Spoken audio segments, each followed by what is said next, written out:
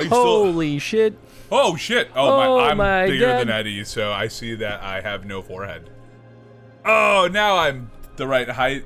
Screw you, Eddie. That seems pretty okay. Yeah, I'm rocking a little classic Tony look here. I've been wearing my jerseys a lot more lately again. Yeah. Just because it's been cold and I am so low on laundry right now, and I really, really need to do my laundry. But I'm here. I'm actually back in the flesh. I think since Extra Life. I'm pretty sure that was the last time I've been Is that really? in the co-host seat. Well, 'cause we've been in Dragon Age for so long. And all in a good way, and I had a ton of fun playing the game. It was great. A really wonderful wrap up to the campaign. But I was super excited to come back for the next few weeks here before a baby comes along. Yeah, it's creeping up and then creeping back a little bit. Yeah. The due date might have changed. We'll find out. Oh yeah. I'll keep my lips shut because I talk too much. So I thought I gave away your baby's name early. That's right, you did almost do that. Oh, I did, because, no, we already knew the baby was here. I just wasn't sure if people knew the name yet, and I remember I almost said it, and I was like, fuck. I did almost say it, though. There was that one point, because Jen was in the room, too, and we all, looked at each other for a moment. Oh, yeah, Tony almost spoiled the news early. So early. And not even on purpose. Something else, it's just because Jen walked in. And, well, you went into Tony friend mode, where I think you were you wanted to be how's the pregnancy going? Yeah, you're like, and then there's that moment. Yep. And, luckily, we don't have people who are, trained in the... I mean, maybe we do who watch our stream, but trained in the arts of what the hell is Tony doing. So... the art of Tony. The art of Tony. I'm not even trained in that. I don't know who I am either, Jet. What's up? Chris, who is this person? who is I? Also, okay, Grandma Gamer, nice. What's up, Grandma? I don't know if that's what people call you on the DL here, but I'm down. I'm gonna say Grandma. But yeah, thanks again, Grandma, for the raid, and the follow. Appreciate you. What was Grandma playing?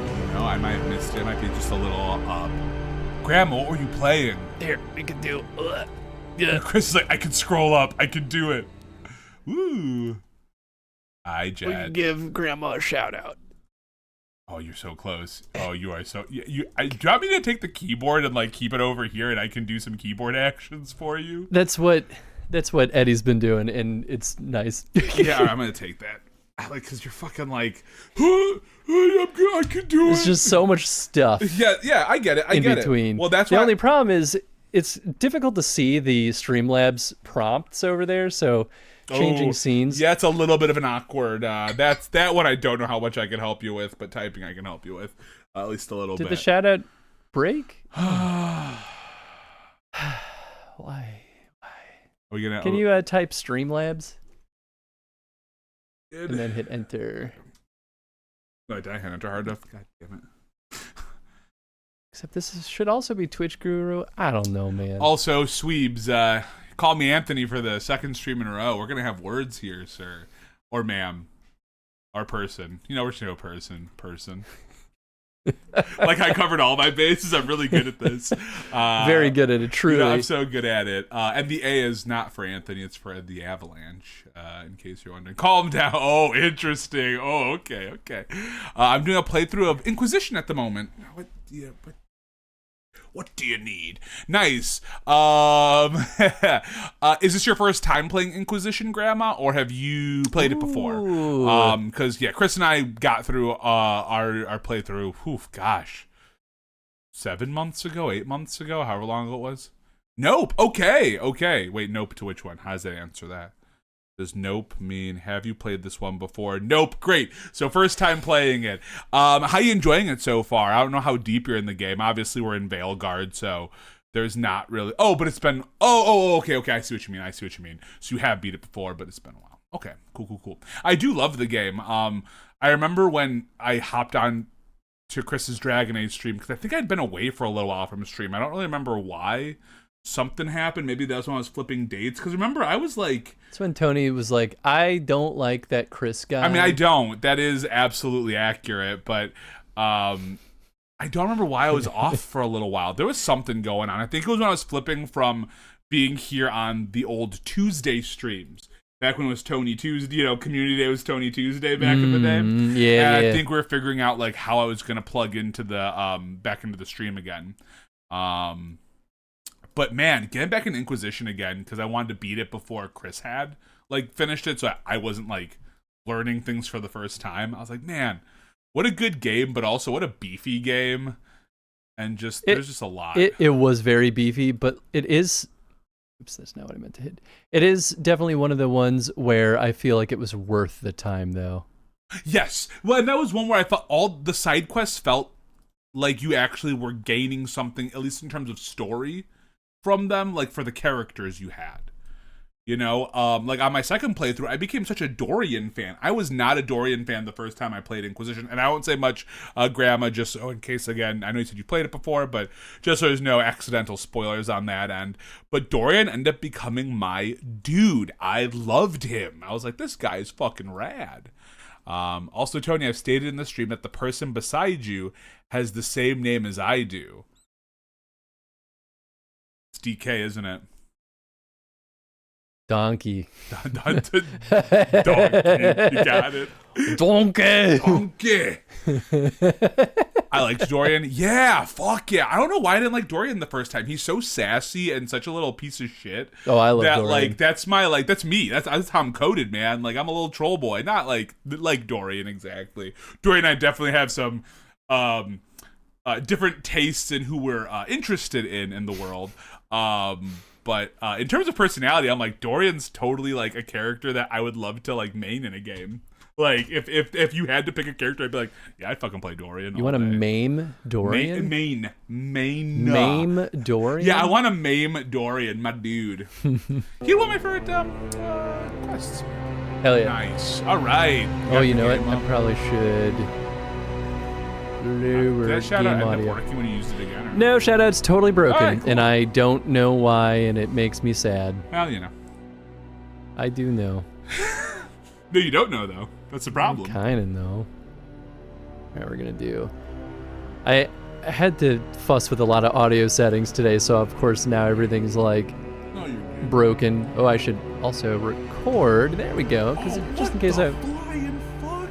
Oh yeah, that's Tony just discovered the Thunder Junction card that we pulled. I did. That's not where the camera is. Hell yeah, I did. Oh, that's a Thunder Junction card? Yeah, it's the only Damn, booster dude. I had, and I was like, oh That's man, rad.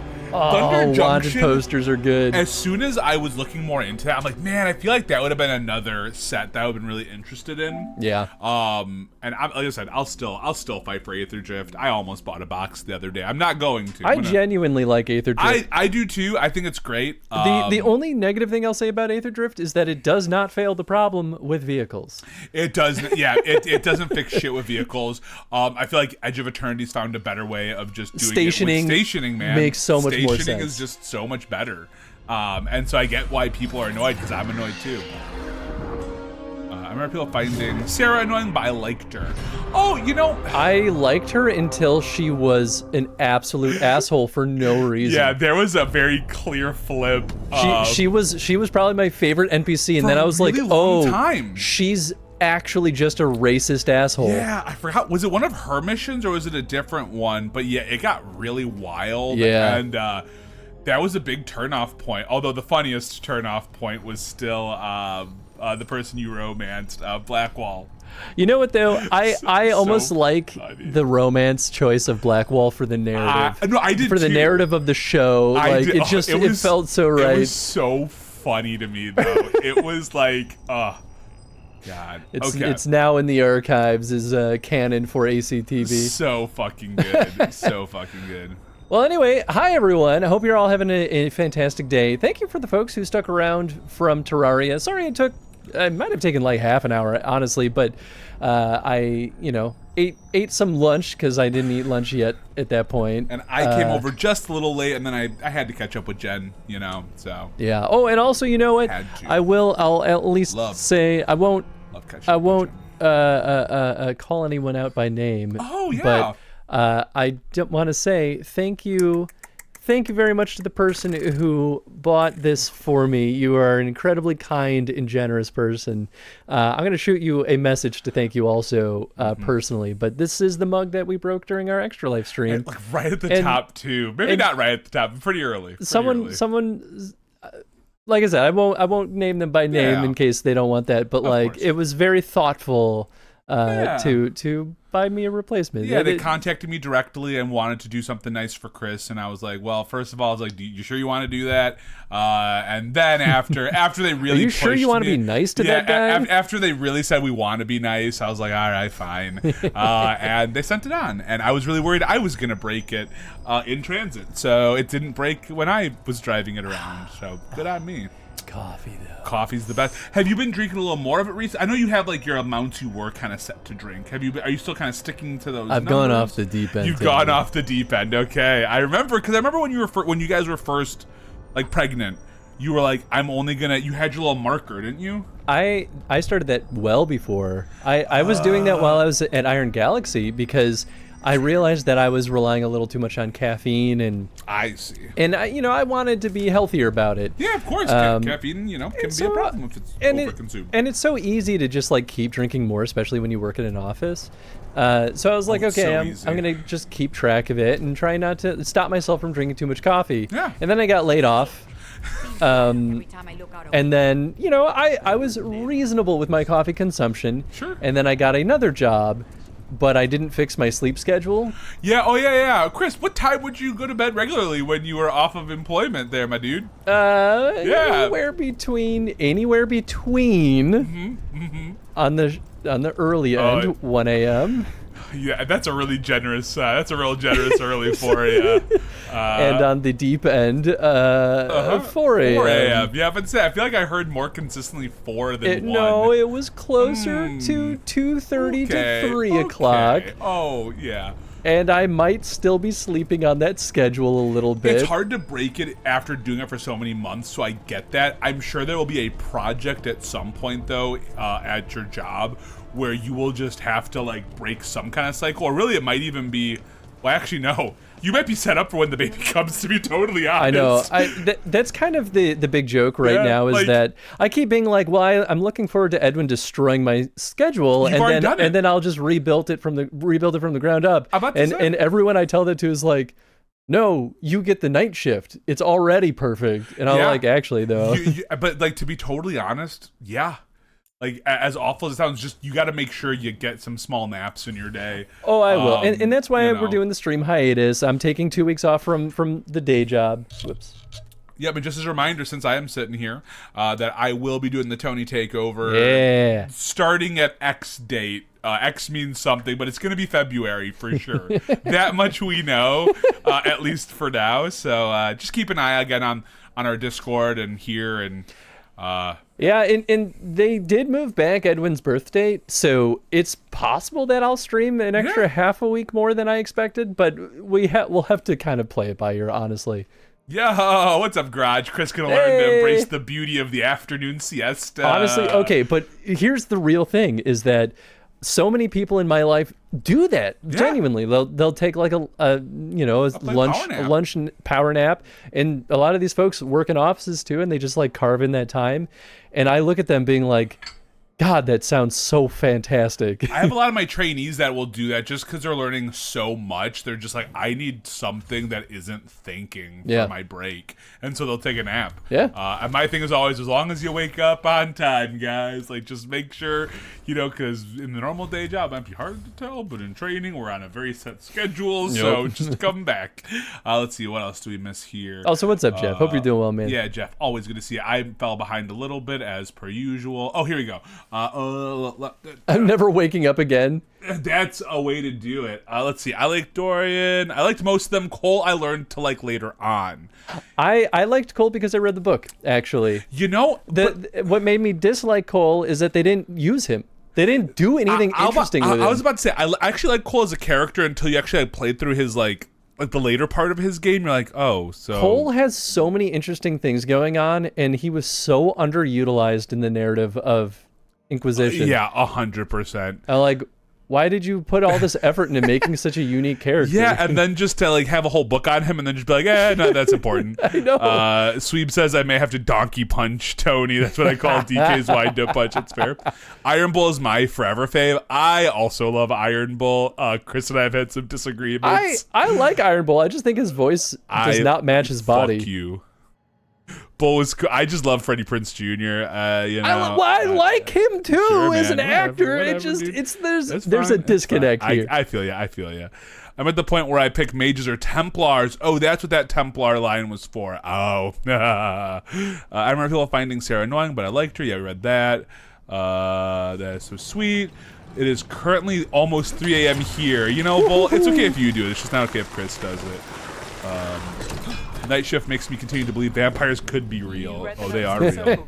Oh, Rachel said, I'm never waking up ever again. Oh, there we go. I didn't read who said that. Hard to get an angle like that. Our old office had 2 offices separately for napping. It was nice. Well, oh, but Vol, are you... But there's a tower. Not that it really matters. You have to answer. I feel like that's not a U.S. thing. That sounds like an international thing, or like a non-domestic thing.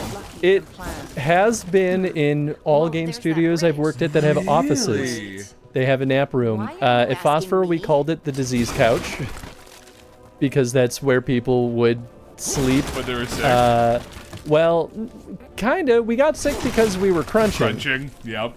At Iron Galaxy, they had a bunch of like quiet rooms, but like they were good for napping or crying. Yeah. Oh, yeah. We joked about it at our job, a cry closet, because we just can't afford a whole room. Let's see. Oh, yeah. Vol says Danish. I'm about to say that feels a little more like that, but clearly I'm wrong. Like our company, we do have like a quiet room, where there's like a lounge chair that people like will pass out on, but that's about it. What the fuck? What the hell? You can't make me. Wait, which one? Can't make you not ever wake up again, or do wake up again? Oh yeah, the new voting. I worked at an office with a bunch of caseworkers, social workers, economists, etc. Oh, well, yeah. I'm sure they could use a break. What the fuck? My God, that was like a. Oh, griffin? that's our Grey Warden's griffin. Oh, I'm glad I knew it was a griffin. Yeah. That was a horrifying griffin. Okay, but what do I actually do about this? Is this like a do it simultaneously kind of deal? Man. Yeah. So okay. Let's catch you up to speed a little bit. Because I've played a little bit of this game, but not a lot. How? I'm trying to think of the right way I love your characters. Look, I've kind of seen them from afar. Anytime I've watched, you're always in motion. I haven't seen this. Oh, sure. The joke is that we look like the lead singer of Twisted Sister. I kind of... it's when the moment I discovered his hair, I was like... Well, I have to go all in making a hair metal. I just also love, though, that Chris, you and I have been on a very similar trajectory for what our last 2 characters were. Yeah. I think you were a mage in Inquisition. Inquisition, right? No, I was a rogue. You were a rogue, that's because right. Folks told me the rogue was actually interesting. Interesting. It was. Actually, I think it really helped out. Never mind, then we haven't. But you and I literally have built the same type of character for... Because it's an elven warrior, right? Yep. I built an elven warrior, too. Hell yeah. Okay, cool. So I got... Oh, God. I mean, obviously I know the big beats of, like, you know, the top of the game. Varric tries to stop... well, I was about to say spoilers, but you guys are already this far. Stop Solus. That doesn't work out. Varric gets not hospitalized, but bedridden. And then you kind of build your team in the Fade. Are you guys in the Fade? Is that where that... Yes. It's inside his Alluvium. Yeah, that's right. Which is in the Fade. And I got as far... I've collected a few party members. I collected... obviously, you start with Harding, Nev? Yes. And then I picked up the one elven woman. The Tinkerer type. Is she a Tinkerer? What the hell is she? Yeah, she's a Tinkerer. I don't know. What the hell is her name? Isn't that the person that you're romancing or no? Yeah. Oh, that's good, man.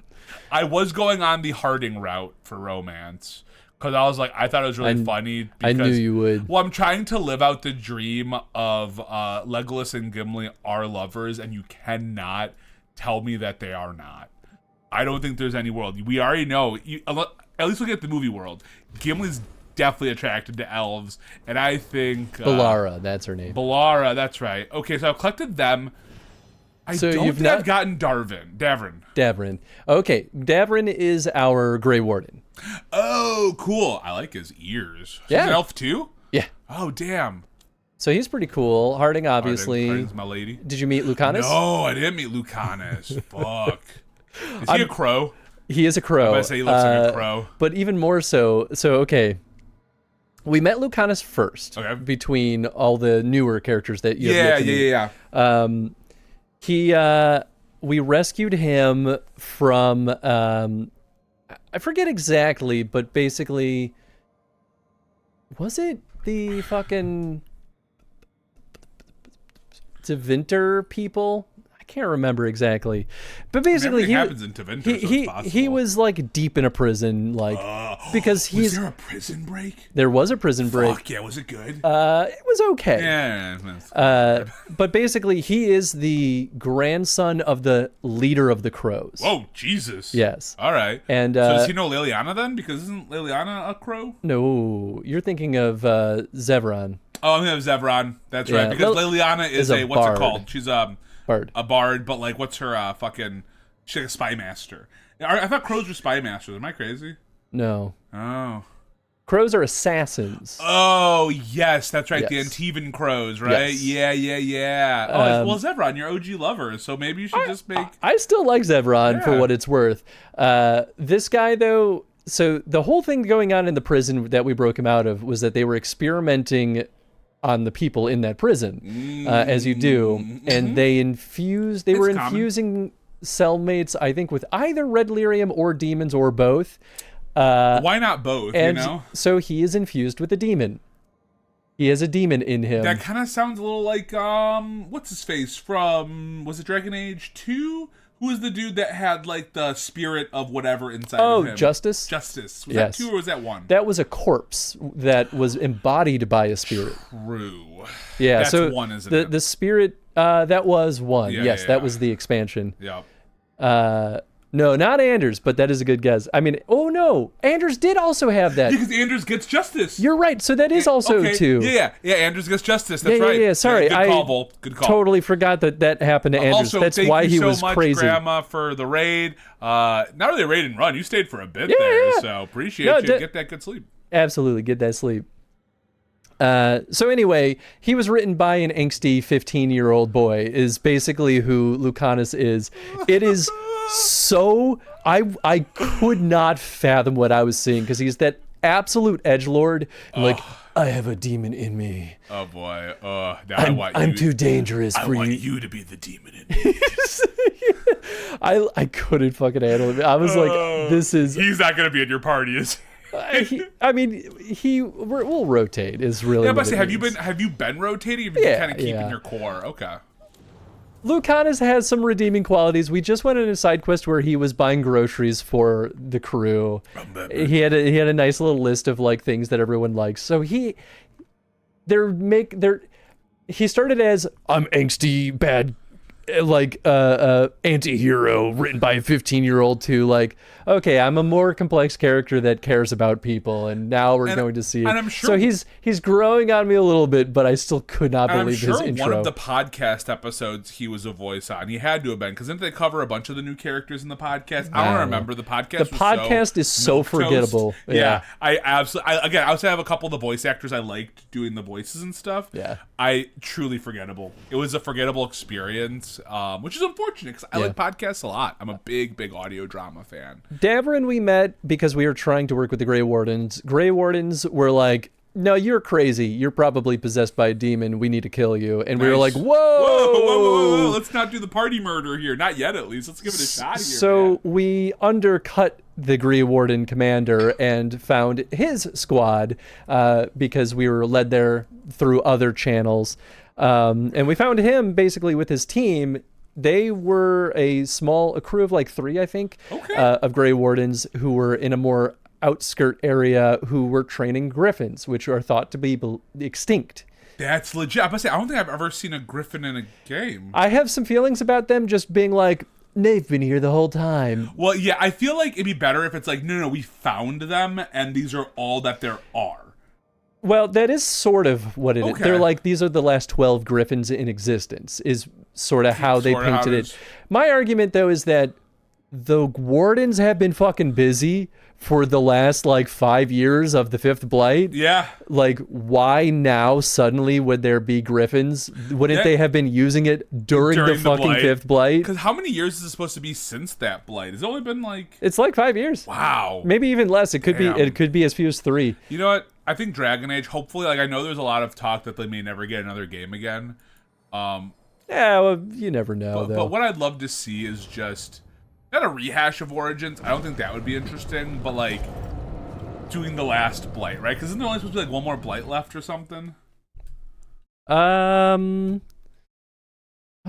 there is something to it. It might be 7 blights, Yeah, I thought there was but you're something. right. There is a finite amount of blights before the end of the world. Yeah. So I think it'd be interesting to do like the final blight as like a trilogy of games, or even just one big ass game. We'll just go down. I'm resetting the Elgato. I heard some audio weirdness. I'm okay, just gonna. cool. I would love nothing more than to see the first blight in a game. Ooh, the first blight. The OG baby. I think that'd be really cool. That would be kind of cool. Yeah. I mean, that would be another really good route to go, going back to the original. And I think that's how you start a new trilogy or Yeah, similar, right? Yeah, like you go back. Because that's another great way to do it. Veilguard felt like it was trying to almost reboot things, even though it is a direct continuation of the story. Oh yeah. And that's Throw that shield. God. How do I do this? Captain America. There we go. I got it. I got to remember all the controls between this and God of War Ragnarok. It really throws me off. Let's see. You have a clip from Dragon Age 2, and Anders literally says, "I'm too dangerous for you." Oh, yes. Boy 101. Oh yeah. Oh yeah. I mean, we were gonna hop on that Anders train at first, and I mean, I was trying to push it because I knew how nuts Anders was, and I wanted to see Chris just pick the worst of the worst, and it just was pissing off all the right people, and I was very. It was very funny. It was very funny, but then you went with fucking Blackwall. Edgewall. No, it has Edgelord Fenris. Oh, Fenris. That was fucking. I still think everyone who likes Fenris has bad taste. But I absolutely agree with you. I think Fenris is just a boring choice. But you can like your toxic boyfriends. Yeah, dude, he's a piece of shit. I mean, they're all kind of shitty in that game, to be totally fair. True. Except True. for what's her face. She's just crazy. That one elf. I just like my romance partners to not be bad people and people who actually genuinely care about me. Well, and I think Inquisition, for the most part, did a better job with that. They had a lot of nuance to it all, because even though like Blackwall definitely had his issues, he did care, right? Yeah. And he had a very strong moral compass. He just. That's what made Blackwall interesting, was that he had a turning point where he was like, I can't keep lying to this person that I have actually grown really dear to. Yeah, I get that. And he can't reconcile it. John Wick guy, what is that from? The finite blights. I agree. Showed the beginning.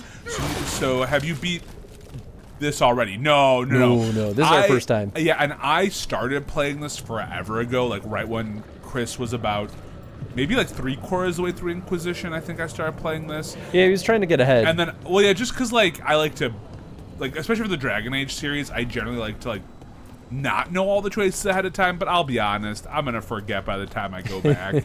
It's true. Although anytime I come now, I'm gonna start playing it again. Watch, this week I'm gonna start playing a Veilguard again. I'll probably have to restart though, because it's been way too long. Do I dodge? Oh, yeah, I think you did it. It is this game why I keep messing up my dodge in freaking God of War. God of War, you dodge with cross. In Dragon Age Inquisition, you dodge with circle. Okay, I had this because I kept messing up my dodge in God of War, and I was like, I'm not crazy. I know how to play games. I'm like, there is a reason this is happening, and I'm not sure because I don't remember. Well, especially when you're playing 2 action-style RPGs, like or action games, it definitely makes sense that you're like, Yo, This happened last time we were playing God of War, the 2018 one, because we played God of War 2018. I think I turned down game audio a wee bit. It's a little loud. But that's also, I'm here, so I don't know. What was I going to say? Oh, we were playing God of War 2018 around the same time as Elden Ring, and between those two games, they were both really messing with my brain. I mean, Elden Ring, I know, like, while it's probably like more forgiving, like a Dark Souls version of it, that's still a Soulsborne game, and that's very unforgiving if you make a mistake. Mistakes aren't really welcome in those games all the time. So yeah, let's see. Fenris is bad, and that's a lot considering I like Emmett Selch. I don't know if I know Emmett Selch. I don't know if I know that one, Bull. You might have to give me a little context. It's FF14. It's another character that I have very strong feelings on, and don't know why people want to. I understand why people want to jerk off to Emmett Selch, but I don't understand why everyone wants to romance him, because he's a bad dude. He's an asshole. He's just pretty. Boys, dude. People like bad boys who are pretty. We do like bad boys that are pretty. It's true. You know, it's a real problem. It's why I've had to, never mind. I've got nothing to say to that. Meryl was my romance option. And that's right, Meryl was her name you know what, though? Dragon Age 2. If I ever replay Dragon Age 2, which I probably will at some point, I actually think I will romance Meryl. I'm very curious about that, too. She freaked me out the first time around. I was like, she's nuts. Absolutely fucking nuts. She's very intense at first. It was the Deep Roads. They were there on warden business. Varric and I were after Solus. We didn't tell them at the time, of course. But you survive a Deep Stalker attack together, and you make fast friends. Nice. I don't want to do anything sexual with him. He's sassy. I love him. I zoned out that I heard jerking off. I was like, what's happening? I mean, it's just a normal Saturday stream when I'm around. It's true. Jet. Like, I bring out the worst impulses in everybody around me when I'm here. We do get the most wild clips. We really get some insane ones. And it was a little harder during the TTRPG just because, like, there was a lot going on. But, I mean, it still got pretty dirty. I would laugh anytime Alsgard was there, because I think not that you were doing that on purpose, but because he was so confident in himself, there was just a level of I don't know, it's just something very, like, everything he felt very flirtatious, and it always made me laugh. Oh, Alsgard? Yes, it always made me laugh. It's just because he's a himbo. That's exactly why you played it so well, that, like, it tickled me so much. I mean, don't get me wrong, I'm very happy that you all liked my character work in it was very TTRPG. Good. It was very good.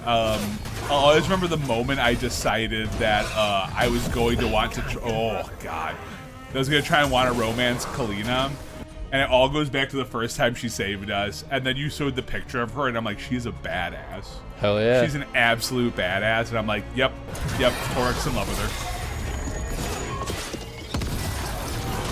Chris has an inner himbo that's bursting to get out. I hope Chris's inner himbo burst out for sure.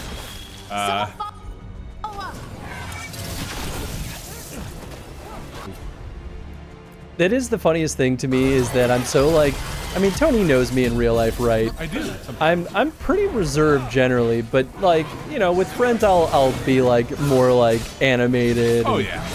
And oh yeah. Spicy.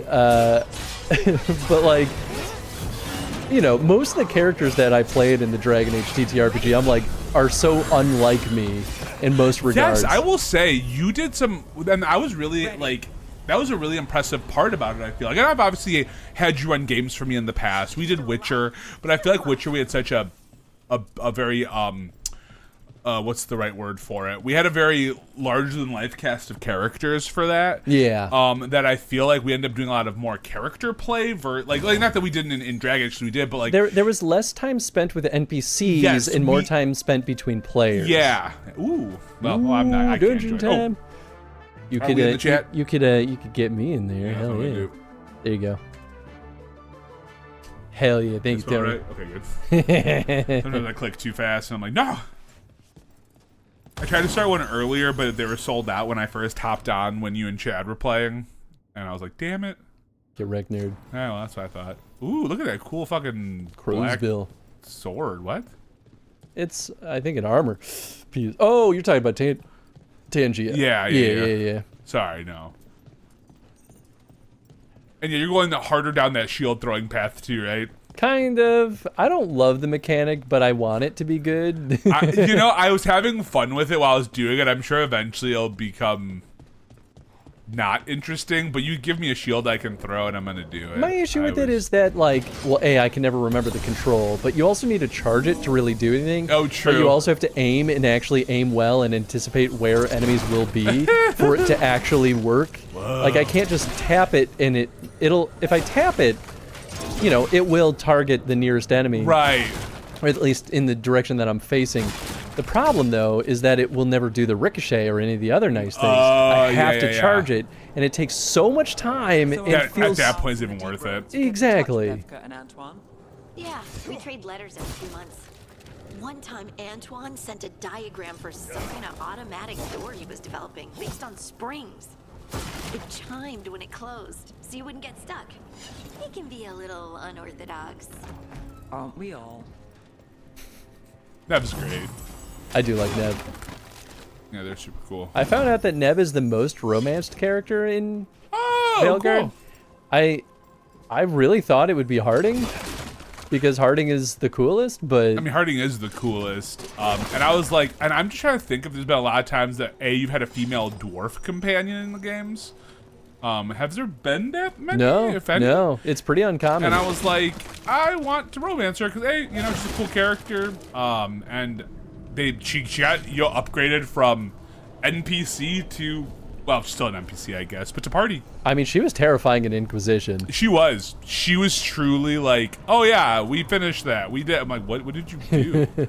Although you could romance Harding in that too, I remember, because you have an option to like sleep with her. Yeah. Oh, I don't know if you could like romance her, or I think you just like do her. Oh. I mean, sometimes it's all you want. And then in that world, if I played that way with my Inquisitor, I could have had like Eskimo brothers with my Inquisitor and my Veil Guardian. There you go. Veil Jumper, is that what they're called in this, right? Yeah. Yeah, Veil Jumpers. We'll say, Tony, that I very much enjoyed watching you play. You seemed so full of enjoyment for anything that happened and was infectious. Oh, I love tabletop. Oh, and yeah. I really owe it to Chris. Chris was my first GM That's right. ever. So sorry.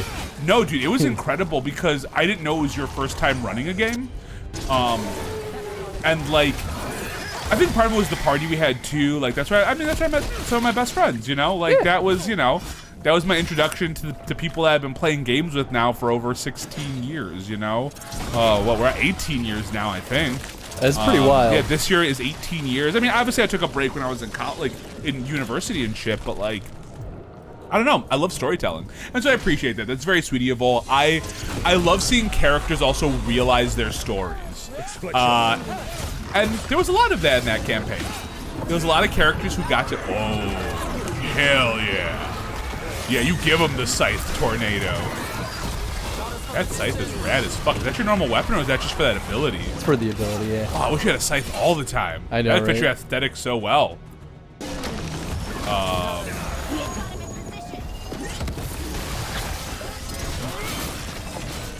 And also the reason I picked a dwarf was so I could just talk like this the whole time and not have to even worry about like doing anything else. That's all I wanted to do, I'll be honest. And Varric is one of my favorite characters of all of Dragon Age. Like many people, it's not like uncommon. Oof. Oh, there we go. We've lost him. I think I had to turn down game audio more. Do you think, is this still like clipping? It's not that it's clipping, it's that it's like just as loud, if not like louder than us sometimes. Oh, see, I can't see. I'm so used to looking up here that I'm like, Yeah. oh, it's down there. The new monitor layout isn't the greatest, but I'm trying to think if there's anywhere else I could go, but there's really nowhere else that makes sense. we've really maxed out screen capacity over here. But I'll say the seating works out. This is not as cramped as I thought it would be. I know. This is a I'm pretty lot happy less with cramped. it too, actually. Yeah. People wanted to romance Harding in Inquisition, but yeah, if I'm not mistaken, Johns, you couldn't, right? I'm pretty sure you could just sleep with her. Nev had those irresistible film noir detective vibes. Absolutely, Kismet. Also, Yeah, hello, fair. Kismet. I don't think we said hi to you yet. Oh, yeah, so what's up, Kismet? Welcome in. And then Vol says, I was disappointed that there is not a character in Veilguard that was like brawlery and gritty. They all look posh they all look like posh models with perfect dewy skin. I like Harding though. And I feel like Harding is the most brawlery grit character of the game. Yeah. But I do agree, there is something, like, I do think the game is pretty to look at, but it definitely doesn't totally, at least in my opinion, fit the aesthetic the first 3 Dragon Age games had. Oh yeah, it definitely Disneyified the look. And like I would play a game like this, I'm fine with that, but it just doesn't feel like it fits in the zeitgeist. Yeah, you know, it doesn't feel like if I'm looking like that almost feels like when you're reading a comic book and they have like a guest artist for like an issue because the next arc is about to start and you're like, oh, still a good story, just the art's a little different. Yeah. Yeah, and that makes sense. I don't mind the art change much. Check the body to make sure it's really Fletcher. Yeah. I just think that it was preemptive.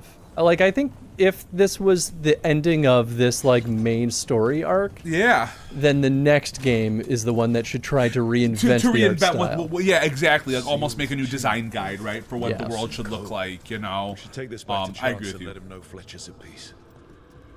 My other feeling, too, is, like, I think this art it looks nicer, it's prettier than the other Dragon Age games.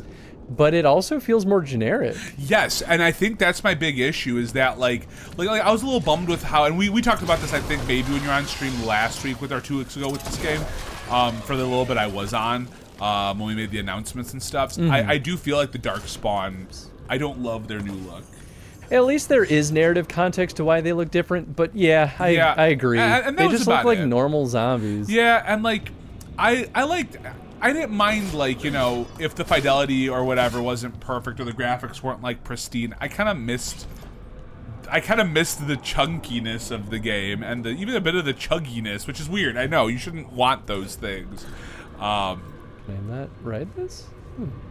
It looks like, because it doesn't look like can you only ride the ones that go down? Because that one just looks like it goes straight across. Well, that is a pit. Hey, nicely done. Where do you want me to go then, game?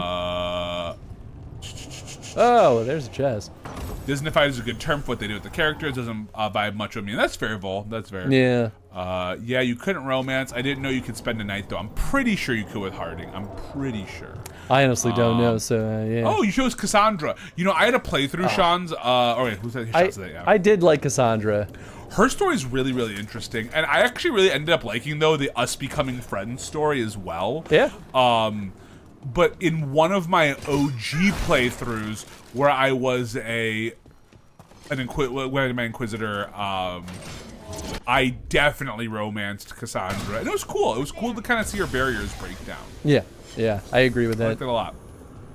Graphically, it is good. I prefer Inquisition's style, art-wise. Yeah, I think Inquisition was like just the right thing. Again, it got a little chuggy here and there, and there's definitely some loading issues, but that's also just kind of a Dragon Age thing, and it's kind of almost like part of the fun of a Dragon Age. It's like you almost half expect something to break while you're playing, which isn't good, but like... Field hospital now. Good to see the sick and injured are being treated. Are we in that main town in fucking Tevinter or whatever? No, this is Antiva. Oh, this is Antiva. Oh, okay.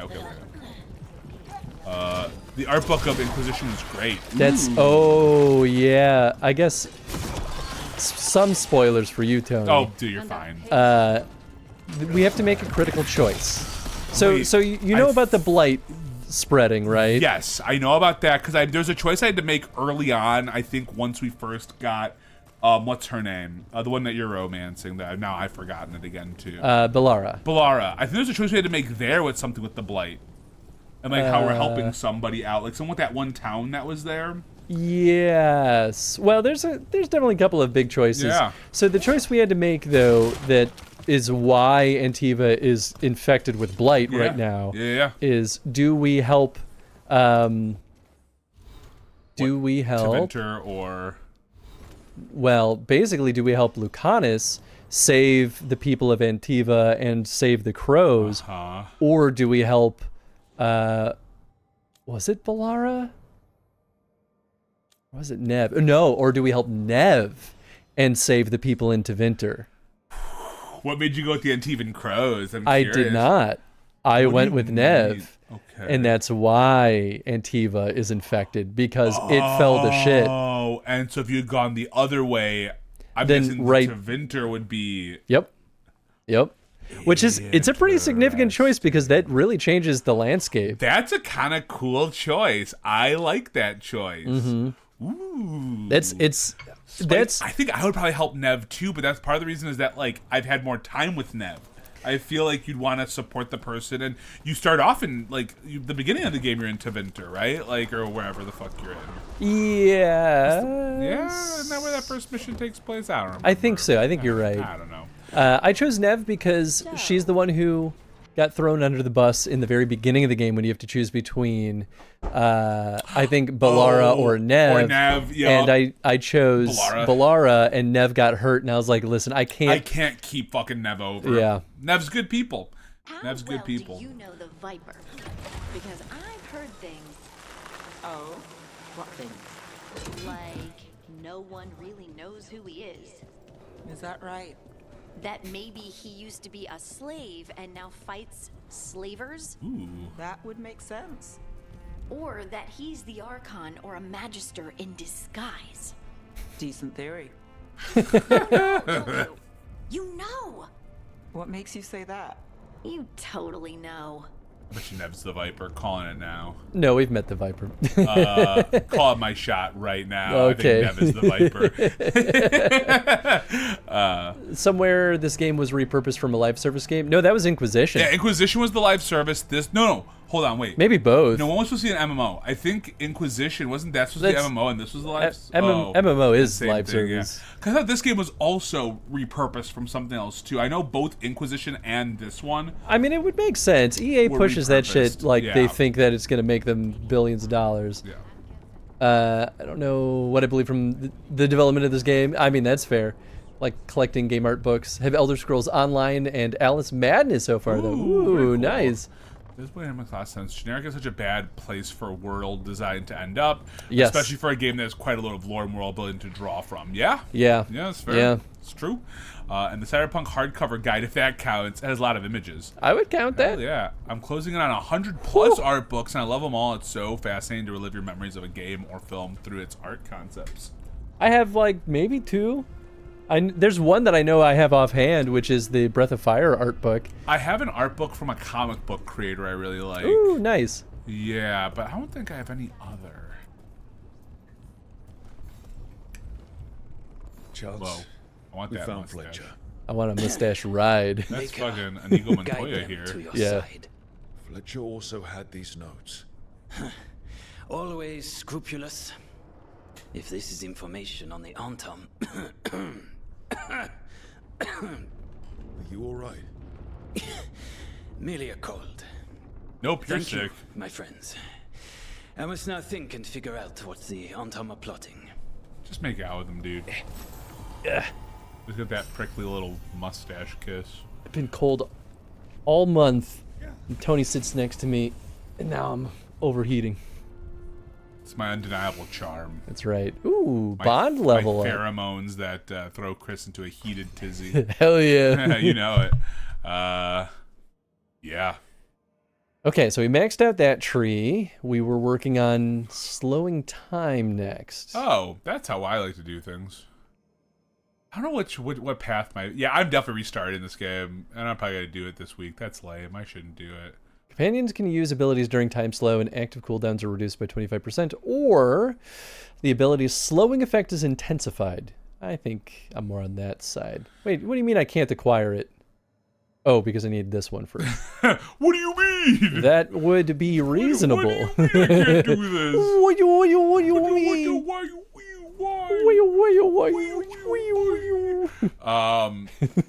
Speaking of Inigo Montoya, though, he just got cast in the God of War show. I think he got cast as Odin. shit. I think Mandy Patinkin did. I think I saw someone talk about it in the Discord too, but I saw that because I saw someone else comment like, "Whoa, that's what Mandy Patinkin looks like now," and I was like, "Oh yeah, dude grew a huge beard out and like, yeah, Mandy Patinkin's good people though." Odin is a great character in God of War. I'm very much Yeah. enjoying him right now. Heck yeah! Well, and then it's so funny because the guy that plays Thor in the God of War game is the one who got the role of Kratos in the show. Oh, cool. Which he's also, and I didn't realize this, the same dude from Remember the Titans that played like the one main character white guy, like the white player, who was like, you know, from the deep south or whatever, that was, you know, getting to be friends with the black football player. Oh, okay. And they had their problems and shit. I'm like, oh shit, like that's what he ended up doing. Because he went to Sons of Anarchy for a long time, then he got the role of Thor in the God of War game, and yeah, now he's going to be Kratos, so this is kind of a big role for him. Yeah, hell yeah. That's great. The best art book quality-wise I have is probably the Okami art book from Capcom, and the Monster Hunter Tri art book, also from Capcom. I loved how much the art book from Monster Hunter had notes about the dietary habits and living habits of the monsters and how it affected the designs of the monsters. Yeah, the worst quality ones are all the FromSoft, all the ones FromSoft has published. Nice. Oh. Okay, world. Okay, so we're just going back to the lighthouse, I believe. So how deep are you in like your romance? Are you like, I guess like a couple yet, or are you guys still just kind of like flirting around? Okay. Yeah, so pretty early. Yeah, that's where I'm at too. I really want the KCD2 art book for it, but it's like $80 and another $8 for shipping because it ships from Europe. Yep, yeah, that'll do it. I bet Expedition 33 art book goes crazy. Oh yeah, I want that one too. The art style, that is great. I need to finish KCD1. KCD1. Why can't I think of what that stands? Yeah. Killer Croc Domain 1. Killer Clowns from Outer Space. Actually, they did make a game of that. Kooky Cat Dynasty 1. Got it. Kingdom Come Deliverance. I think I was really close with mine. Yeah. Kooky Cat Dynasty. I know that name, but I don't know much about that series. I know people really like the Kingdom Come Deliverance games, though. I know the second one got reviewed pretty stinking well, if I'm not mistaken, last year. It was up for a couple of Game of the Year awards, too. Nice. Wait, consulting with Solus. That's right, because you can still consult with him, right? Like, through the, like, fucking... Yeah. Yeah, I was like, wait, what? I'm like, oh, wait, no, I know that.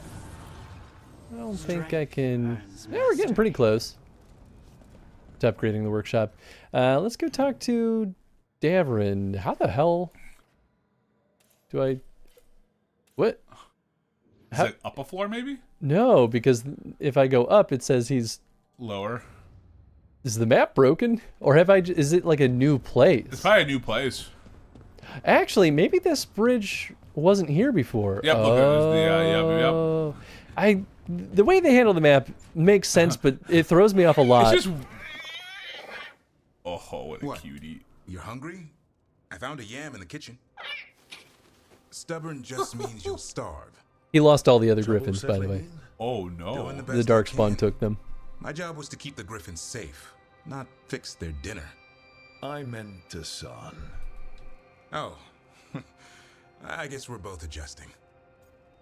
You know, it would have been a more interesting choice, maybe, instead of them having the 12 griffins, if, like, when you found him, you guys, like, found a griffin. Like, this is the one griffin that's, like, you know, like... Their whole angle on it is that the wardens have been keeping them secret this whole time and been, like, training them. But it's hard to disagree with you on the idea of, like, if there's such a secret weapon, why didn't it get used in the Fifth Blight? You know? That's kind of my point. Like, no, you're right on. Like, if you had... Unless they were, like, only... They don't come from eggs, right? Wouldn't they come out of, like... Aren't they mammals? Technically, I don't know where they fall. They're mythical creatures. Yeah, they're kind of the whole category. They could have eggs, I guess. What commitment? What a bummer. Oh, probably from the Vol. I don't think I read that. I bought an art book from Japan. It cost like $200+ to get it imported and everything, and that friggin' got translated 2 years later and got a local release. That's how it goes. That's brutal. That's brutal. That's brutal. Yikes. It's true.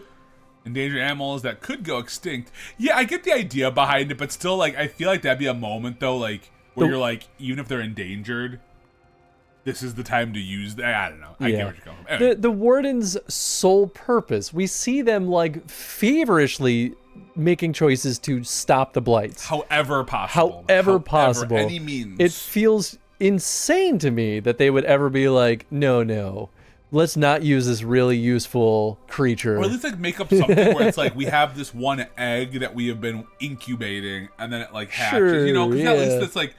Also, what's the benefit of keeping them secret? Yeah. What are you? Poachers, what- maybe? Are you worried that the other nations are going to be like, give us a griffin? Like, what? No. Maybe they're thinking like nothing. You can't really hop on anything else that can fly outside of a dragon, and that's not really what we do here. Well, let's ask. What's the griffin's history? Hey, there we go. What's Oh, the maybe it's this history guy. between Grey Wardens and Oh, Griffins? okay, no. Back in the day, Grey Wardens raised them as aerial cavalry. When a blight got going, Wardens rode them into battle. Eventually, war took its toll. They died out. Make sure he behaves. Where did he come from? Then where did Hassan and the others come from? Way I heard it, someone found a journal a few years back that mentioned a secret clutch of eggs. They'd been hidden for centuries, protected by a ward. Started hatching and out came 13 talkative griffins. Now, down to just one. All dead. Okay, UI was being weird. Yeah, he's had a rough. Even for a Griffin, it has to be hard losing your brothers and sisters. They're a talkative bunch, always squawking at each other. Maybe it means something? Come on, Davrin. Like, yeah, of course it means something. It's the way I Lancet and communicate. Remy would know what to do. They said a warden and a griffin have to move as one. Think as one. They call it Turlum. Sort of unity. But now, they're both dead. Oh, then you Why'd the figure it Green out. Howler attack the Eyrie? I intend to find out. First it stalks wardens. Now it's after the griffins. Why is this the angry, I guess? Well, we've seen worse. It's not the worst thing we fought. Elgernon and Gillenane. Hard to believe. Oh, that's right. Aren't those the Our two, very like, own gods or elven gods of whatever? Elven- Yep, the elven gods that Elven Solus gods. is trying to The stop. rest Yeah. of Thedas. But I That have got to out say, because of him. killing a monster The is one Dread thing. Wolf. Taking down the goddess of all monsters and the god of vengeance while you're at it? Hey, we got this. It's us or them. Every life in Thedas depends on it. Fair enough. Always good to know where the boss stands. Pretty much at the world not ending. I can get behind that. Good baseline. I do like their design, though. They're all little What? cuties. I told you. It's Little yams or nothing. Or maybe you need a new menu. Why didn't they take the griffins to Mordor? Talking griffins. Oh, I love sassy Tony. Oh, I mean, I get real sassy.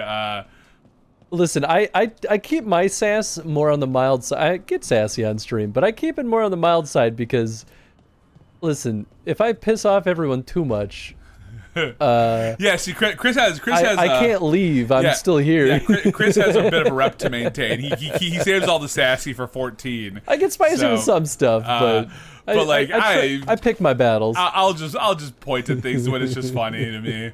Even if I don't have any strong opinions about it, if I see people really defending it, I just think it's really funny as like a bit, right? Obviously, I'm very unserious about the whole thing.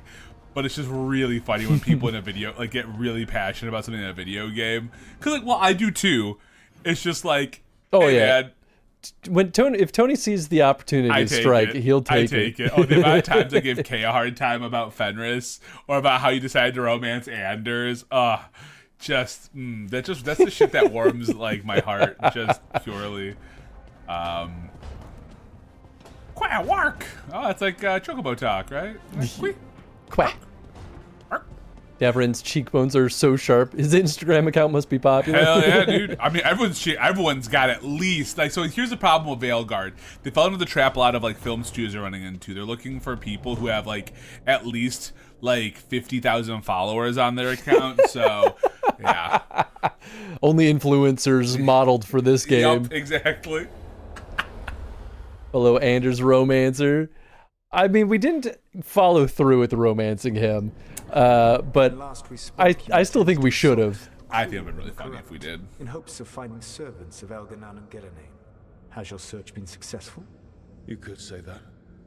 It looks like both the kiss him. Venatori and the Arntam are working for Elgernon and Gillenane. Unsurprising. The Venatori want magical secrets, and the Arntam want to destroy anyone opposing their brutal expansion. Both will readily bow to anyone who promises them power. Oh yeah, Giga Chad guard. I want a shirt that says you should follow. Was it the one that said? You should. I love my terrorist. I love my terrorist boyfriend. That's, I think that'll get you thrown in a place real quick. yeah, maybe. You know. I did romance. Sad Boy was too sad. I needed to, you know? Someone had to love him, I guess. I mean, I shouldn't talk. I ended up romancing, what's her name in it? The one ship pirate lady. Isabel? Isabel. Yeah. She's more up my alley. That's just like, you know. Yeah. And now we've seen that power firsthand. The Antam and the Venatori both have dragons doing their bidding. Dragons? That is worse. Ooh, the than I Venatori could have fear. dragons too? Yeah. Yeah. Well, the Venatori is kind of working with the Elven gods now. Whoa. It's no bueno. That doesn't happen at the beginning of the game, does it? If it is blood No. magic, Okay. it may be possible to disrupt their control. The dragons were blighted. We think that's what let the gods control them. The Blight. Of course. The blight seems to be the gods' favorite tool right now. We ran into Venatori who could control Darkspawn. Elganon would not bestow such power unless the Darkspawn were to serve as the main force of his army. And I suspect Gillenane will see the Darkspawn as new subjects for her modifications. We've already run into a few Darkspawn nobody has seen before. That's in addition to the blighted dragons. How was it fighting a That blighted is the dragon? fate Elganon and Pretty Gillenane cool. planned for this world. Kicked then. our ass. Corruption and We did not blighted kill it. slavery. Oh, I'm guessing. Oh, okay. Could you have? No. Oh, It's like you hurt it enough and it flies it away. flies away. It's like, well, we did enough damage Knock here. that shit off. You should say that. I just read that alien.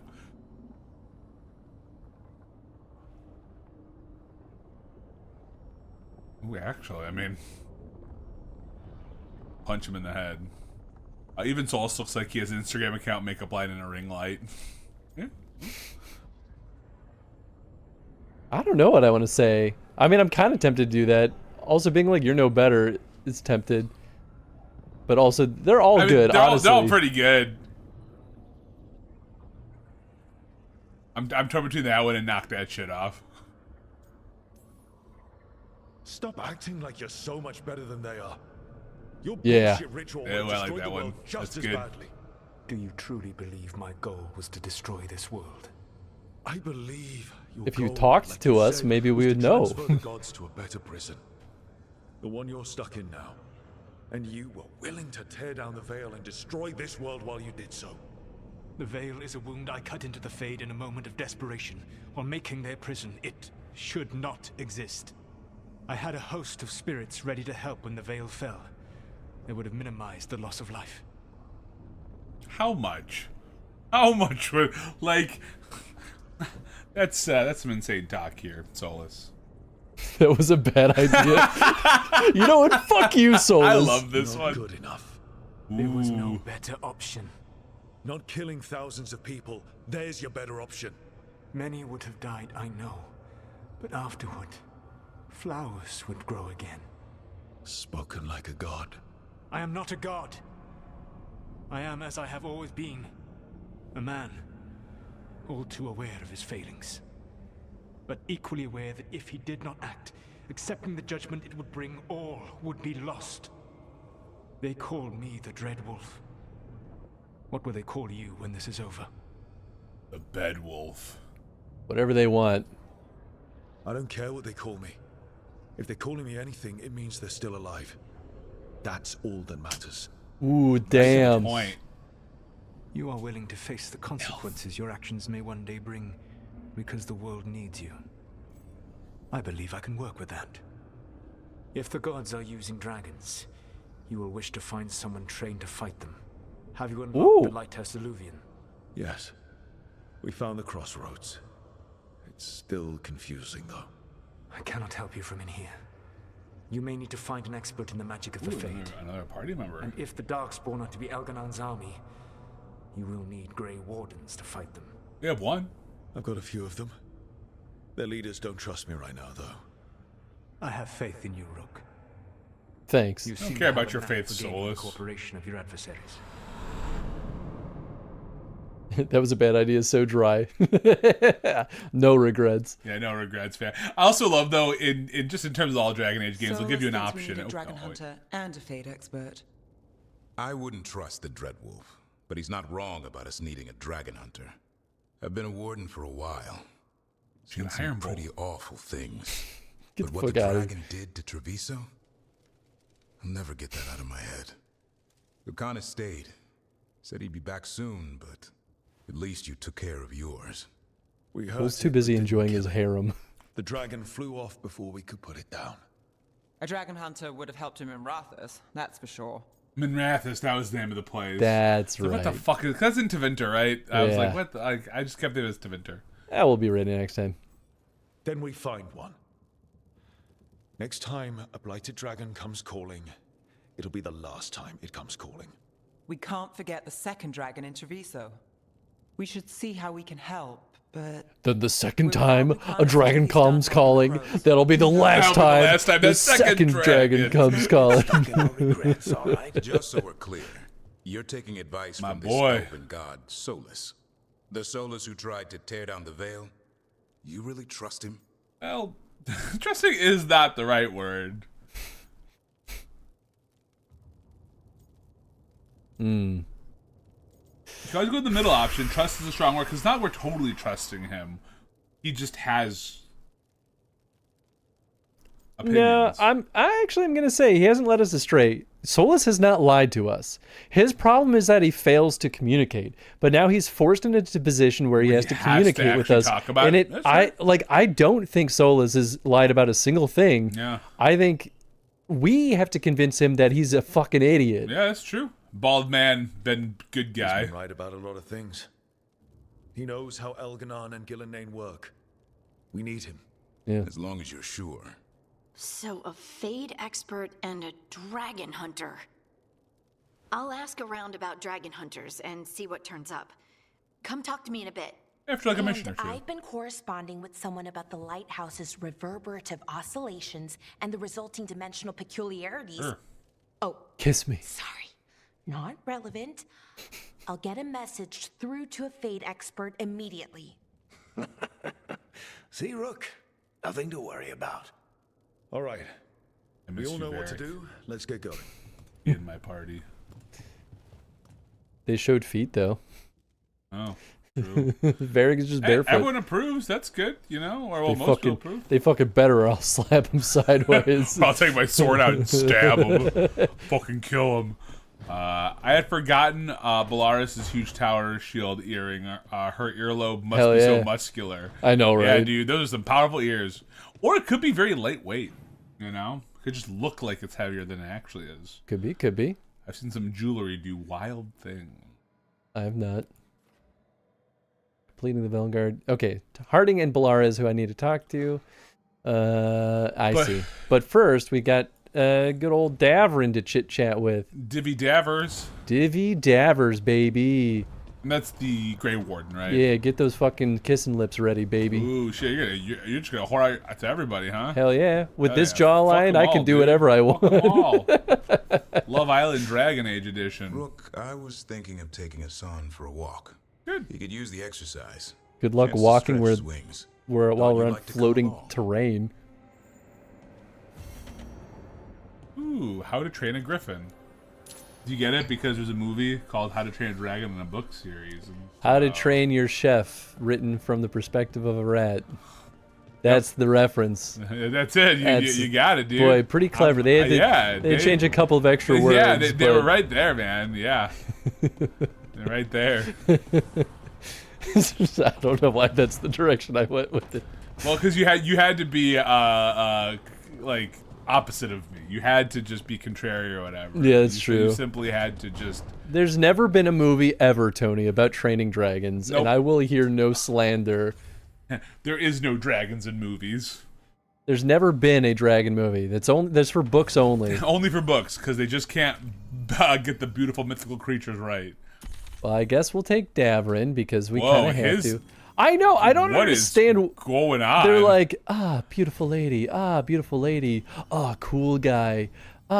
So mysterious. And then the one black dude. They're like, make him look like a fucking goblin. What the fuck is that? Like, who made this shit? And if you see, Davrin's not pleased with it. Look at his face right now. He's like, "Yep."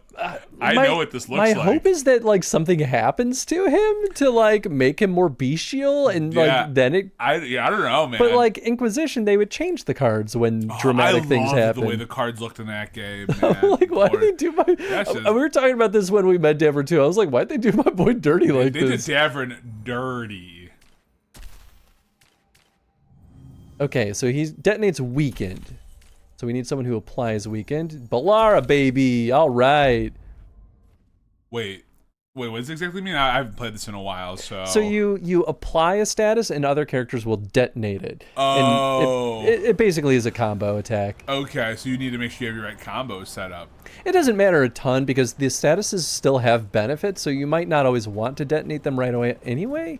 But, you know, it generally is just a good call. Davern's picture's like when you see him on his dating profile, then you meet him and he's all like a brooding male model. I don't know. For his portrait, he looks feral. Hell yeah.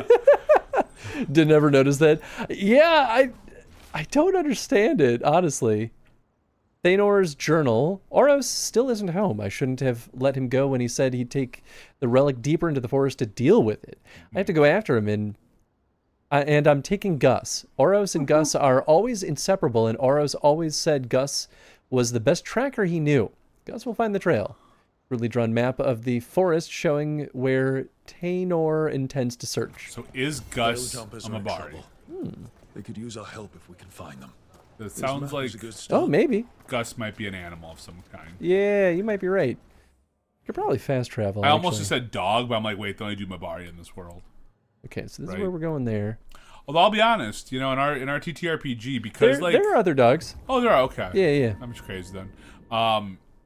You know, in our TTRPG, the TTRPG has other dogs. When I got Roka, I was like, I'm gonna use her, but then like so much shit was going on. I'm like, I need to pick up animal handling. Then I have to like, I'm like, no, she's gonna die so fast. I was like, I can't curse her to a life of death. There was a moment in the final session where either it was me as GM or it was Elsgard who was like, you know, your animals can do pretty cool stuff if you. You did say that. I didn't mean for that to come off as mean as it sounded. No. But I was like, that was funny. I thought it was true though. I thought it was really funny. I was like, yep. I was like, noted. What the hell happened there? Oh, you didn't really do much. I might grab some coffee. Am I allowed to go out there? Yeah. I brewed extra for a reason. I know you did, baby. Water too. Taunt him. Thanks. And you get like hit with 8 arrows in your head. Was there a ranged attack? Yeah. Oh, over there. I was like, where? Right, thanks, Davern. Kill these. Like, hold on. Do you see how there's still rage? Just to get him to shut up. You're like, please stop telling me about the ranged attacks. I feel them. I felt every single one. I mean, that kind of reminds me of like Horizon Forbidden West, where it's like every 5 seconds, she's like, oh, maybe you see that hole up there. And I'm like, I was still looking around. I wasn't ready for a clue or a hint on where the next pathway was. You could just give me a second to look, damn it. Please. Ow. Hey, you poisoned yourself. Don't die. Did I kill that dude? Oh, maybe I did. I think you almost killed you, too. Sure did. Only you can kill you. Thanks, Davern. Yeah, right? Davern's got your back. There we go. Now make out because you're both shield boys. Hell yeah. Kiss me. Kiss me, shield maiden. Shield maiden. Shield Mandan. Elfden. Shield Mandan. But yeah, animal handling is a very useful skill. Yeah. Although here's the thing, I had a 5 in communication. Yeah. So I was rolling pretty hot on if I needed to. So basically, your argument is that you have no excuse. Well, the argument is I didn't want my dog to die. I don't want to bring Roka into a fight. It's true. It does add the option for your companion to get slain. Yeah, dude, I just wanted to get a Mabari. I actually didn't expect to get a Mabari in the game, and then when the option came up and I did so well on like one of the rolls, I was like, well, yeah, now we're going this route. Yeah.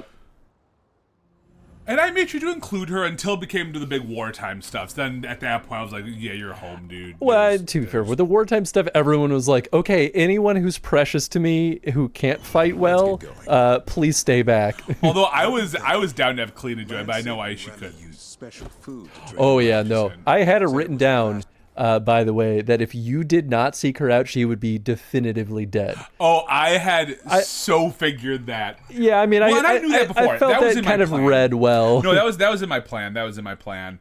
But the logic, the history was that she survived it but couldn't leave because she was too maimed. Yeah. No, I really liked it. No, I thought right. What did you call it? The Turlum. Turlum.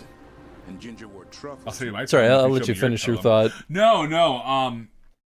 I think Torek is gonna maybe go down as like one of my favorite PCs I've ever gotten to play. I liked Torek a lot. You know, obviously it was still infused with a lot of me in there, but there was also a lot of things like I think he had a lot of growth himself. Yeah. You know, and really all the characters I think that played in that one. Oh yeah.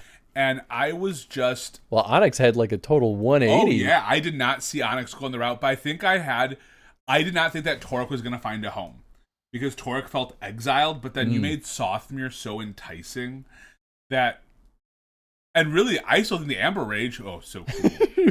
Whoa. What is with the hair? I don't know, man, but it's going. That hair's airing. Oh, it reset it. But to be totally like real on that, I did not expect him to become as communication heavy. Sure. Until I started realizing that our party was not very communication heavy, and I was like, well, it was yeah, that's definitely true. And I mean, really, like the Amber Rage is what truly set my character on the course that he took for the rest of the campaign. Yeah, like everything that happened there was his whole thing. And then I forgot who I was telling. Oh, I was telling someone today I was talking with. That like the fun thing about having a smaller party is when the DM can have their NPC, and I was even talking about I was talking about oh my gosh, my brain is just not working right now.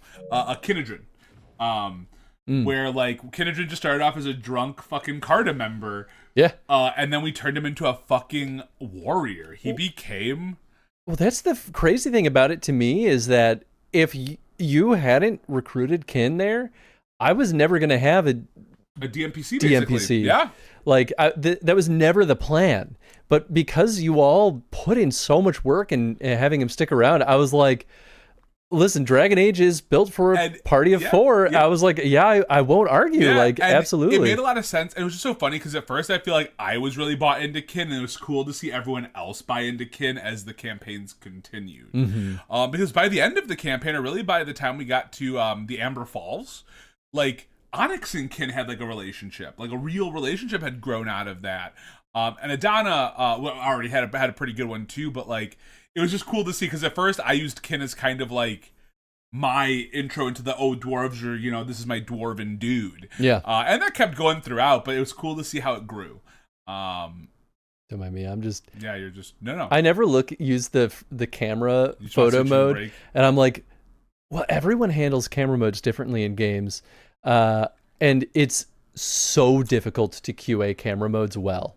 Because, like, you know, because of camera modes, you can find art bugs like this. Like that, yeah. Right? Like, this is all shit that the developers and the artists never expected people to be able to see.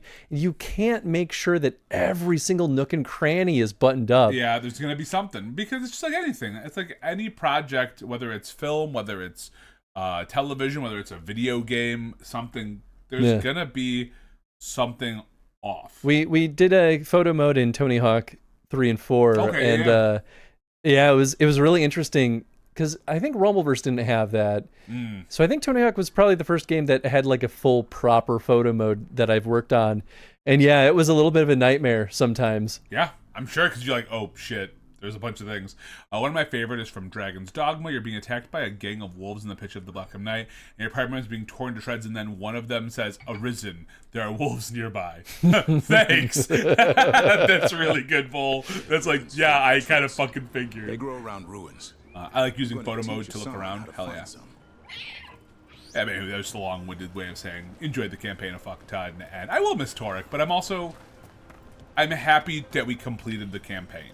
Yeah, it feels good. I'm very happy that we hit a definitive conclusion. Yes. And that technically the story could go on if we truly wanted it to, but it felt good. I can still throw a shower. There's an auto shower. Yeah, right? yeah. Here we'll jump to the camera. Here, I got the mouse at least. Okay. Welcome on in, everyone. Oh wait, hold on. Who am I shouting out? Hey, I know that name, Captain Bean. Captain Bean.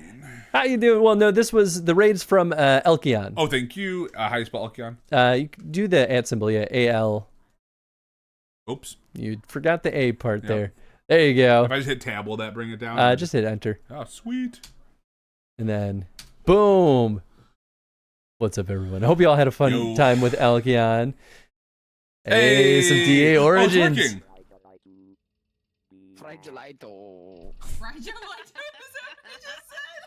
Oh, fuck this game. Do it again. Do the roar.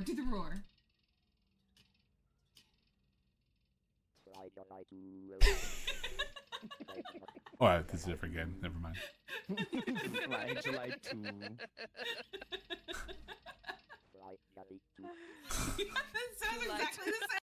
It just reminds me of how all my friends were playing Repo without me. Those bullies. I don't know if I played Repo without you. No, not you. I was like... Jeff and Tom, the two other streamers of choice that play all these games. They've become a duo pair. They play every single game without me. Unbelievable. Elkion, I hope you're doing absolutely wonderful. Please go throw her a follow. If you've never been over there, she's an absolute delight. And Captain Bean is also a delight as well. Also happy to see you in here. What's up, Whiskey Matcha? Great name. A wild combination of two different things. Don't knock it till you try it. I would do it. I try whiskey matcha. I do it once. But I hope DA Origins was treating you wonderfully this fine evening. For anyone that's never been here before, thank you so much for the follow. Matcha. For anyone that's never been here before, we do chrono streams. We've been playing through every single stinking Dragon Age game in chronological order. There are, 10 games? Yeah, this is game 10 out of 10. Whoa, is this the end of the line? This is officially the end of the Dragon Age chronology, but we've been working our way through Dragon Age the Veilguard. The Veilguard. You're welcome. P.S. Don't drink a whiskey matcha. That won't stop me unless it's poison for me. Well, now that I've been told not to, now I want to. I kind of want to now. I'm sorry. I'm going to have to try it. So my life is now in your hands. Poisonally bitter. I do. Chris and I do like bitter. Chris and I are bitter boys in more ways than one. We are bitter boys. My stream is lagging behind. Going to refresh, but I may have missed some of what you said. Oh, we're just talking about how awesome you are, Elkion. Yeah, absolutely. And please go through Elkion and follow. But yeah. What are you doing? Oh, I thought there was more. Never mind. Oh, no, you good. Then you must try too. There we go. Someone I know is obsessed with peanut butter whiskey. It's all right. It's all right. You had some of that. Was it Screwball? What the hell's the name of that company? Peanut butter whiskey is absolutely vile. It smells really good. It does smell really good. But it's vile. I've had maybe one that was not horrible. The rest are like good for a couple of sips until it becomes unbearable. It's like, ooh, okay, this is kind of nice. Ooh, okay. And then by the fourth sip, you're like, I don't think I can finish this. My teeth are rotting. I don't know why I was like a minute plus behind. Oh, whoa, interesting. There are 10. Oh, yeah. Yeah, Bean, what you're getting, like, but out of the 10, there's some weird things in there, okay? There is a fucking Facebook game. So some of the wild ones, there is a lot of the extras are like promotional games. So the very first Dragon Age game, believe it or not, is not Origins. It's a game called Dragon Age Porigins. They really tried on that, but it didn't work. Oh gosh, why can't I remember the name of it? I can pull up my spreadsheet. Journey. Dragon Age Journey? I'm just gonna pull up the list. I'm already halfway there. Let's say you're like right there. Dragon Age. Yeah, Dragon Age Journeys. It was a Flash game that came out about 2 weeks before Dragon Age Origins came out. And it was a promotional game. Yeah. So it was meant to promote Origins, but it technically released first. And it expanded on the story. Oh, yeah. Then there's Dragon Age Legends, which was a horrible Facebook game. We played that game for so many hours. We played Dragon Age Legends for for about 90 hours on stream. Oh yeah, because you did some off stream. I was doing a little bit of that game off stream because it was miserable. That was a painful. There was a point where I'm like, I don't know if I can. I don't know what else I can say during this. I don't know what else to do during these hours. It was 90 hours of doing the same thing over and over and over again. No, I do not recommend searching up to play it. It's not worth your time. But I can say confidently, I'm probably one of like 3 people in the world that's beaten it. Congrats, man. Other than the development team, the QA team. Yeah, you know what? Good for you. Then there was the remix of Dragon Age Legends. Quick. That was very quick. That was really quick. Heroes of Dragon Age was a iOS we game. We couldn't play those, right? The ones that are crossed out, we could not play Heroes of Dragon Age because it required server connection, and it just there was no way to fake it. Last Court, then? Last Court was a web-based game, but also required a server connection. We did a mock playthrough of it because someone, a wonderful person, put their silent playthrough of 2 full adventures through that game on YouTube and said, mostly just putting it here for preservation purposes, everyone is allowed to do whatever they kind of want with it. So I don't be talking about we did a that. mock playthrough. We just followed her video, but we basically like read the story and kind of been here for those weeks because I definitely did not do that with you. It was cool. It was a really fun time. After Dragon Age Legends, I was thinking anything that wasn't main tile was gonna make me want to rip my eyeballs out and burn them. That's fair. Porgins is hilarious. Don't encourage me, please. You don't want that. You shouldn't encourage me, but that's good. Thank you for the shout. Absolutely. Well, thank you so much for the raid. Very much appreciate you bringing your lovely community over here. Oh, what's up? Marlo Hex. What up? Or Mario Hex. Is that an L or an I? I'm too old for this. That's an L. Marlo. It's an L. Marlo. Marlo Hex. The first time. Hell yeah, I'm so smart. Also, welcome in, Marlo. Hope you're doing well, Marlo. Wondering if I'll need to do a mock playthrough Life 4 Origins at this point. Is it kicking your butt? Ooh, man. It can get really brutal. Origins can get mean, because didn't you have a playthrough once, Chris, where you were a rogue and you basically got soft-locked? That is my history of Dragon Age before we started doing this chronostream, was I had only played Dragon Age Origins, and I had played through to the Broodmother, which I won't spoil. If you haven't gotten that far, I won't spoil what that is. Yep. No reason to. But I was playing the rogue class, and I got mostly soft locked because I could not for the life of me kill that boss, and I just refused to spend the hour it would take to go back to the overworld to grind. Yeah. Yep. And I was like, I don't want to play this anymore. Not worth it. Yeah.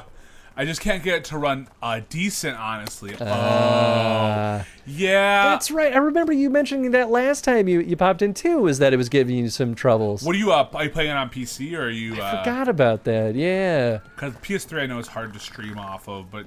Well, it probably is the Steam version, I think. Yeah, it's gotta be. Hey, thank you so much for the follow. Marlo. Appreciate you. Grew up in a Dalish clan. I hear all these stories about things Dalish. that happened thousands of years ago. The Dalish do love their history.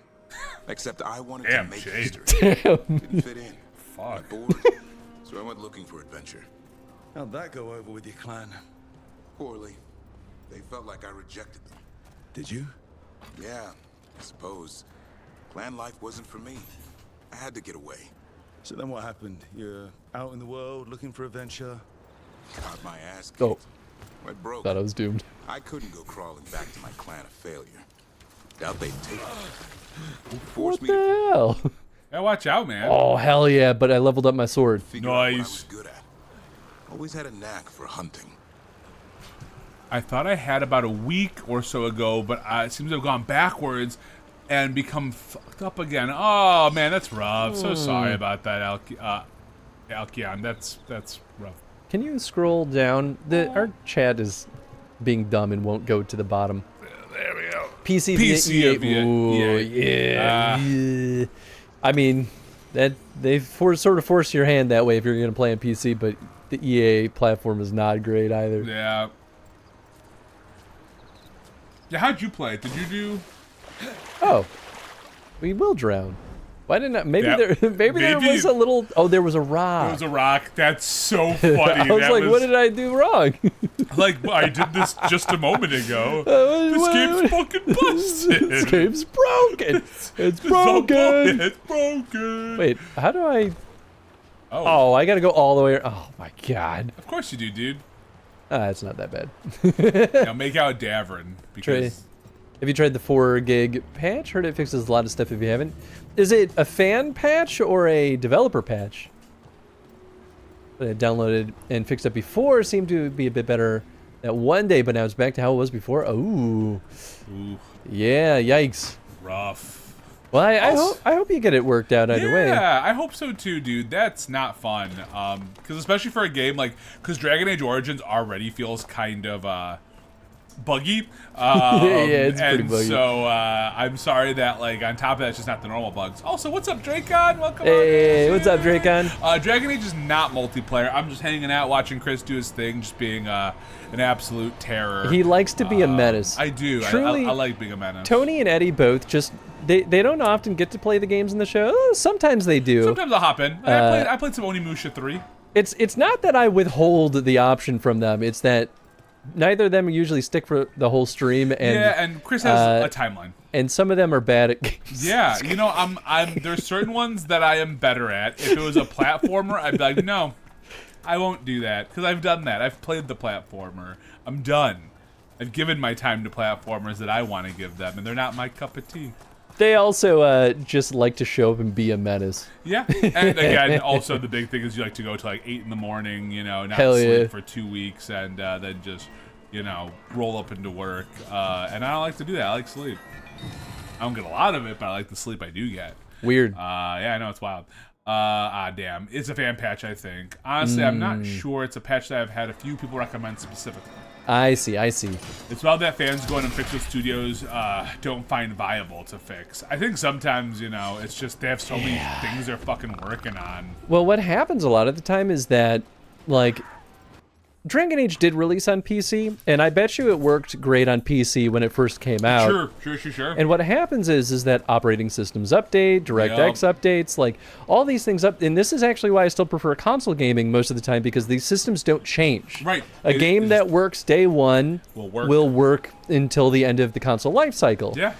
Most of the time.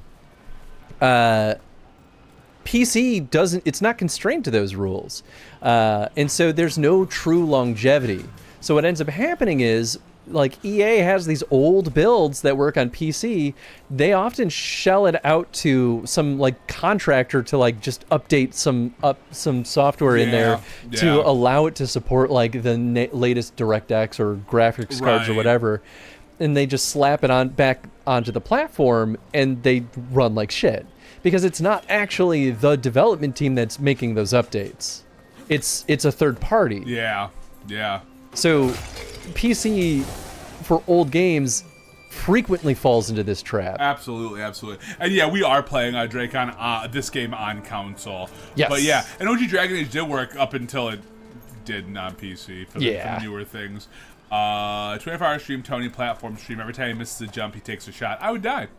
He would. I would die instantly. Now, don't get me wrong. He can handle a lot of shots. I can handle a lot of shots. A disturbing amount of shots. But not that many. I have, at his bachelor party, I asked him if I needed to call an ambulance, and he was like, "No, I'm good." Yeah. I was like, I don't understand. Yeah, I could drink a lot. Should I? That's a different story. Do I often? No. Yeah, I do enjoy platformers because there are games that are platformers that I really like. I'm not good at them, but I like them. Like, I'm a huge Mega Man fan, but those are platformers. If you ever want to see Tony in his prime playing a platformer and tearing out his hair but refusing to give up, highly recommend. I'm gonna absolutely say we back in our old YouTube channel. This is like 8 or 9 years old at this point, maybe even 10. Yeah, it was a while back. We played a game called Poncho. It was a little indie platformer. So good. It got hard as hell, and Tony played that whole game and refused to give up. I wasn't gonna give up. It took a long time. The end took a long time. I was actually pretty good for a while, and then certain areas would just absolutely fuck me. Yep. But yeah, no, platformers, I just don't have a lot of, I have patience in my life. Sometimes with video games, I do not have all that patience. Because I think I use up all my patience for dealing with me. Yeah, right. Yeah, it's all you. Michelle was like, "Is that Tony's voice?" Oh yeah, Michelle knows my voice. You should also tell her what's up. Hopefully she's doing all right. Always thinking about you guys. I'm glad you hopped in. Where the hell is this last one? Never. They're talking about Hollow Knight. Hollow Knight was brutal for me. I get that, Marlo. I don't think there's any world. Well, no, that's a lie. I played some Shovel Knight and I enjoyed it. I was not great at it, so I stopped playing it. To be fair, Hollow Knight's combat as well as platforming, that one is. I don't think I'd be very good at that one. Oh, wait, do I want to be on there? I think. And then Alkion said never, almost. Yeah. Anything else? Platformers are so hard. Agreed. Oh no, no. You hit the side button. Hit the forward one. I'm trying to see which one the forward one is. That one is. Hey, yeah. I did it. Yeah, you got it. You hit the back button on the mouse. I did. Stupid back button on mice. Stupid idiot, Tony. You and I had two different thoughts. I was blaming the mouse. You were blaming me. I don't like the way you went with it. Just to be fair. You could be wrong. That's fine. Oh, great. Thank you. Fuck off. I guess I'll go in here. Listen, that's so relatable, girl. The audacity for it to make me cry after all that too. I need a link to that YouTube video. You know, Vol, we could probably find it later. Yeah, I mean, I could put it up on the Discord later put it on. On the Discord, yeah, just come here on the Discord, put in entertainment or some shit. Oh God, that was a handful of episodes. Yeah, it was a decently long playthrough. But back in those days, we'd also edit things out. That's a nug. You'll get fleas. At least he's having fun. Let me kill for fun, please, Father. Please. Speed things up by helping him. Let's search the bushes. Look around for truffles. Should he be hunting for truffles? That's what I'm saying. There's a thorn. Keep looking. You just like get damaged from it. You're like, oh fuck. God bless it. Oh, Neva's another game that's kind of platforming. We finished at the start of stream today. It was killing me. Nice. Honestly, I started it last year and it was raging me so bad. I quit playing it. Beautiful game, but dang rude. I get that. The Nugs pretty much own although forest. I did beat No. This is harder than it looks. Man, it's gonna come to me. It's gonna come to Poncho? me. Not, well, I did beat Poncho. What'd I tell you? But not Deltarune. What the Undertale? Undertale. I beat Undertale. That's got some platformy things to it. Maybe the Nugs, like truffles. Oh. Well, get the combat. You know, you gotta jump around and fucking there are some there are some timing things in that game. Like during the combat, when you are fighting some people, you have to jump around, avoid. I'm talking about combat specifically. The game itself is not. I guess. Again, I remember I forgot whose fight it was. Was it Sans' fight where he has like the pillars? You have to. Again. I mean, yeah, sure. I'm just telling you, man. I'm just telling you. It's a teeny hey, dude, it's still a challenge. If you fuck that up, dude, if you fuck that up, you're fucked. But then I can beat fucking, other hard games that aren't platformers. Like, oh, you haven't played Undertale?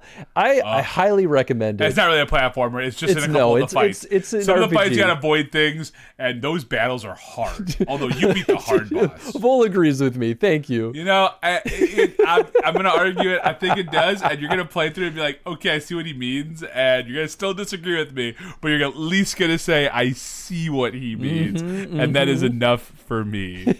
That is enough for me. Smart boy. That game's great. I don't think I could ever beat though. Fucking what's his face when we played it. Since we did the one run where we did the genocide run. Yeah, so nice and did the genocide run. Yeah, Tony's the reason why we killed all of our friends. It was so depressing. That really broke my heart. And then that was 2 streams, I think, and that made it worse. Yeah. Seems pretty clever to me. If only you'd be clever enough to listen. He's a teenager. To know each other. Remember? Turlum? Was it backwards? Multrum. Ultram, that mean anything? Remy was probably right. Starts with a T, so the last consonant would be a T, Tony. If I go soft, Moltram. Moltram. Moltram. It's Tulrum, right? What was it? Trullum? I don't know, man. I don't remember, dude. They say a lot of words in this game. They make up their own bullshit. Tony, you're a menace to Undertale, just for Chris's playthrough. Yeah. I'll be fair, I did the pacifist on mine. To Tony's credit, it was my choice to also murder our friends in the most vicious ways really possible. Did. You could have just killed them. If you're gonna make me do just like the Dragon Age TTRPG, if I'm gonna commit to it, I will commit to it. If I gotta play a himbo, I will play a himbo. If I'm gonna murder my friends in the most violent, brutal ways possible, I will do that. Yeah. For you. Mm-hmm. That was hard to watch. There was parts where I was like, oh, I feel bad. But then at some point you get desensitized, and then it's all just funny. And so you're just like, this is funny now. Maybe that's really where I'm coming from, is that I've been desensitized the whole time, so now I just giggle about it. People have been calling me out while playing games like God of War, where I just am giggling about the absurd amount of violence and gore, and I'm just like, I think this is hilarious. Does God of War up it more from like the OG God of Wars? No. Okay. But it has its moments where it's like, yes, that's that flavor. OG God of War is just like, blood. Oh yeah. Buckets of blood. Yeah. I talk about the ending of God of War 3 all the time because I only played it for the first time like 3 or 4 years ago. Sure. Was it when you were doing the chrono for it? We weren't doing a chrono. I wanted to play through all of the original series before we played the 2018 one, and I'm so happy that I did. Yeah. But the ending of God of War 3, very slight spoilers. The whole point of the game is that you're trying to kill Zeus. Kill everybody, yeah. Right. So but there's a sequence after you've beaten Zeus, the very final inputs that you have on the game is to push the 2 thumbsticks of the controller in to pop his eyes out. I think it's to strangle Zeus to death. And the controller vibrates as you're doing it until it slowly fades out from life. I fucking love God of War. It is the stupidest thing that's ever been conceived, and it's everything it promises to be. It just did. You know, I remember getting the PS3 upgraded versions of the God of War series, like for it, and I beat the first one. I'm like, this is great, but I did that thing that I do where I beat it. I'm like, let me hop into the second one. I'm like, man, I don't know why I'm trying to hop into this next game right now. So I had to put it down. I never went back. I never went back to 2 or 3. I do have like God of War, like the 2018 one, but I kind of want to beat the other games in the series. It's definitely not necessary to beat them, but I do think that if it wasn't for me playing through 1 through 3 and the PSP game, Change the Sparta, whatever it's called. They do a really good job in the duology that came out afterward to reference a lot of this. They even talk about Kratos' brother. I was like, what a fucking pull! Because I think his brother's only talked about in the PSP game. I was like, holy shit! I can't believe they're like connecting dots that well. What, man? But I appreciate that because it means what came before does matter. It's not just a full on reboot. Like you can still enjoy it if you don't know it. But it's kind of like similar to Like a Dragon, right? Yeah. When they made Like a Dragon, you could hop into Like a Dragon and you could play that game without knowing a goddamn thing about Yakuza. Yep. But then it makes it really cool when they bring characters from that game in. And if you're new, you're like, what's with this music about bringing these people on? Like, this music feels so much different than the rest of the game because it's all their theme songs, Or when you see, Kiryu for the first time, you're like, why do I fucking give a shit? You're like, no, you're supposed to give a shit if you know. If you don't know, it's okay. You just think, he's a cool Yakuza. Uncle Eldrin. Also, I guess spoilers for Like a Dragon. Very slight. I'd hunt just about anything. Yeah, it's fine. Deer, which I have to get back into that series too. Eldrin gave that purpose. He taught me the way of 3 trees. The way of the arrow, way of the bow, way of the wood. Oh, that sounds noble. Way of the wood was the most noble. So the natural can thrive. Be a force Hell for good. Yeah. Besides, it was either that or starve. Monsters paid good. I think the house card was way of the wood. But why become a Grey Warden? If you were making money on your own. I think Al's he's the way of the rod. The rod. Rod. no, way of the hog. There you go. Way of the hog. Way of the sparring partner. The greater the shadow you confront, the stronger you are for winning. Till you meet one you can't beat. Haven't yet. Oh yeah. Oh, we simply must hyperfixate on that line as well. Yes. Yes, we Listen, Tony's the one who's really doing it. Oh, If it was just me, I would just be vibing along with the dialogue. But Tony's like, way the wood. Wood, baby. But that's also my fun, is that, like, and again, I think it's why I'm a big NADPOD listener, is that I think there's something funny when you can make something, like, dirty. Yeah. But not make it, like, not too gross, no. but, like, because then you'll see, like, some of their fans sometimes they'll do things that are like gross. So I'm like, all right, guys, like that's fine, but like they do it in a fun way. NADPOD comedians. NADPOD is not another D&D podcast. Yeah. One of the best podcasts for D&D content, in our opinion. Love them. One of my faves. They are comedians, and they know what too far is, and they're so fucking precise with hitting that line. It's so good, but it's my kind of humor fully. And it's so funny because I ended up subscribing to the Patreon about 1.5 years ago after listening to them for a few years. And it's so funny because on their like after shows, they'll just be like, every so often you got to go back to those really dirty jokes because you got to weed out. They always joke about, you guys got to weed out the people. You got to say, all right, because in one of the very first episodes of NADPOD's like actual play show, they talk about the genitalia of dragons. Within the first like hour of the pod, and they always reference it now whenever like something goes way off the deep end. They're like, "Yep, this is dragon, the dragon genitalia all over again." You got to remember who the core audience is, and people just tend to forget. So the culling happens here, and some stay, some go, and yeah. Whoa! Holy shit! That's a lot of nugs. Whoa. Good job. You didn't catch a single one of them. You caught none of them. You're bad at your job. Now you've piqued my interest. We hyper fixated on that line as well. Hell yeah. Yep. Oh, good night, Marlo. Bye, Marlo. Hungry? Appreciate you. Thanks for the lurk. What? It's gingerwort. Eat it. What if it's poisonous to him? Light touch. I mean, it's dessert fit for a prince. Now take a bite. See? Show him how to do it. Yeah, right? Like, eat the I don't want it. We gotta fucking do it.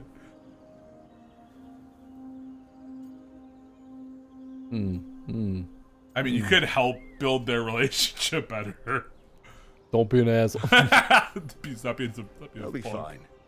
He just has a strong spirit. Let him grow into it. Might not have time for that.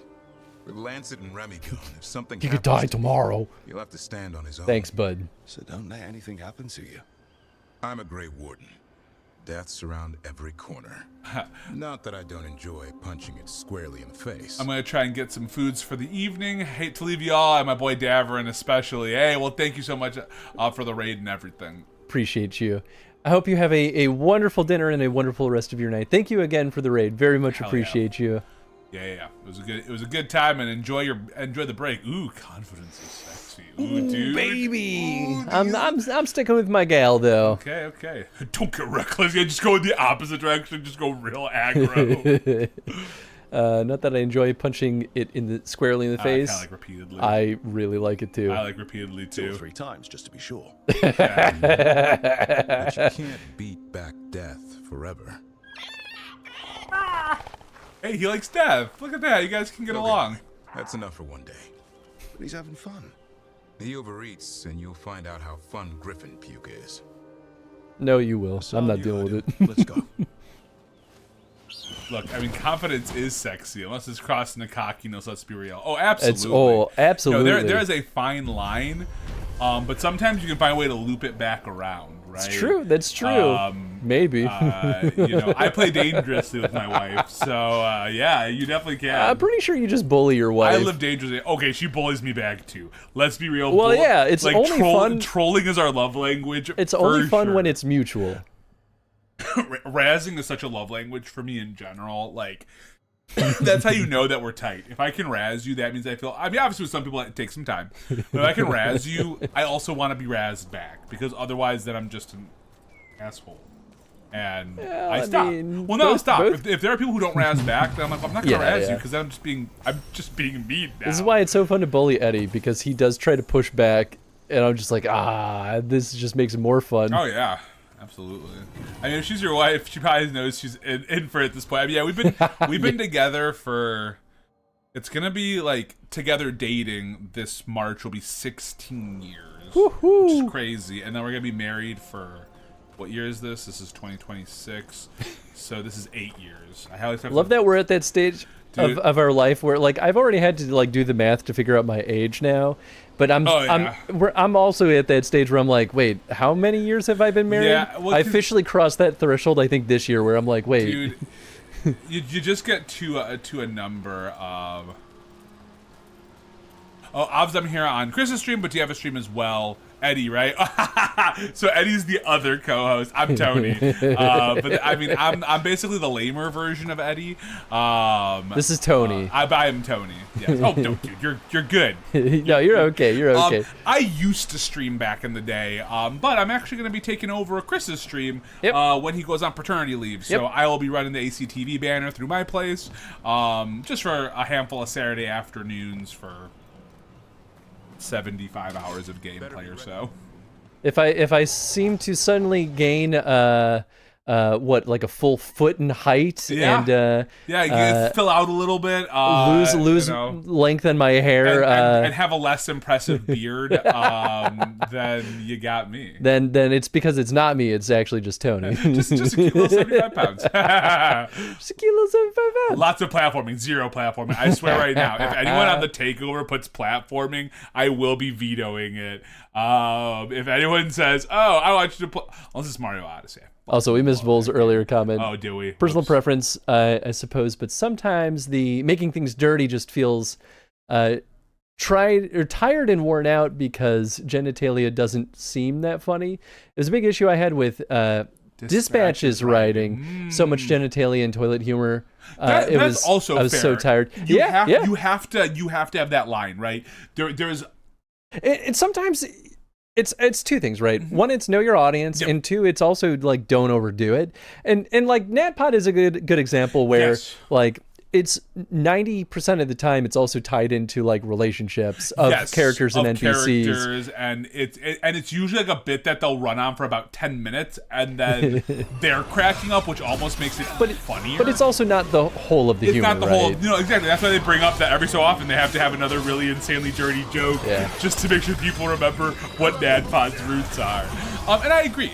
I love my toilet humor. I think it's great, but it needs to be effectively used. Yeah. Tony then. Yeah, you're good, Alcan. First time I'm meeting you too, so nice to meet you. There's a lot of long-haired boys on this channel. Is. I used to have really short hair, no beard. Woo.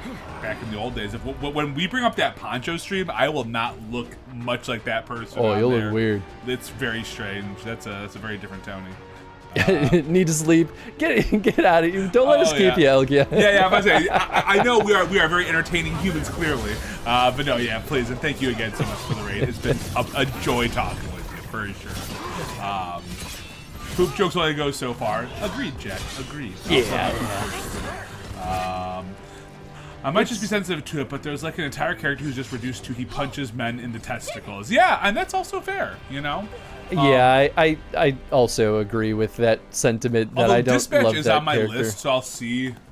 Have you played Dispatch? I have not. No, I watched both Jeff from Garage Lore and Tom from Tom's Arcade play it, and I very much enjoyed both of their playthroughs. But I haven't played myself. Yeah, it's on my list of games to play because it's superhero content. I gotta play it. Oh, I'm surprised I haven't done it yet. Woo! I still have like a dream of like making a superhero RPG. I think would be a lot of fun. I think there are a lot of really good superhero games out there, but like there's just that piece of me that like I just want to make a cool superhero game one day. That's on the list. Hell yeah! I don't know if it'd be an original hero. I mean, truly, I think it'd be a lot of fun to like play in someone else's sandbox because there's so many interesting sandboxes. But building your own would be fun too. Someday, man. Someday. Please know I mean to type Oh, 75 hours. Oh, you're good. Oh, you're good, Alkion. Dude, the amount of times I misspell, mistype, and then I'm like, oh, wait, no, that's not what I meant. Or not what I meant. Yeah, you're totally good, dude. You're totally good. Oh, man. Let's see. Well, anything else I missed? Oh, I don't think so. Cool. Hell yeah. Hell yeah. I think I'm trying to decide if this is how long my hair is gonna be. Since we're talking about hair length, Yeah, I think yeah. I'm gonna be stopping here for a while. Cause like while I do miss my ponytail, I don't know. I got lazy with it. It is nice to have someone not look exactly the same as most of the men in our friend group. Yeah. Well, it's so interesting because obviously like, you had long hair like before any of us did. I've also been like a long hair boy for most of my life. Yeah. I only have cut my hair short, what, twice? Yo, the first, one of that one time though during the GDPG days when you did, was that GDPG days or was that already Twitch days? I don't remember, but I remember you were like fully shaved. And I'm like, who the fuck are you? That was Twitch days. It was okay. a little bit after we got married. I was getting rid of my man bun and like buzzed side and back. And I was like, yeah, I kind of want to like, I was like, you know, my hairline is receding and I think I'm only going to have so much time to enjoy having long hair. Yep. So I was like, I'm going to shave it, buzz it all off and start fresh and then grow it all out. And yeah, that was while we were doing ACTV. Yeah, I just remember like you opening the door and I'm like, who the fuck is this? Yeah. We still get some clips that pop up on the show too. And people will be like, what? Yep. Well, and then I always like my hair. Usually, when I let it grow out, was about this length before I would usually buzz it down. I would let it grow to about this, and I'd be like, all right, I'm done with this, and I'd shave it off. That's incredible. That's one word for it. Where's all that water coming from? Not me. Midget. Wet spot. I don't know. So you totally finished your little mission with Devin, Davern, yeah. so it was just about finding those little nug like Yeah, hideout. those quests seem to be very story based. Yeah, and I like. I mean, it's nice to see some of the dialogue. I think they do have some fun dialogue in the game, and like, I think. Yeah. I just think like, and this is something that I've heard about it too, and seen a little bit myself. It does feel like though everyone becomes a big happy family very fast. It seems like there's not a lot of like growing pains that happen, but maybe that's wrong. I don't know. Yeah, so far that's true. I mean, we're still pretty early in the grand scheme of things, so it's kind of hard to say at this point, but... Your ultimate is full. Yeah, I don't... Ooh, yeah. Oh, come on now. Hey, you don't get hit by those.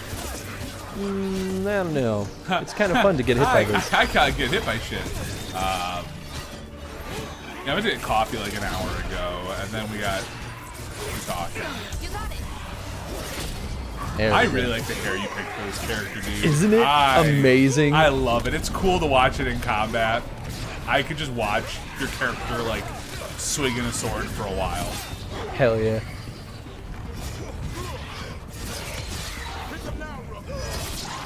Oh.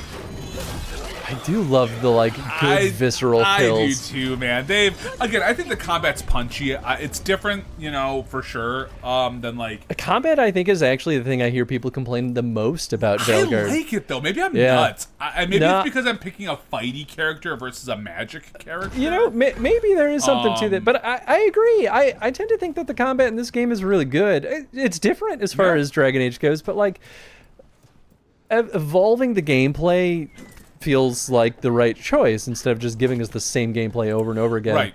And I made this argument maybe the last time we played Veilguard, is that if you have been playing Dragon Age 1 through Inquisition, the migration of game mechanics, this feels like the natural next step in the direction they've been going. Yeah, absolutely, from Inquisition, because Inquisition definitely started playing with the action RPG elements. Yes, far more than any other games did. Yes. Yeah, the first one, very CRPG, with a lot of action, but still very CRPG. Yeah, absolutely. DA2 is like, well, maybe let's streamline things a little bit. Inquisition was like, it's really an action game with CRPG elements. And then this one's like, yeah, it's just an action game. Yeah, now we're just an action RPG. This feels like the most, because obviously you still have like the bits where you're customizing all your character. I still think it falls in the role playing game world. Yeah, oh yeah.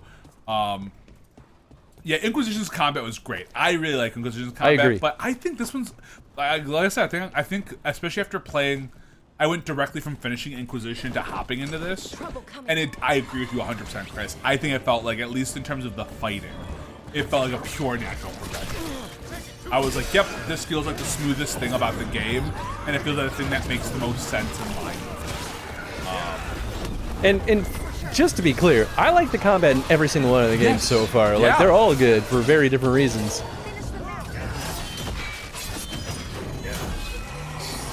Yeah, but the visceral takedowns are just worth it. It just feels so good. They just make you feel good. But again, I'd have to see what the magic side of things looks like. Because there's a couple of things that if I recall, I don't love. Isn't there something about the potions? It's all just shared potions or whatever? Or isn't there something with potions where you can only have so many? Yeah, you're limited to 3 potions in this one. But Chris, for you, it doesn't matter because you didn't like using your stuff anyway. You just hold it all until, you know... I really don't do that as much as everyone likes to think that I do. Chris, it's just the pure thing of, like, you take something that might be, like, just a little true, and then you just, like... And you blow it out of proportion. You gaslight you drive me thinking, crazy. You know, you're worse at this than you really are.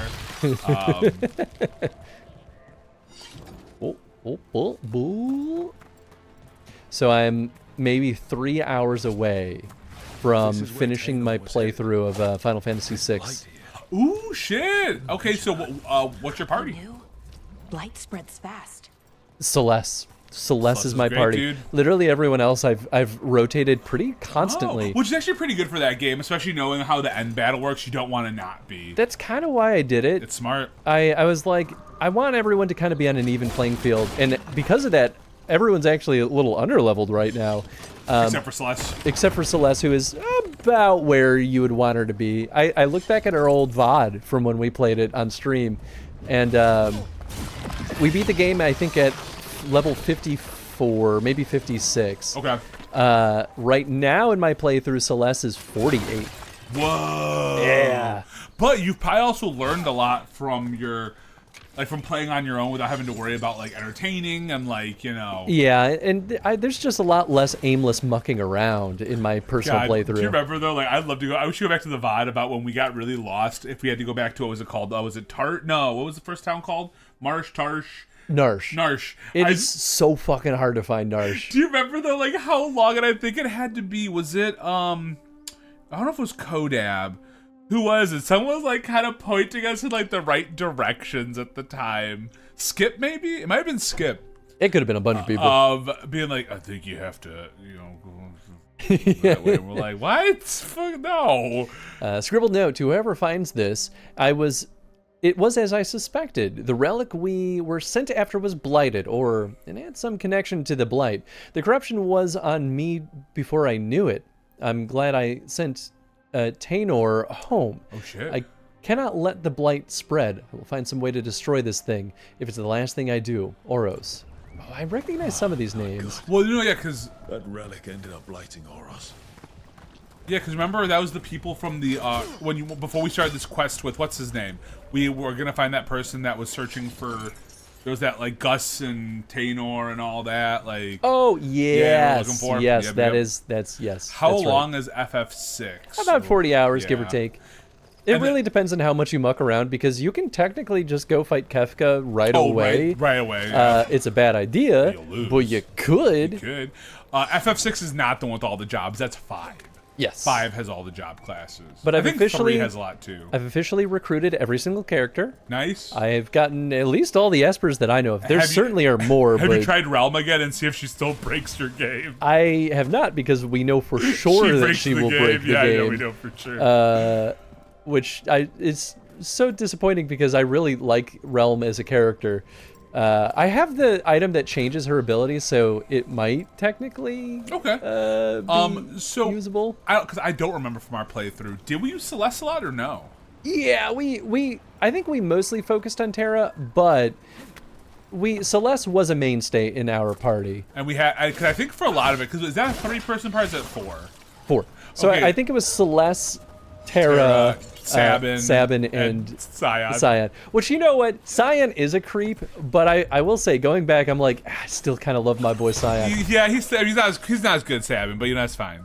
That's fine. You know what though? He's not as good as Sabin until he gets his final sword technique, which just kills everyone on the field for free. Well, because we got that in our playthrough, I'm pretty sure, and it is just an I win button against every normal enemy. But it was also like, just really funny the competitiveness we had for Sabin and Scion. Yes, just truly. Color just tickled me. Is there anything that surprised you about this playthrough? Are there characters where you're like, oh shit, I wish we used this in our no, not really. How is what's his face? The Gao?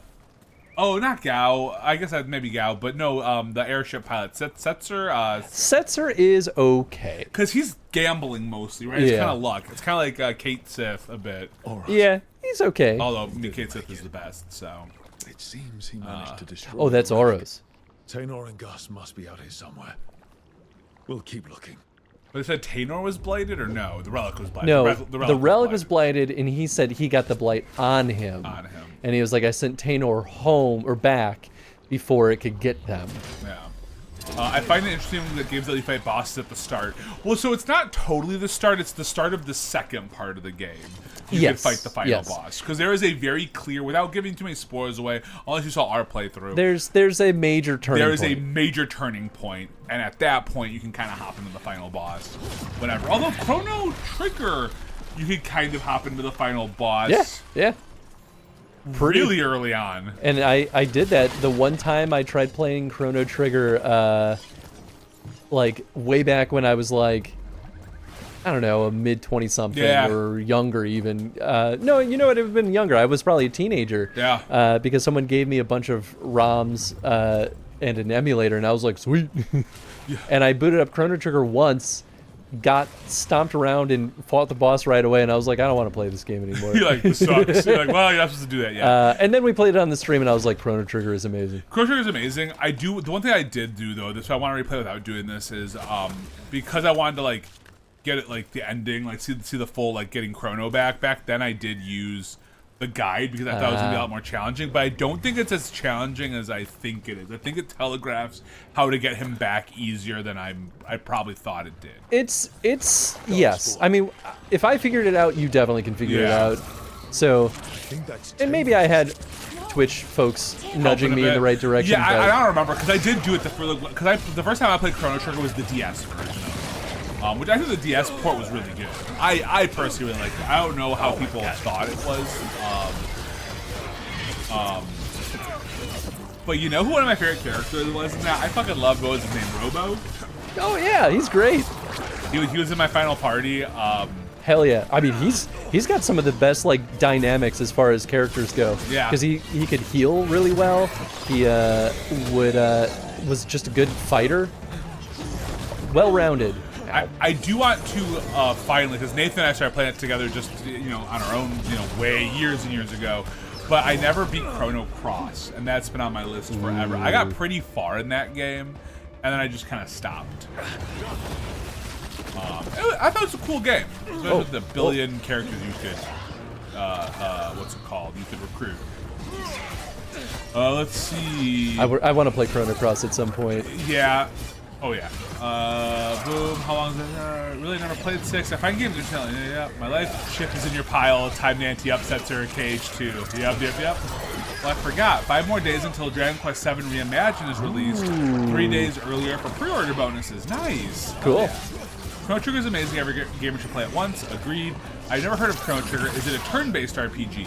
Yes. I think it's mostly turn-based. It's active time combat? Active time, yeah. Oh, it is active time It was combat. one of the first ones. Yeah. It kind of set the precedence for active. Well, ATV one of the ones that. ATV is good. I think ATV is a fun thing to have in here. Yeah. It avoids turtling. Yes, I agree. It's sometimes a pain in the ass, yes. but that's kind of the point.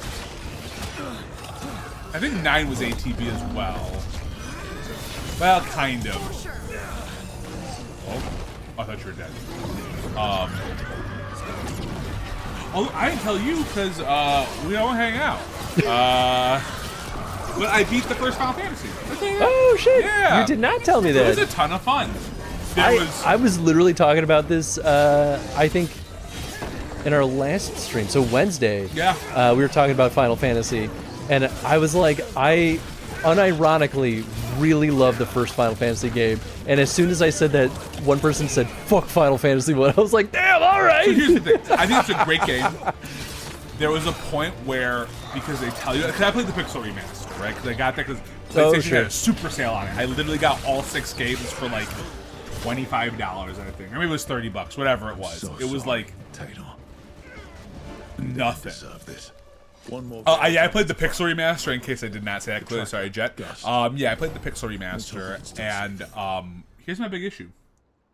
When you go to the castle, the king, or not the king, maybe it's like his little, like his court guy, is like, oh, if you ever need to talk to anybody or figure out where to go, talk to the dancer in town. And you're like, okay, cool. That means if you get lost, go to the dancer. So we get pretty deep in the game, and I'm like, what the fuck do I need to do right now? So you know what I do? I go to the dancer, and she's like, "Oh, you're doing so great. I have nothing else to say. Dance, dance, dance." I'm like, "What the fuck you mean you have nothing else to say? Dance, dance, dance. What the goddamn hell do you mean?" So I was like, I've walked everywhere. I didn't really talk to everyone because I started like traveling to places, and I'm like, I think I'm finding things.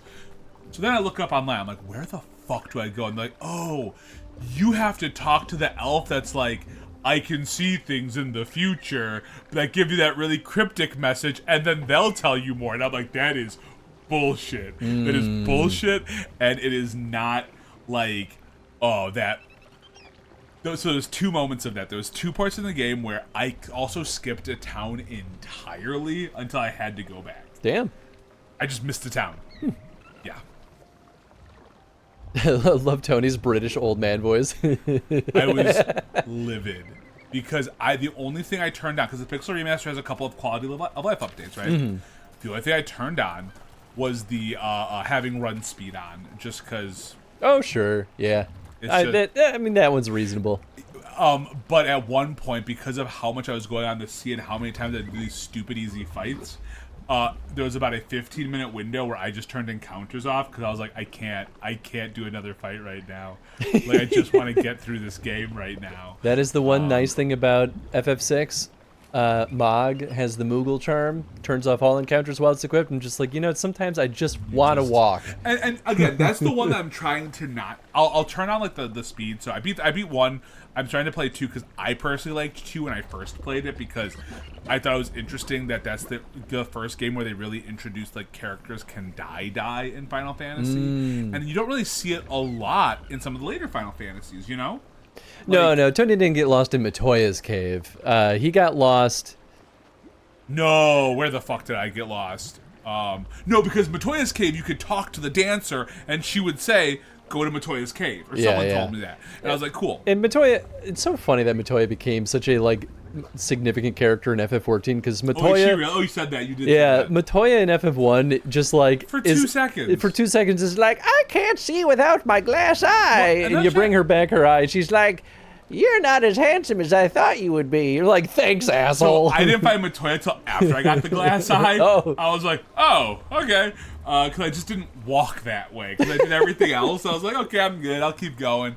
Hey, what's up, Kay? Hope you're doing well. But, yeah, Matoya is... Well, then I thought there was something about those brooms that talk like, oh, do this and this. I'm like, does this do anything? No, it doesn't. They do nothing. I tried clicking certain boxes, certain torches. I was like, something? Matoya's an icon in FF14. I like, hear me out. I like Matoya in FF14 as a character. I think she makes no fucking sense to exist. In general. Like, she just feels so removed from all the rest of the things that she's part of. I'm like, I know half of it's because she's a recluse, right? But I'm like, it just feels like a weird thread. Oh, yeah. Oh, I also, and I don't think it's a hot take, I don't like the upgraded versions of the looks of the characters. Like, when they get their job upgrade. Interesting. I just didn't like it. They just all look like people. And I was like, I like the iconic look. Like, I like the... They're a lot more chibi until you get your upgraded class, yeah. And then they're all just like, we're handsome now. And I'm like, oh. We're handsome now. Like, All right, let's actually do this. Yeah. My bad. You were wrong. It wasn't a dog. It was a nug. Collar. It says Gus. Wait.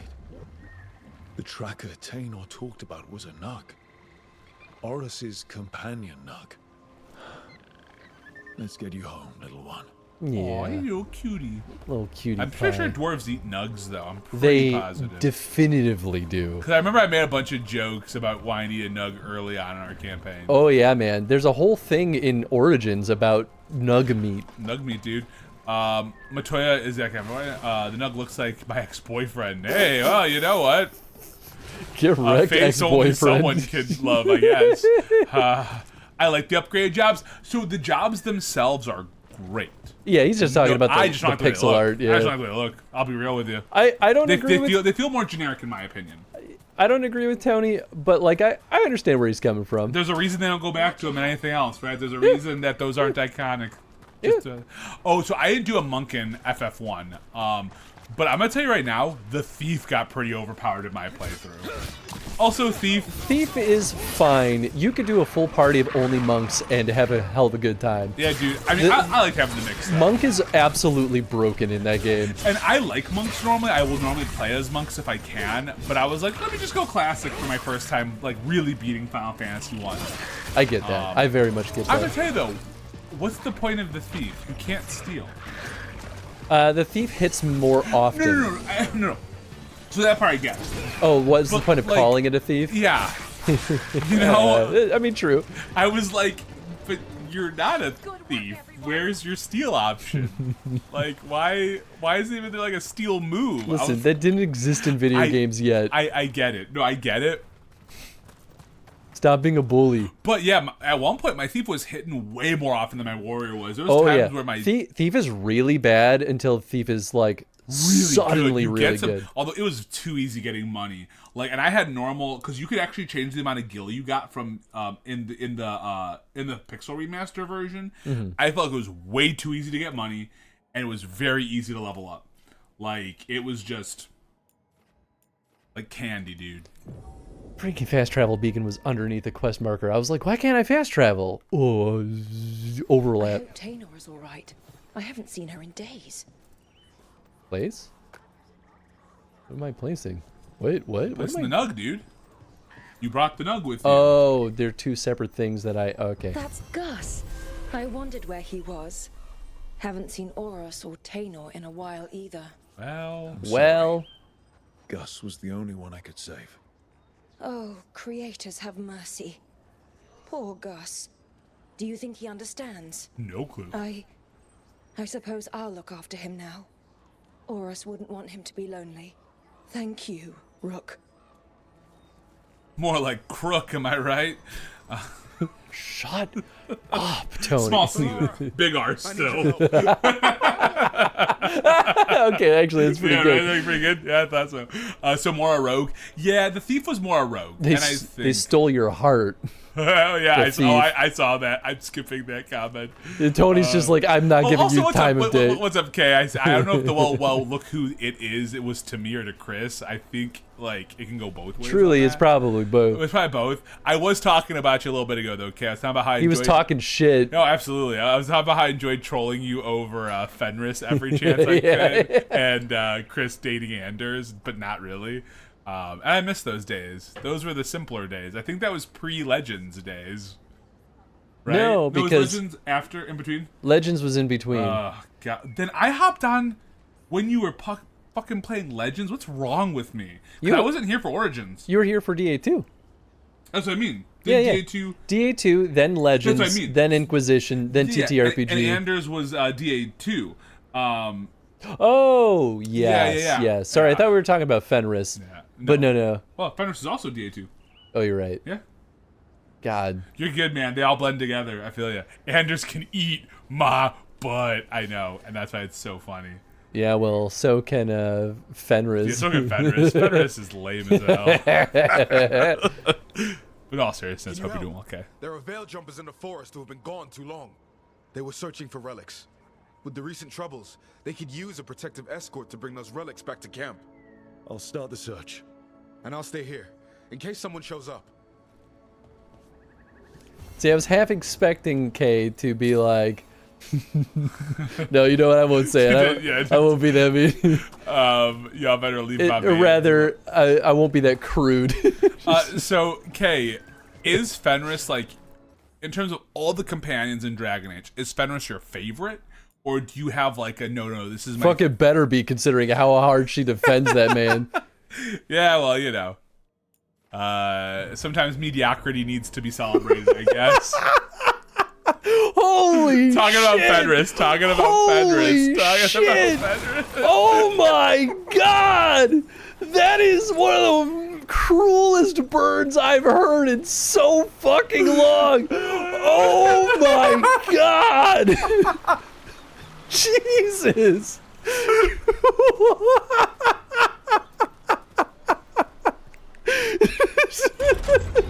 Tony is vicious, man.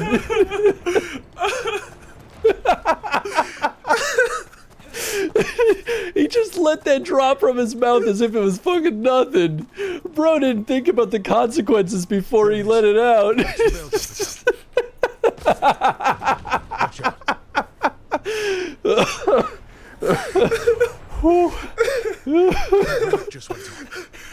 I don't think Tony was ready for me to find it that funny. It's been a while since I've been in the co-host chair. Clearly, I've got a lot of time to catch up. He's got some pent up, trolling. Oh my god. Okay, let me catch up a little. Obviously, Kay, you know nothing but love.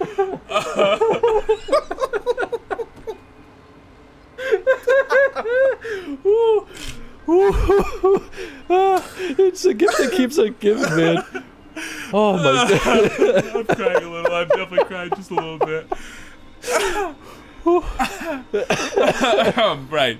Obviously, all seriously joking and all that shit, but that was too good. I'm too much. But honestly, Colin's my fave, but he's a hard second. Tony, you had been nice motherfucker. That's so good. And I can very much hear you saying that to me too, Kay. Yes, I can fully hear you. I like the damn girl. Tony's pretty much dead. Good thing we have a lot of states between us and Kay. Yeah, right. Pretty early in the year to get canceled. I am disgusted.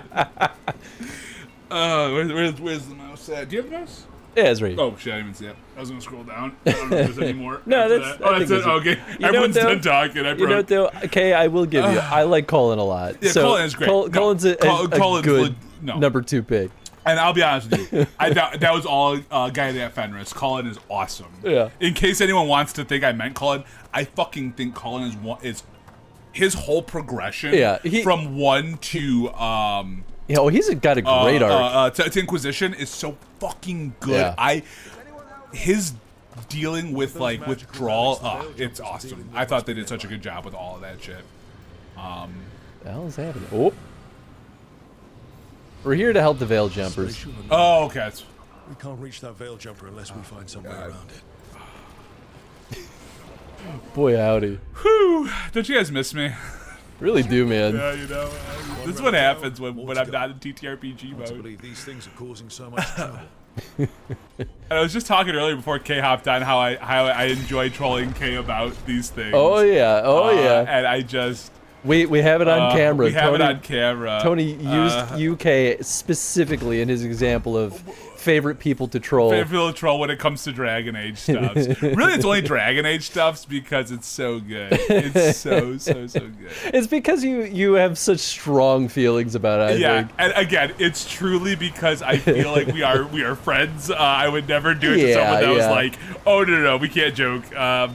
So in case there's ever any question about it, always comes from a good place. But goddamn, I even didn't realize how.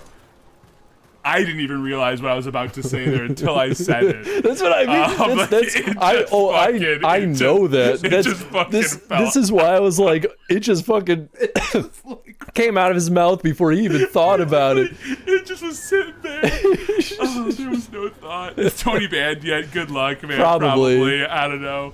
But then in Veilguard went for Lucanus, so I mean, you do like your bad boys. I feel like strong feelings is I will throw hands. Yeah, but if I ever meet Kay in person, I think the first thing she's gonna do is slap me, and that's fair. I feel like I cannot blame her.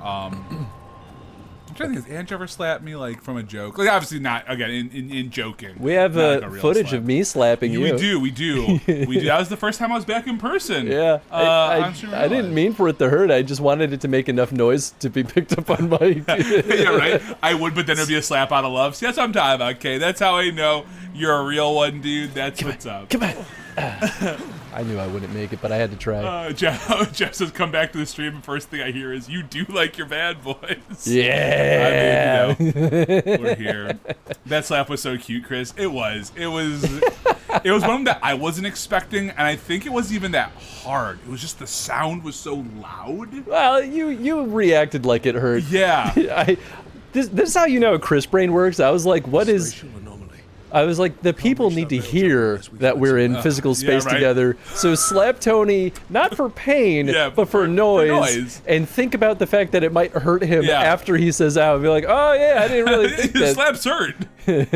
Oh man. Oh man. I think I'm finally good. I think I got the last of my tears out of my eyes there.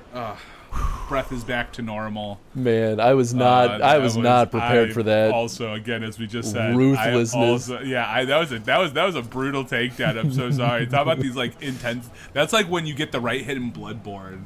Like when you just like, and you're like, oh, I just ripped that creature in half. Okay. I just Oh, whoa. Found the veil jumper. Oh, he looked like he was in like a sexy position, like. Draw me like one of your French girls. You saved me. You saved me. Well. I was working on the relic and then everything went dark and quiet. It felt like nothing and nowhere. It doesn't look so good. He's I'll catch my breath. I make my own way back to camp. There are others missing. We'll continue searching for them. That's good. If I feel like we just found you, that's enough. Good enough. I found one. That should get me enough goodwill, right? They're not paying me to find more. Yeah, so. Right. They didn't say how many I had to find. I mean, this is like trivial side quest right now, but I think doing this will, because all the factions have their like own empowerment. Yeah, I'm sure this will be ratings. good for any end game stuff. Don't know how that's all gonna play out, but I imagine it could be. Thinking EA style, right? Think of things like. Oh.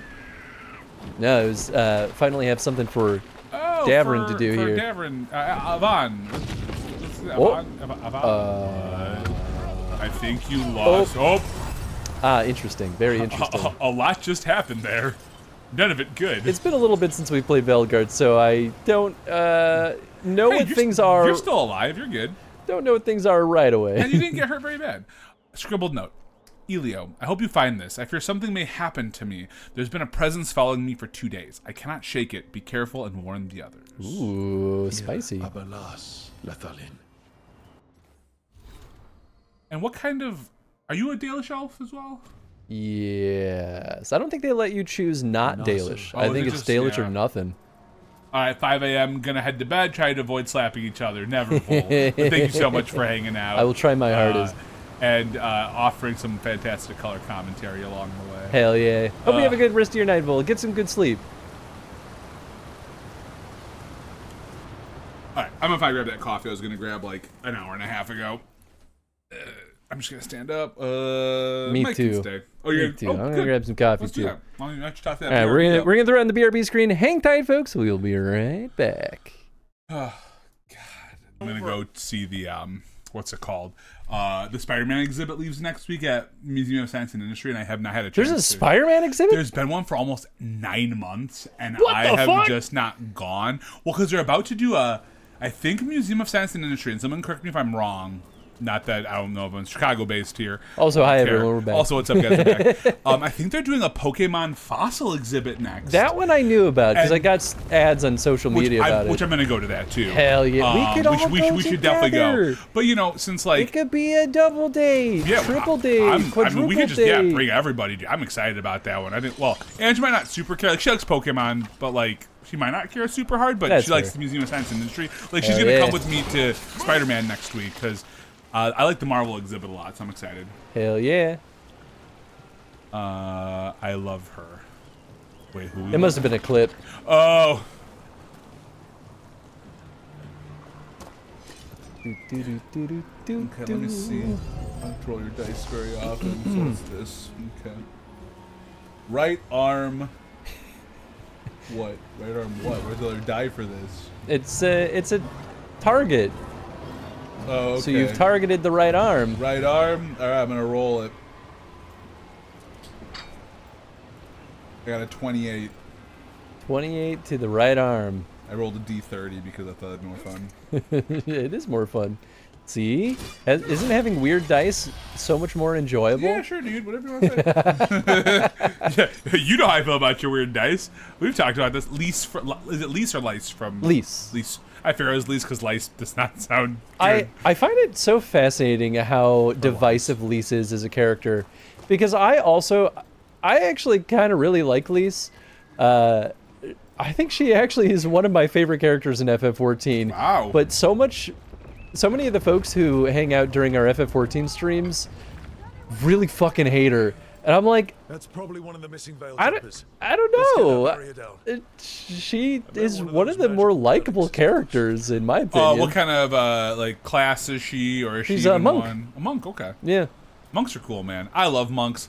That's kind of what I'm saying too. Like, I know when we played D&D the one time, I played a battle master, a grapple battle master, but monk is definitely on my list of something I'd love to play.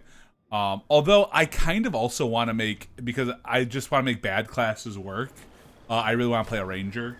I'd probably just make it a Gloomstalker ranger because they're kind of so on your page too. I also want it to just work. I just want it to work. I think Gloomstalker works better because they got like stupid stats and shit. But sure. like, fun story. Yeah. The very first class I ever played in all of tabletop RPGs was a ranger in D&D 3.5. Whoa! It was my introduction to. Who ran that? My Was friend it Casey. My friend. No, I never gamed with Casey. Thankfully. Okay. My friend Alan, his younger brother. Whoa. His younger brother Joe or Joey. Oh, I remember Joe. Yeah. He ran it, and it wasn't a particularly amazing campaign, but we were all stupid idiot kids, you know. And it, you know, we played all of like maybe 2-3 sessions, and you know, I think I wasn't ready for TTRPGs at that point in my life, but like, there were some good ideas in there. Yeah. No, I totally feel that. My first D&D was also 3.5. And funny enough, the person who ran it is someone that is a friend of the stream, which was Cujo Play. Oh, is it still Cujo Plays Game Crit Hit Chronicles? What is their name? I think now? technically he is both. He's both. Okay, so it's Cujo Plays Games or Crit Hit Chronicles. My first time ever doing anything D&D. Not my first character ever. Was 3.5, and I played a monk. But I remember I took monk too literally. I thought they meant like almost like a Tibetan style monk.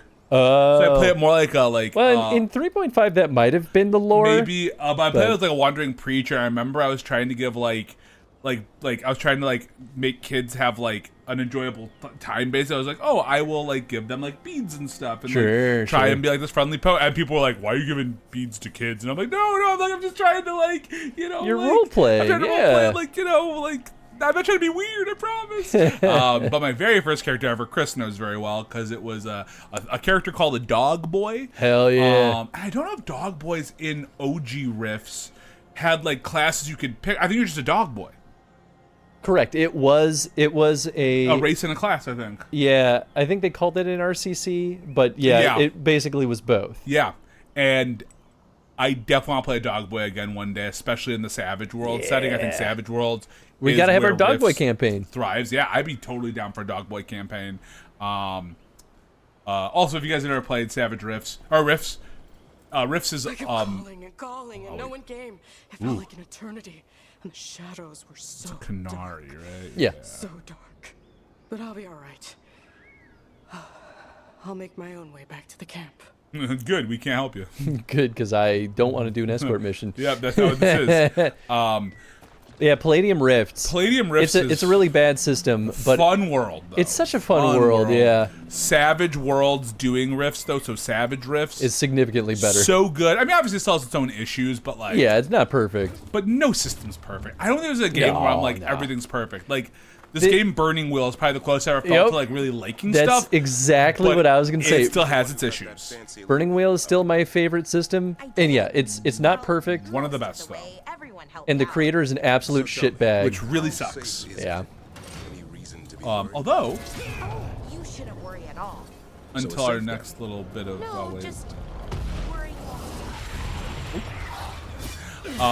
Although I will say, my very first session of Root that I ran went okay. Nice! You know? Like we're still kind of finishing up like our session 0-y things, like doing equipment and stuff. And then we did a little bit of a lore dump, but, you know, at the top. But it was... I had a lot of fun.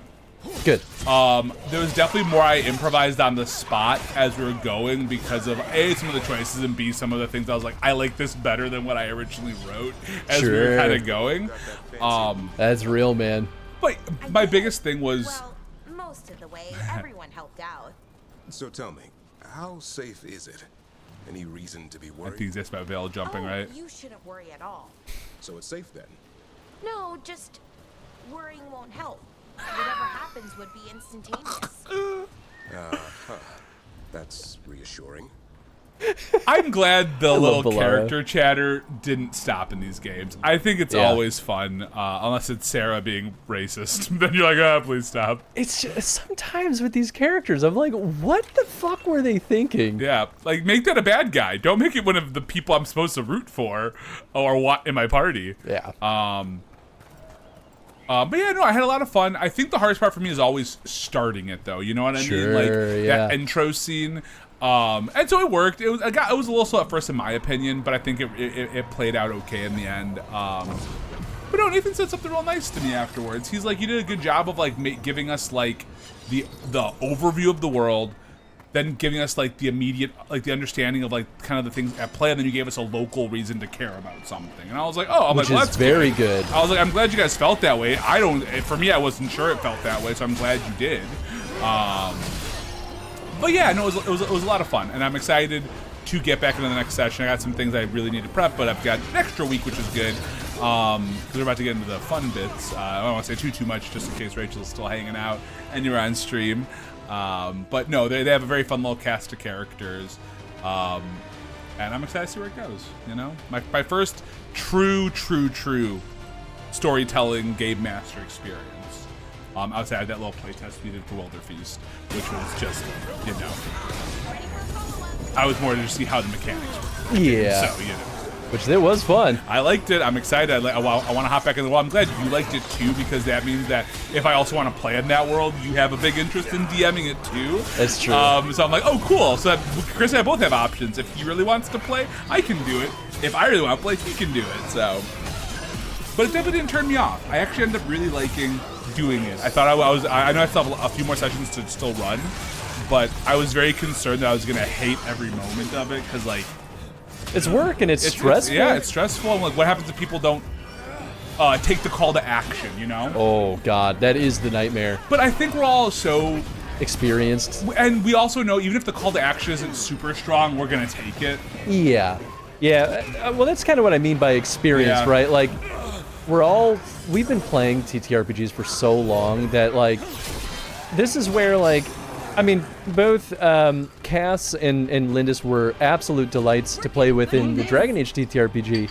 I always knew, though, that no matter what, I could rely on you to push the story forward, because we've been gaming together for so long that it's like, it was just even nice to me to have in the back of my mind to know that, like, no matter what anyone does, Tony will make things happen. Yeah, we're gonna get that call to action. You know, even when I would get a little too far into the RP, it's like, yeah, we'll get back though. We'll get back to it. I promise.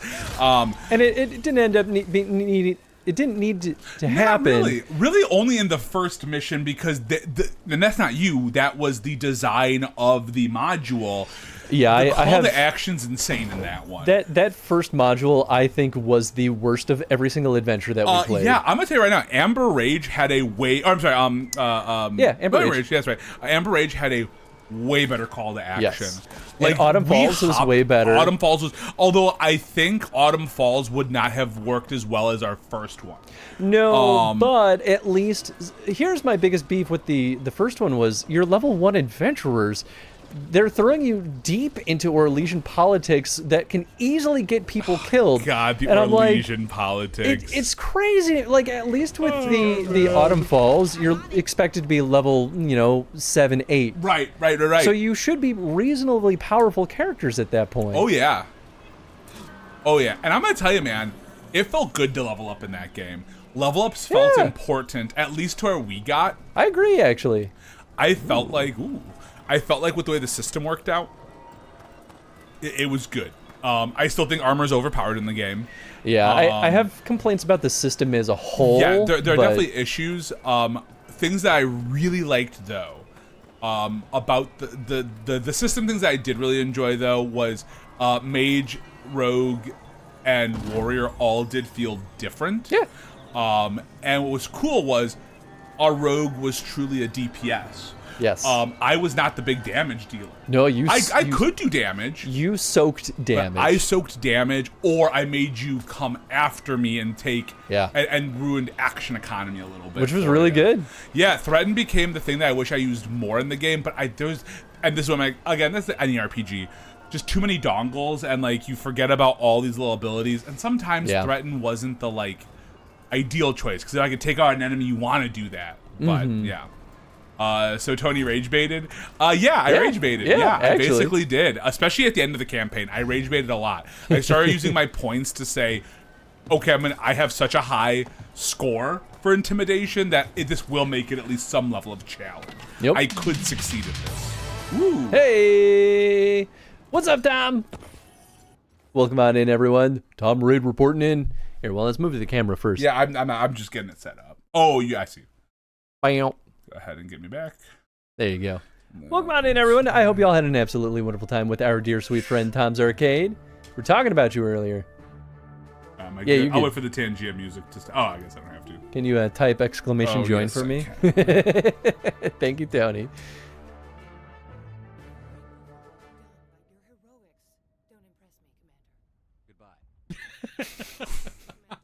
Goodbye. Oh my God. Well, your heroics don't impress me, Commander. Goodbye. Fair enough. Oh my God, this is gold. Oh, Mass Effect. Welcome on in, everyone. Please go throw our dear sweet friend Tom's Arcade a follow. If you've not been over there, Tom is an absolute delight. He plays all sorts of goodies. You were continuing their RE2 train. Ooh, it's Tom's fault that when I beat my personal playthrough of Final Fantasy VI, it is Tom's fault that I will boot up Resident Evil 4 Remake. Because he's inspired me. To be fair, him and Jeff together, like Jeff has been playing Silent Hill too, so they're both playing. I mean, Jeff also plays all sorts of other stuff, but like them two playing it in the same week, I was like, I need my horror survival. I must do it. Rolled credits on the second run. Hey, congrats, GG. Dude. What's next over there, Tom? Yeah. I'm gonna talking about me earlier. No, it was good all stuff. All good stuff. Just surprisingly. Yeah. You think that with the only three things we have to say, we'd run out of them, but no, we're still good. We can just no, absolutely kidding. Just beat RE2 original, both Leon and Claire. Ooh, hell yeah! Nice. I have never beat a Resident Evil. Maybe we make Tony play through RE1. I started playing a little bit on my own. That's true. Well, and then I had that one stream. We had the one-off. That's I totally forgot about that. That was fun. I liked it. It's just that I'm not good at conserving things. You don't put me in a game where you have to conserve your. Although Bloodborne was. That's where RE4 I think would be nicer for you because RE4 is more of an action game, so you don't have to hoard as bad. Yeah, that's fair. Debating about the bonus stuff in RE2, but probably RE3. Yeah. Nice. Good stuff for you, Tom. But when talking about me, it was all talking shit. It was Tony, to be fair. It was me, but again, I only say place good of things love. about you, Kay. So I also said you were awesome. Let's not forget. You are great people, as you deserve. Oh shit! Well, there you go. Tom's back in that. Wow. What's up, saying? Yo. I'm kidding. We love you, Kay. Can we trust someone who has never beaten an RE game? Probably not, Derp. You should not trust me. That's a pretty compelling argument. Also, what's up, Derp? Hope you're doing well. And then Jeff asks, which MTG boosters are still available? We restocked them, actually. So we have... We got a whole pile. We got a Fallout Collector still. I don't know if you're still holding on to those. No, people can choose that one. Fallout Collector, you got some Foundations. Hell yeah. We got some Bloomborough. We got some Lorwyn Eclipse, which is such a fun little set of packs. I really like Lorwyn Eclipse. We got a couple of Spider-Man. I've restocked a couple of Spider-Man. A few Final Fantasies. There's 4 Final Fantasies in here right now. A few Avatar. I won't show every single one. Oh yeah, I have 2 Avatar. And then a good amount of Edge of Eternity. Yeah. A good amount of Edge. We like to edge, baby. We like the edge here. We like edging on ACTV for sure. I will never know peace. Probably not, Kay. I'm so sorry. Redeemed a booster in the midst of the wave. Did you? Shit. So sorry, shit. Jeff. Is it just a random booster? Or does he pick one? There it is. He gets to pick. What do you want to see Chris open with his teeth? Yeah. Okay. I knew. His teeth. I felt in my bones that we would be doing Final Fantasy. All right. Okay. Waifus. Wait till the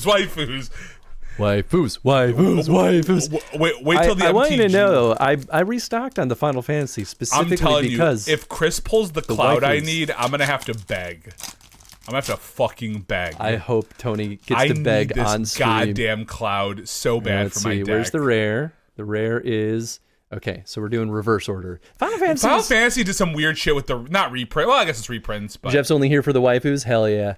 All right, so we have some Shinra reinforcement waifus. Waifus. Some Shinra waifus. We have suplex waifu. Always suplex Muscle your waifus. mommy, baby. Muscle mommies. We have Chocobo Kick, Chocobo waifu. We've got Sage's Noliths. I don't know how to pronounce it. So Sage's waifu. Sage waifus. Slash of Light, Warrior of Light waifu. The Warrior waifu. Come on, Yuna. Laughing Mad, Kefka waifu. All right, pretty good. Okay. We have World Map. Gotta find your waifu somewhere on this world map. Your waifu is out there. Everyone's waifu is somewhere. Queen Braun. Kill them all! Queen Braun is the ultimate Final Fantasy waifu. You don't get much more waifu than that. Ultimate waifu. Let's see. We're getting close to the good. Final days. Well, everyone's waifus end at some point. The final days with your waifu, yeah. Eject your waifu into space. Get a new one, dude. Get you a new one. Just like Aerith, just eject that waifu. Trade her out. Fucked up. I love it. Ooh, a Cerberus waifu. Cerberus, 3-headed dog waifu. 3 waifus are better than 1. Oh my god, yeah, baby. And then Ooh, that's a fancy little Golbez waifu. Golbez waifu, the Crystal Collector himself. And this is the Final Fantasy. This is Through the Ages. Through the Ages. Commander only, so it's a reskin of some card. Oh, this is only an uncommon. Whenever another creature dies or a creature card is put into the graveyard from anywhere other than the battlefield, or a creature card leaves your graveyard, Golbez deals 1 damage to each opponent. Oh, actually, this is kind of great for my wizard deck. But that only works in commander settings. Through the Ages are for commanders only. Right. Unless you go modern. If we go modern, put this in my standard deck. If you use if you go modern. Then we've got an Araman. Winged One-Eyed Wonder Truly waifu. the rarest of the rare. Then we've got your Baron Airship Kingdom. You can take your waifu on a vacation there. And then our art card is Cloud waifu. Is that Cloud? No, that's... Yeah. No, that is Cloud. Oh, I think he's got the Ultima Sword. Weapon. Yeah, Ultima Weapon.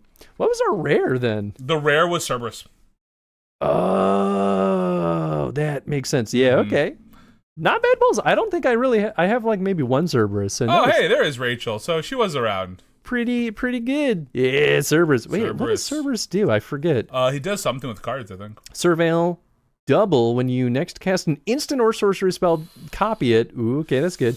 And then triple when you next cast an instant or sorcery spell this turn, copy it twice. I think I have that in my commander deck for VV. Baby, this is great for my wizard deck. Ooh. I've been lost in the cables. You lost in those cables making that sweater. How's that going? How's that sweater? Jeff, thank you for that redeem. Great Appreciate redeem. you, my friend. I had a really nice pull. I don't know if you saw that text I sent the other day, but I pulled like I think I put 3 rares in one of my Final Fantasy packs I got. I had Yes, you had the one that was like randomly in the middle too. Yeah, just somewhere in between. And like I already have a couple Furions, but I'll always take more Furions. Furion is, Final Fantasy 2 will probably always be my hot take for a Final Fantasy I love for no good reason. Because it's really a strange game. Cloud's not a waifu unless he's wearing his wall market dress. You know what? You're right. No, that's just that's just a waifu going out for a date, right? You gotta also understand that your waifus. If you don't love your waifu at their worst, you don't deserve to love them at their best. They're allowed to have their pajama. Everyone needs their pajama days, right? But Chris won't be able to see me when I'm wearing it extra camo. Chris won't be able to see it. That color. He don't know how that color works. It's true. You'll just disappear. He'll just be like, where are you? Also, welcome on in, everyone who came over with Tom. I didn't give you the spiel, but if you've never been here before, we do chronostreams. We're playing through every single Dragon Age game in chronological order. And we're on the grand finale game. Grand finale. And it's so nice. I haven't been back in... I was talking about this earlier on stream, but I haven't been back in the chair in so long. I think I was doing the math with Chris, and it was Extra Life. So my last time here was, I think, one of the last streams in the studio. Yeah. I don't think Extra Life was the last studio stream, but it might have been. No. You saw a handful more after that. But what was the last one? I think it was God of War with Eddie. Oh shit! Fuck, Eddie got to be here, man. Yeah. Well, and he got to be one of the first ones in the new studio. Yep. Fuck me. Well, I'm just a used nothing. That was your choice. That was my choice. Well, I mean, we're also. It would have been very hard to have done the because I wanted to originally come for all the end of the TTRPG here. Yeah. I don't think that would have worked here. It would have been too much going on. Yeah, it would have been pretty tough. Yeah. I agree. Yeah, but been a little too much going on, and that's all right. But yeah. So it's good to be back here, and I think that's why I'm in such rare form today. My comedy is just at its all-time high. The quips are on point. You guys are really in for a real treat here today. The comments are as ruthless as always. I mean, those are the quips. Or more I'm ruthless. About, more ruthless than always. I don't know words. Tony's on his A game, which for most people it's their F game, but someone has to be the bar that gets set here, and that's me, guys. That's right. That's me. Someone brought salt today. Yeah. I think my favorite part though of that comment earlier was just the 3 dams I saw in a row. I was like, oh yeah, I guess so. Well, it's because you didn't register it as ruthless as the rest of us did. As it came off. Hey, thank you so much for the follow. Appreciate you. Oh, and also Baratheon energy. I'm here for that. Yeah. What are we clearing out? Hello, Davian Baratheon. Ooh, that rhymes. How many channel points do I need to redeem to have Tony be in character as Torek? I mean, I'm not against that. We can add that as a channel point redeem. Just get Torek's Torek gets pulled into the fade, and somehow that ends up being the co-host chair of a Twitch stream. So funny though. No context. I think it was really funny to reference the fade in the end. Ooh. Hey. Oh, wait. You're a pink pony girl and you dance at the club. Oh mama, I'm just having fun. On the stage in my heels, it's where I belong down at the Pink Pony Club. I'm gonna keep on dancing at the Pink Pony Club. I'm gonna keep on dancing down in West Hollywood. I'm gonna keep on dancing at the Pink Pony Club. Pink Pony Club. I love that song so much, but man, how weird, because my brain wanted to put it in rhythm, and I'm like, wait, the voice can't do that. The voice can't do that. It's not capable. It's funny how I have a Game of Thrones profile. I hope it's because you're about to say because you hate Game of Thrones or something.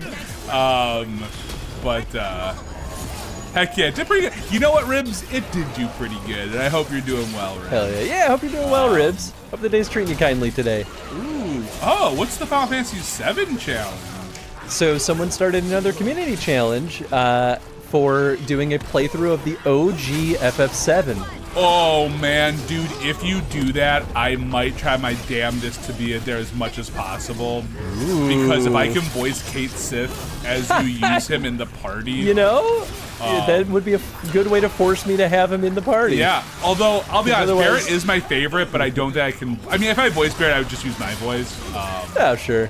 Barrett's always gonna be one of my favorites, and I will say, I think one of the best things, and at first I hated it, and there's a video of me complaining about Barrett's look in Rebirth from our YouTube days, because that was when the trailer came out for Rebirth. I think it was still YouTube days and not Twitch days. I don't remember, but I think we did a reaction to it, and I remember I was not happy with Barrett's look because I feel like they just gave him the weird sunglasses look.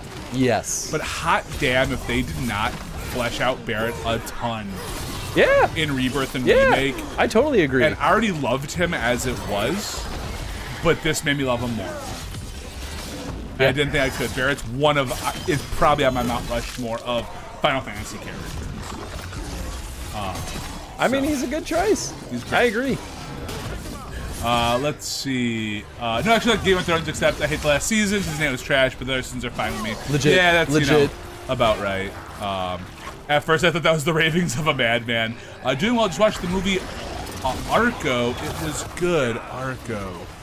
That is that the one where it's like that medieval anime? Is that the one? Let me know if I'm wrong on that, Ribs. I might be thinking the wrong thing.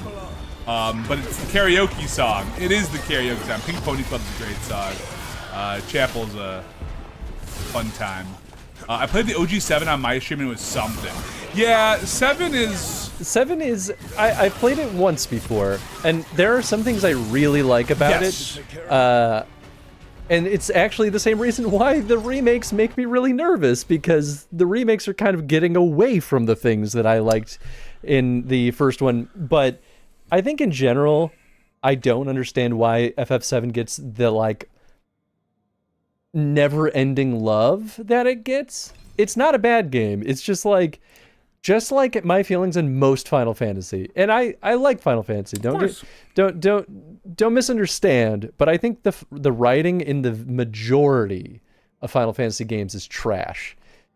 Oh, absolutely. And 7 is very convoluted, right? Like 7 has really great bones of an idea. Like really, if I look at 7 as who I am today, I'm like, that's about right? You got freedom fighters, you got people who are fighting against a tyrannical government. It's so good until you leave Midgard. Once you leave Midgard, you just lose. Like the train leaves the station. Yeah, and there's some other really good stuff. Of course. Basically, the stuff that goes on. Story is fucking. Honestly, the stuff about Cloud, like Cloud's actual story is really good. Interesting, yes, but but the Sephiroth stuff does get a little crazy too. And even just the greater world, like everything outside of Midgard is just a wild hodgepodge. Yeah, it almost feels like they lost the thread of like. Yes, and I think but in my opinion, I think Rebirth is doing a better job of making the worlds look less hodgepodgey and making it feel like it fits in from everything I've played. I've not finished Rebirth yet. That's why I'm excited to play Rebirth at some point. I think it's very good. The thing I'm running into, though, is that they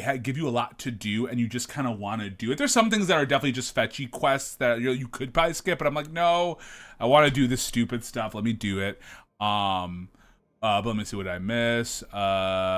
FF7, made Barrett better. Yeah, Barrett looks like Mr. T from A-Team. Well, I think he was designed after Mr. T. Agreed. And he was very much a caricature in OG7. Yes. I just loved his gun arm look, and I mean, again, he was also the leader of Freedom Fighters, and I thought that was cool as hell. But they lose that thread I feel like they lose that early on too. I think 7's still like it stands up, and I think the reason I think it still stands up as like a playable game. I think the reason why though people gave so much love to it is because of that graphical, like that leap from 6 to 7. It was big for its time. Yeah. Just in the scope of Final Fantasy games, it's not that amazing in comparison. Like I did have a breaking point with 6 the other day where I was like, fuck this game. This game sucks ass and I hate you. Oh, what did it? It was the Magic Tower when you fight Magi Master, I think is what it's called. Yes. I was like, fuck you for... I wonder if we had trouble with that in our playthrough. I think we probably did. We definitely did. That's the thing with it. There's no way to not have trouble with it because they don't tell you. There's no reason to think that he's going to just cast Ultima the moment you kill him. And he takes if you don't have Flare or if you don't have Meteor, he takes so freaking long to fight because it's a random guess as to what he's weak to. And it just sucks. And then the reward for finally persevering is Ultima and he kills your entire party unless you cast Life 3, which also they do a shit job at telling you that Life 3 will re-res your characters. Yep. Like, I had no idea that's what Life 3 did. I just thought it would heal with more, or raise you with more life. Yeah, resurrect you with more life. Yeah. So my issue with FF6 is that it sucks at communicating sometimes. And that's the problem with a lot of the early Final Fantasies too, though, is that they're just like, they don't always, they want you to take that leap and be like, well, you should try this, and which I get it, right? As part of making the game a little bit longer, giving a little more depth to it, be like, oh, we'll try something different, but it also can be extremely frustrating if you beat the boss and then it kills you. Yes. That just feels bad. Don't get me wrong, I still really love FF6. I just was like, man, it is unreasonable. God damn. Hey man, it's just like, I mean, I love FF9, but I'll always be pissed at how they do the, what's it called, the trances, how you can't, like, control when it happens, and if it happens at a lame fight, you're all of a sudden like, well, I wasted it. Or, like, if you get it right at the end of a fight, which could happen, you waste it. And you're like, well, why am I wasting my superpower? Yeah. Like, at least with limit breaks, you could choose when you were doing it. Yep. And then, what is it? What's it called in Final Fantasy X? Is it Overdrive? Is that what it's called now? And yeah, Overdrive, I think you can also save it. Yeah. Why did 9 decide to break the mold? In a bad way. Why did it bring me here? That's the last time you saved? Oh wait, maybe is this where I was? Oh, yeah, I think so. Oh, okay. I think you broke one more of those things and the dude popped out of it. Didn't he? Nah, I don't remember. Yeah, okay. Wait, do I gotta do all that over again? Yikes. Big yikes. Big yikes. 23. Well, there's something feels different. Am I not doing this quite the same way? I don't know. I've lost all sense of anything. I remember you doing this. I remember you grabbing that wood. Really? Oh, okay. I think so. I'm pretty sure you grabbed that pile. Maybe I was just an autopilot when we were doing it before. We were also chatting. Yeah. I won't distract you this time. I'll let you just kick Erasmus's ass, whatever the hell his name was. Nah, you good. Erasmus Reborn. In FF9, I can never figure out how to level up the speed stat. I don't remember. I'll be honest, I don't know. Yeah, no, you're right here. Because this is where the guy popped out. Yeah. I think. Yeah. No, you're right. Yep. Here we go. If Mario just popped up. Can you imagine? I think I would die. I would die. Whoop. Although I do have to do a playthrough of 9 where I get to to whatever part in the game it is within 12 hours, so I can get Excalibur 2. Oh hell yeah! All right, let's see. This is a spicy meatball right here. Oh shit! Well, that's not nice. Gotta move. Thanks, Davern. Once again, telling us exactly what we needed to know. We had to move there. Real champion of the people. Whoop. Ow. Ow, come on, man.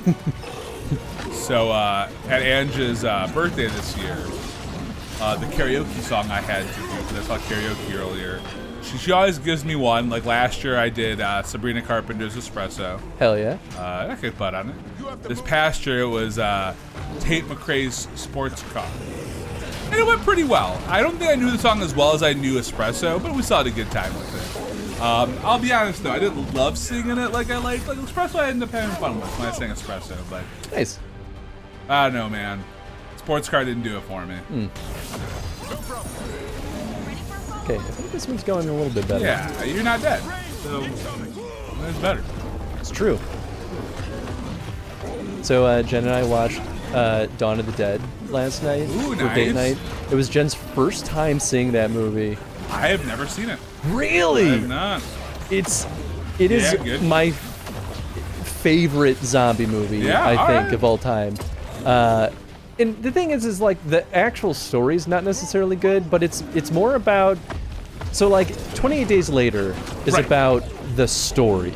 There's like there's good writing. Yes. And that's what makes it. And there's a mystery behind what the hell's going on at first. When you first go into like, the fucking church or whatever, you're like, oh no. Yes. Yeah. Dawn of the Dead is less about the story than it is about the setting. It has a story, right? But like that's not what makes it compelling.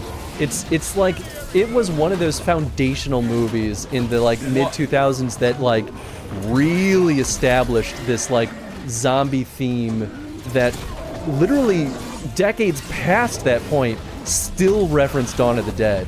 Yeah. It was so foundational. It's crazy. Oh yeah, and you'll never not like. That's what those things are with those movies, is that they're there for that foundational purpose, right? Because someone has to be the one to do the thing. Yeah. That, you know, maybe at first, yeah, sure, maybe like you said, it's not the most narratively intense thing, or it doesn't have all these big dramatic beats the same way, but it has that important DNA that everyone else is like, no, this is great. Yeah. This DNA is important. It's important to understand those things, right? Speaking of 28 Days Later, I don't know if I've told you, but I finally caught up on all of them. So I've seen all the 28 Days series now. Jen and I are going to start watching through them pretty soon. I think I've already said it, but goddamn Bone Temple was amazing, and I really think you're going to enjoy Bone Temple. It surprises me too, because anything I've seen about Bone Temple I thought looked like absolute dog shit. So dude, I'm going to tell you right now, I will give it a shot. It's got a lot of heart in it, and I think it really plays to human nature in such a fun way. And there is one scene in particular that, even if maybe you don't end up liking the whole movie, sure, I think there'd be one scene you cannot deny is just wonderfully batshit crazy, and it's great. Nice. And I think you'll be here for it. So when you get to it, let me know. When you get to Bone Temple, I will once again throw out there, 28 weeks later, it's just an action. It's an action zombie movie with not a lot of great story in that, but once you get beyond 28 weeks, the rest of them are fucking phenomenal. It's really nice though that they managed to recover from that. I mean, they also took decades, 12-year break, or a decade, I think, maybe more than that, 14 years. I don't know, because I think that movie was 2006. Oh, maybe it was almost. Yeah, I mean, I guess it's like 18 years probably. Yeah, because 28 Days Later was 2002, I believe. Yes, and then I think weeks later was like 2004 or 5. I don't remember. I'll have to look it up. It might have been 06. Let's see. I'm ready to go again.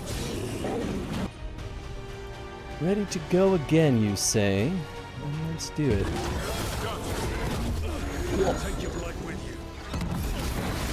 Oh, we do. Nice. I will. Champion Essence. Oh, it's 2004 for that one. It was one of these guys. I will throw it out there. I think it was a 28 weeks later was 2007. That was the second one. Okay. Weeks later was 2007. And days, let's see, 28 days was 02. So yeah, 02, okay, I was 07. Right. Years later was just last year because it was a very small break. So you're talking 2025. The 28 series is incredible all the way through. I mean, you know what? I might back you up on that depending on how I feel. What? I'll throw out there, man. I mean, again, maybe it's because I watched them all back to back to back, so I have a very different feeling on them. The first one is fantastic. 28 Days Later, I still think is the best in the series. I think it did something so interesting. Oh, I think yeah. It's, you know, anything that comes after, it's because of that, right? For that series. I agree. Weeks is one where I'm like, it was fun to watch. There's not a lot of like, it just feels like it doesn't matter. Sure. And I think that was the worst part about it. But very much what I love about the 28 Years Later movies, which again, I won't spoil anything because I haven't seen those yet, is that they are so interconnected. This is like truly like two movies that you have to watch both. I think they feed off each other so well. And whatever because I think the Years Later is a trilogy. Like Years Later on their own. There's going to be 3 28 Years Later movies. And I'm very excited to see what the third one's going to be. Nice. Watching Weeks Later, I was just like, it's It was fine. Yeah, Dead Rising is 1000% based on Dawn of the Dead. Oh, absolutely. Jen was like, it literally is Dead Rising, because they were watching my playthrough of Dead Rising here and there, and they're like, it's the exact same thing. And I'm like, yeah, it was basically them being like, yeah, we can turn that into a video game. We can do that. I mean, it's great. It's a great idea for a video game. Yeah. It works out really But nicely. that's kind of what I mean about Dead Rising being more about the setting, because it's so easy to put any characters in that setting and it be interesting. Oh yeah, no. I mean, it's why The Walking Dead is, what it is. Although I will say, I don't know how the years work out, but The Walking Dead, I'm almost positive it had to take something from 28 Days Later, just because of how 28 Days Later starts. Sure. Unless, does Dawn of the Dead start in a hospital? It does not. Well, technically yes, but it starts closer to The Last of Us. The Last of Us, the intro of The Last of Us is a direct inspiration from Dawn of the Dead. Which Dead. also makes a ton of fucking sense. Yeah. So again, not super big spoilers for 28 Days Later, but if you haven't seen it, you really don't want to know a lot about it. I don't know, give me like 5 minutes here. But basically, the way 28 Days Later starts, right, is you got Killian, right, waking up in a hospital. I always forget that is Cillian Murphy. Yeah, Cillian Murphy, right? Fantastic. With not knowing what the hell is going on. Yep. It's a great start. That's how Walking Dead starts. Rick wakes up in a fucking hospital, not knowing what's up. But like, I think the years are really interesting because I think they almost come out in the same year. So I wonder if it's just coincidental. I loved The Walking Dead a ton too. I really liked the comic series. I wasn't as big into the show. And Richard, I know you read a lot of the comic too. The show was dog shit, and I will die on that hill. The comics are fucking top tier. I think the first season was really good because they kept the blueprint of the comic for the most part. No. Until they did. No. Until they didn't. The first season, I was out by episode 2 or 3 because of how much they changed characters and changed critical elements of who characters were. Just like I got burped. Oh no, you good. They made Rick an asshole, like out the bat, and not a likable asshole. Yeah. So I mean, Rick is kind of an asshole. He is, but like Rick turns into, because I want to say it was the first like 2 or 3 episodes. It was up until the CDC thing. Once the CDC thing, they jumped way out of that world of like what the comic was, because I don't even know if at any point in the comic, because I fell off the comic around issue 120 maybe 118. I think that's when I stopped reading it. Ooh, Fade Touch. That's pretty nice. That's very good. Okay, let's do that. Chris and I are in accord. Hell yeah. Yeah, but again, I say go back to those first couple of episodes, and I think they are almost identical to at least the beginning of the book. I still disagree. I'm saying give it a shot. Have you done it in a long time? Check it back out. End of episode 1 has Rick surviving in a tank. Oh, true. For no fucking reason. And Rick survives in those first like 2-3 episodes. Everything is based on luck. Everything. And not to say that luck is not a component in the comics, but like Rick survives, and most of the characters survive by making sacrifices. Yeah. That is not how it plays in the show, at least from what I saw. And then I always remember, though, because what was it? What's his name? Oh, shit. He was such a great character, and he had such a cool arc, but they didn't do him on the show, or didn't do him super well. He was the Hammer. Why can't I lower this? It wasn't Tyrone, because I think Tyrone was from the show. Oh, I have to hit it. Okay. Who was it? Fuck, I don't remember. But, I wasn't, like, after the first season, I think I watched one of the first 2 seasons of The Walking Dead, maybe the first 3. That's way better than I could do. Well, because I was still interested to see what they were going to do with it, because at that point I was like, all right, man, they're doing their own thing. Let's see what they do. Yeah. And I just kind of fell off because it wasn't nearly as interesting. I thought Herschel wasn't as interesting. I thought like really all of the characters did not feel as interesting as they did to their comic counterpart. Yeah. All of this, by the way, was a deviation from the quest that we actually were on. Was it really? It was me being like, oh, I haven't been on this part of the map. Oh, no shit. You know what I'm thinking? Maybe I'm thinking it was the first episode. Felt like the first issue. Because I watched, because all I remember is I watched out of the first 1 or 2 episodes at a buddy's house, and then he let me borrow the first volume. And I remember reading it because the show, the first episode or so maybe I'm flipping my things around because I watched the show first. And I don't remember how many episodes it was, but after we watched them, and I was like, that's really cool, my buddy was like, I've got the first volume of this. And so I read it. And then I kept reading it. Sure. But the first issue I think I owned properly was issue 100. I had interesting.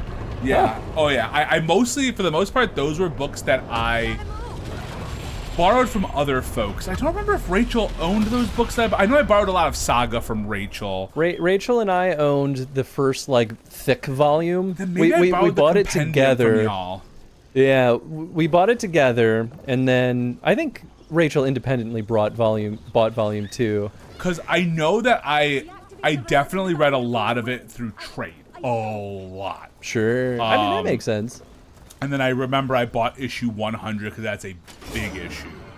Like, that was another big status quo change. But yeah, then I just kind of fell off because like I still have a bunch of issues up through like 130, I think, or I don't know what issue. Maybe not that far because I don't remember when the series ended. But I had a pull list, so I was still getting it, but I just stopped reading it because I got busy with life or whatever. But goddamn, dude, Walking Dead the comic, I always recommend, like, if you want to read, it's really good, a fucking beautiful comic. Robert Kirkman in his prime of writing. And if you want other good works by Robert Kirkman, he does the Invincible series. Yeah, I've heard Invincible's really good. I haven't gotten off my butt on that one yet. You know, Kirkman likes his gore and likes his blood and likes his violence a lot. So if that's not your cup of tea, then maybe don't check out Invincible. Walking Dead, it felt more earned. Yes. Yeah. In Invincible, I just feel like they just want to beat the shit out of things. So. Yeah, it makes sense. Which with that Walking Dead, there's no Death Stranding. I don't know Death Stranding well enough to answer that. Yeah, I have no idea. I have to talk to him once I return to camp. It's so odd. I've seen relics like that before. I know how they work, but this one, it was wrong. Yeah, I never played Death Stranding. Maybe it was just the first episode that was the same as the comic. Maybe I'm looking back with rose-colored glasses. It was at least close. Except in how the first episode ends. With the tank. And then, yeah. And you know what? That's probably why I kept watching for the next 2 episodes and then was like, why are they changing everything? By the time the season ended, or when they got to the CDC, I was like, I don't remember that happening in any of the issues I read. I don't think they ever went to the CDC. But also gave us John Barenthal, which that dude is so fucking talented. He played Shane. That's the thing. Shane, I'm pretty sure, was out of the party pretty early. Oh, yeah. I mean, his thing is bad. Yeah. That's what I mean. Like, because you get actors that you want to keep, and I don't give a fuck. You don't fuck with the integrity of the story. I don't give a shit. I definitely agree with you on that, especially when it comes to books that are where it's not the superhero world where they just keep building new continuities all the time. Like, for superheroes, I'm a lot more forgiving because I'm just like, there's so many fucking stories out there. Yeah. So cool, make your own version. But for something like when you're basing it off of a singular story like that, it's like, well, if you're gonna do it, man, do it right. Yes. That's also the same thing like Invincible. It's like, yeah, they're not going to change a lot. They're also doing an animated version, which I think is a lot different than doing a live-action show. Yeah. I agree with that.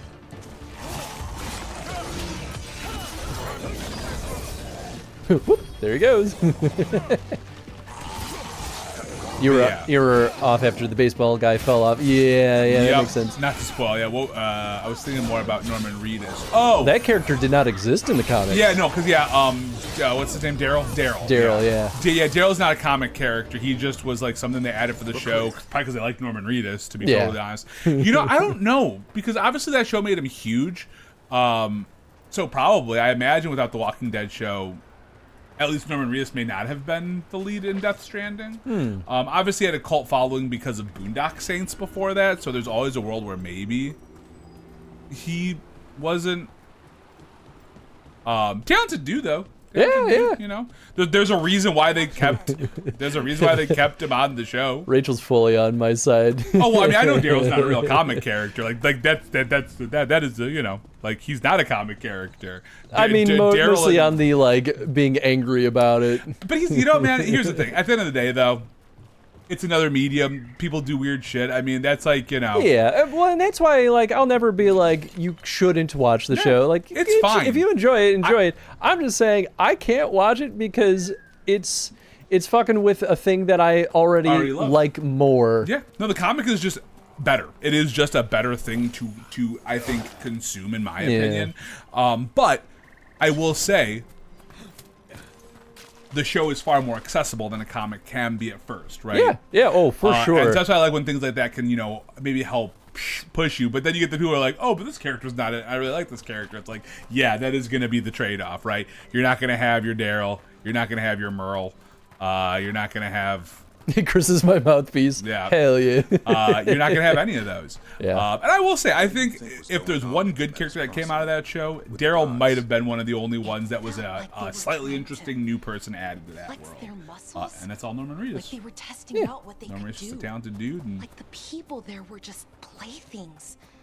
Morrigan called it a show of force. But I truly did not care about, what, Carol, I think was her name? That was the person that kind of, they're making Daryl's love interest, I think. 'Cause I think they got their own show. I think those two have their own show. They have their own show, and then the person that plays Negan and, what's her name, Maggie, have their own show, too. Interesting. Yeah, there's some spin-off shows that happened. Oh, yeah. If there's money to be made, they'll do it. Hey, man, if you got the money, right, they'll fucking throw all that in there. Most of your friends, but one didn't make it. Oh, no. I'm sorry. We all know the risks, but it's still difficult when someone gets hurt. There's one last relic out there we never found. If you come across it, be careful. I think someone's meddling with the magic in Arlethan. I'll try to be safe. Ooh. Putting all my money into a Firefly reboot. You know? Oh, man. I mean, I don't know. God. I'm not. I'll be honest, because Joss is just a shitbag. Yeah, I don't have that, like, it's tough.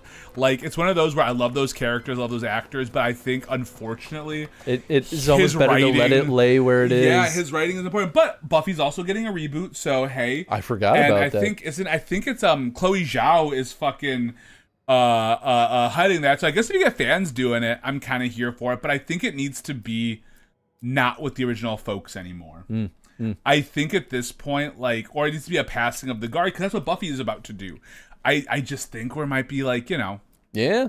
But there could be something interesting watching, you know, them doing their thing. Yeah. But I think some kind of handoff, you know, and a career that really cares about it, because it's still crazy to me that Chloe Zhao is involved in the Buffy reboot, because she's a fucking, you know, Academy Award winning director. And she's like on this trade, man. I think she's executive producing, if I'm not mistaken. Oh, cool. Never got into Buffy. I really loved Buffy. I watched it a lot growing up, and I even started burning through it with Jen. But Jen and I fell off when we just were exhausted from Buffy being a pissant for 2 seasons straight. Oh, is that after she? Yeah. We were just like, all right, I get it. You're a fucking whiny teenager. I'm so tired of this. Yeah. The reason I watched Buffy was my mom loved Buffy. My mom absolutely loved Buffy, and so that was one of those shows where it's like it was just enough where it was a crossover of things that like we liked with the supernaturally things, and she liked with like, you know, she just likes shows. And so yeah, we watched a lot of Buffy together. And I'll always remember I probably watched the musical episode like a million times. And most of those guys can't even sing. Like 3 of them could. Yeah.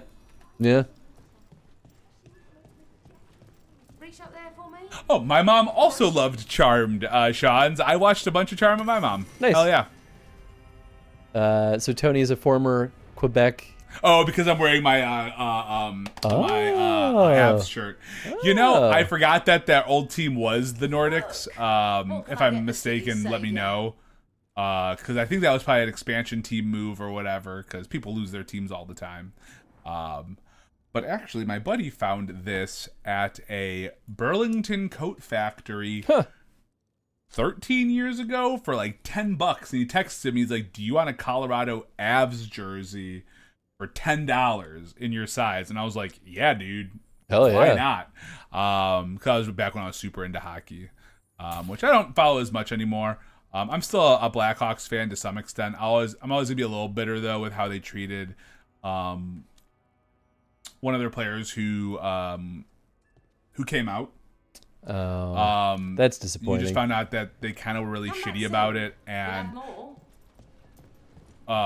unfortunately, this person was abused, and the abuser was essentially not fired exactly, but like was moved to a high school to do the work they did. Like, and it's like, why would you put someone that you know?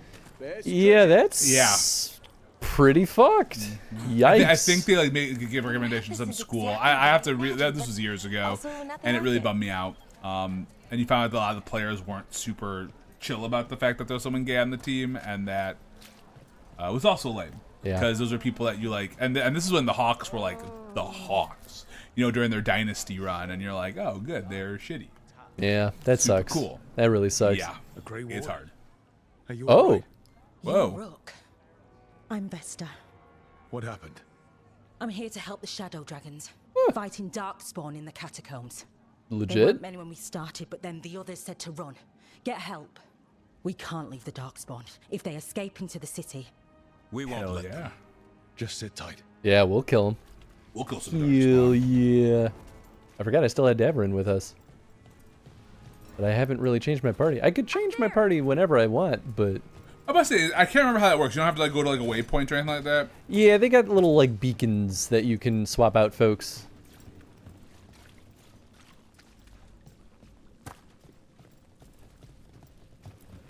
Oh, we gotta pet the cats. Although I gotta throw Rachel some huge props, because she let me borrow what may be one of the best comics I've ever read, which is Saga. And oh man, it's that good? Saga is one of the best. And I don't know if Rachel's still listening. I know you're probably like knitting at the moment, but like Saga, hands down, maybe one of the best comics I've ever read. If you're into the whole like sci-fi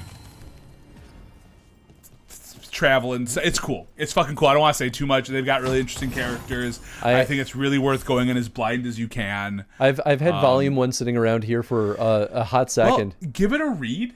And if you don't like it, then you can stop there, because it just goes deeper off the deep end as you keep moving, and it's great. You know what really angers me is the casting of Jared Leto as Skeletor.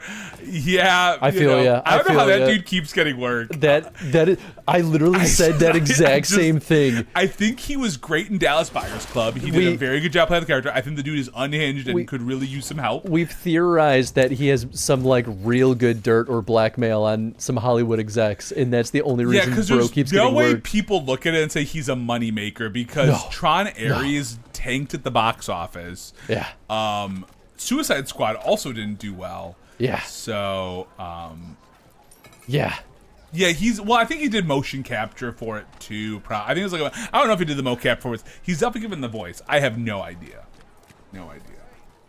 It's crazy though. Absolutely ludicrous. Yeah, it's insane that dude keeps getting work. But again, Dallas Buyers Club, he is fantastic in it. Like, I know he's one of those weird, like, I get really into character things, and like I sent Dead Rats, and hopefully, you know, that's about the worst it got, but I don't know. Demons. And, okay. He was also fun in Lord of War. Is that the one with Nicolas Cage? That's an okay movie, but he was solid in that. Okay. Oh, I forgot that he was in Fight Club. I haven't seen Fight Club in a long time, so it must have been a quick part, I'm sure, but the reboot sequel of Suicide Squad is better. Yeah, you know, I'll be honest, and this is one of a handful of my comic book hot takes that people may disagree with me on. While I liked Suicide Squad, I don't think it was nearly as good as a lot of other folks were making out to be. I think, you know, Peacemaker was cool. You know, he was fun in it. But it just kind of felt more of like gun save. Like it didn't feel like, it almost felt like he was just doing like Guardians of the Galaxy, but with like bad guys, and obviously not in space, right? But like it felt like it was the same blueprint. Ooh, oh. Souls alone as the light left. I was there, less alone. Some fade shit here. You're a spirit of compassion. My own name, but what of theirs? 3 I've found, felled by demon claws, murdered. Yes, it does. A connection I cannot see. I have impressions, but if I learn more, answers might unfold. This one, green against grey stone, rain, nourish, how she watched it bloom, find who she was. Oh. Check this out. Have I shown you this? We have a little remote. Wait, what's that remote do? It's for the lights. Oh, hell yeah. I was like, I guess we look a little bit dark on camera right now, so I'm just going to turn up the lights a little bit. Hell yeah, there you go. Look at you fancy lad. I know. Well, I bought that second light. I did not use our company money for it because I didn't ask for approval. I know you talked about it, but you know we would have said okay, and you know we would have said okay. I know, but I was like, I've already asked for too much. But it came with a remote, and it works for both of the lights simultaneously. I was like, yes! It's so cool! I'm living in the future. You're living in the future. But yeah, no, Suicide Squad, I thought it was James Gunn's most okay of his DC stuffs. And I know that's wild because I think it was well loved by everybody. And I saw it and I was like, yeah, it's fine. And I think that like definitely rubs some people the wrong way because, you know, Hortensia's garden journal, seeds, soil, a little more debt, but I can do this on my own. Whatever else I thought before, I just need time to grow again. The first blooms will be here soon. Everything feels better when that happens. The bright flowers and green leaves are all cheery next to the gray stone. We all need time to grow. Oh, okay. Oh, it's compassion again. She was a gardener. Green against grey, in debt, desperate, but still found hope. There are others. I would know more of them. I must know more. Although there's not spiders in this game, right? I'm pretty sure they took spiders out. They deliberately chose not to have spiders. I feel like spiders is so important to the DNA of Dragon Age. I know that sounds silly, but like... No, I'm with you there, man. We talked about this during our Inquisition playthrough. We did, yeah, folks were mentioning it, and I was like, weird. And like, because so many games offer the option to turn off spiders, you know? Just do that option. I mean, you have to replace it with something else, which is a lot of work, but it's... yeah, I don't know. Yeah. Like, I think they were really hedging their bets thinking that this would be like a new entry point for a lot of new players. And that's why you would make that choice, right? Like, if you haven't played the earlier Dragon Age because there's spiders, maybe you'll play this one because there's no spiders. There's no spiders. But here's the thing. This is a direct continuation of the story. Yeah. And I don't think this story makes a lot of sense unless you've played at least Inquisition. It doesn't make any sense. Like, the beginning of the game means nothing. Yeah. Inscription at the Wall of Light. For those lost to us throughout our glorious history, whether claimed by victory, tragedy, or the ever onward march of time, I'd like to remember the dead. May they shine in eternum. Sign in my butt. But I didn't hate Morbius. It was just okay. I never checked. So like, as much as I love my comic stuff, there's a lot I'm behind on. Like, I usually avoid any of the like. Did you read the hot take out loud, though? Yeah, my hot take of Jared Leto was he should never stop singing for movies. You know, I think there's a world you can do both. I think Dallas Buyers Club, once again, fantastic role for him. Won him an Oscar, you know, and whether you're into the award shows or not, and whether like they're all political, there is some level, but like you still have to be good to be in those categories, and he was damn good in that movie. He just wears his crazy. I liked it. I'm sure if I go back and watch it now, I'll probably have some problem with it since I haven't watched it since it first came out. Was that 2010, I think, maybe? But it was good.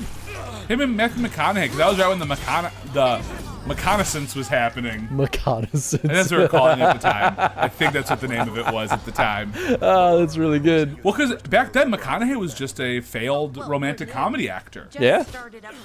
Yeah. And then it just started working for him. Yeah.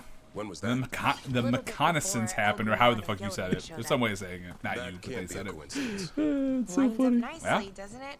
Well, not nicely, but it lines up. Does it lines up? Does it lines up? The reconnaissance. Reconnaissance, man. It's a real thing. People are funny. Well, because I think he won his Oscar for that. He won it for Interstellar. I don't remember which one, but his acceptance speech is insane. Absolutely batshit crazy. Where he's like thanking his future self for being his his hero or mentor. It was like very McConaughey. And you're like, yeah, dude, you're a nut job, and you know what? That's all right, man. Just want to thank my future self for being a charming individual and being my future hero. All right. I love Interstellar. You know, again, another hot take from me. I think Interstellar is one of, although there are two movies I think in Nolan's whole filmography that I'm like, these are just okay. And for me, it was, it was Interstellar. Oh no. And it was his version of Insomnia. I think Interstellar is gorgeous, though. I will never deny that. And I think there's some very powerful performances in that movie. But I liked Interstellar. It didn't like blow my mind. Like, I very much enjoyed it, but I'm not like the kind of person who wants to be like, I need to rewatch this once a year because I was so mesmerized by it. Andrew's annoyed at me because there was a couple points where I'm like, oh, I think that guy's about to die. And then he died, and she's like, how did you? I'm like, I don't know, just the way they kind of made him feel important for a moment here, he's going to die. And then I was like, I think he's the dust. And she's like, there's no way you can know that. And then he turned out to be the dust, and she's like, fuck you, dude. Give me the keyboard. What are you about to do? I'm going to recommend one of the best sci-fi movies, horror sci-fi movies, made by one of the worst directors of all time. Is it you, Bull? Because he's one of the worst of all time. Not that bad. I'm so excited to see what you're about to put in here. I have to do some research. Lawrence Fishburne. Okay, Lawrence. I'm trying to figure out which movie you're talking about. Fishburne sci-fi horror movie. Event Horizon. Yes. Oh, okay. Event Horizon. The director is horrible. Just a really, really bad director. How excited you got about that. You're like, give me that goddamn I was like, you all want a fucking space movie to really blow your mind? That's so funny. Go watch Event Horizon. It's body horror, like a lot of body horror. Boy, I don't know if I can do body horror is not my jam. It's a really good movie, though. It's one of those ones where it's like, how did this director pull this off? Because this director sucks ass. I guess who the director is. I'm so curious. I'll look it up later, but I'm so curious. To be fair, I don't know if I've seen any other works from the director. I'm basing that on reputation. No, hey, dude, you know what? There's something. Body horror poggers. No valid companion. Okay, well, I don't know what to do about that. You have flipped companions, I think. I think we just don't have that companion, period. Is that like the period with a T? Yes, that's right. Just had to check. You always need to check. Just to make sure how serious your claim is. Event Horizon, though, is one of those sci-fi horror movies where I'm like, every 5 years, I'm like, yeah, I think it's time to rewatch this. Yeah, right. It has the villain of that movie. I forget this actor's name. The one dude who plays the archaeologist, or not archaeologist. Oh wait. Paleontologist. Talking about Sam Neill. Yes. From Jurassic Park. Yes. The OG. Sam Neill is the villain of Event Horizon. Fuck yeah, I love that dude, and he was so good in what was it? Hunt for the older people. What's that? Like Taika Waititi's movie. I guess I should say, kind of the villain. It's complicated. I'm sure it is, man. Speaking of, I'm excited for the Hellraiser game. Oh. What? There's a Hellraiser game? Why? Hellraiser is not a... I guess it really depends. What is the gameplay? I mean, it's not out yet, so...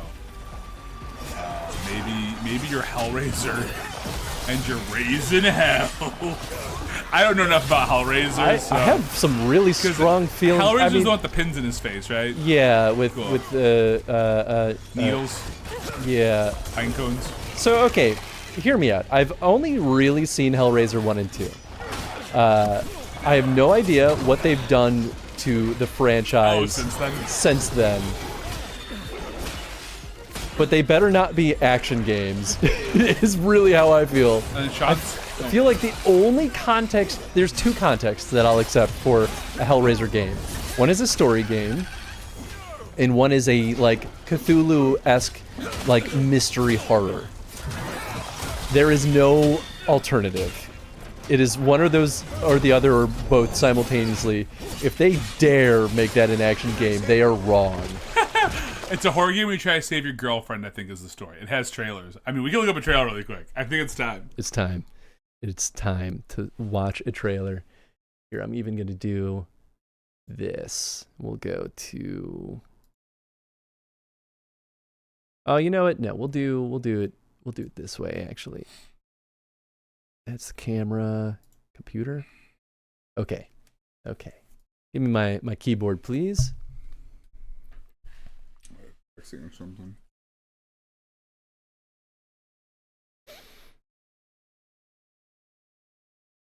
I have a lot of feelings because I really like the original Hellraiser. And I really want to watch the remakes. I guess there were a bunch of sequels.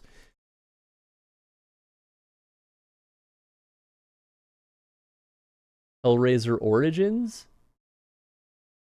Reveal trailer? Clive Barker's Hellraiser revival gameplay revealed. Okay, gameplay is what I care about here. Pain. Ecstasy. Suffering. To us, they are the same.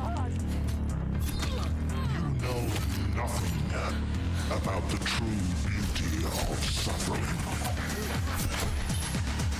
I see your intrigue, your fear, your inability to comprehend these sights.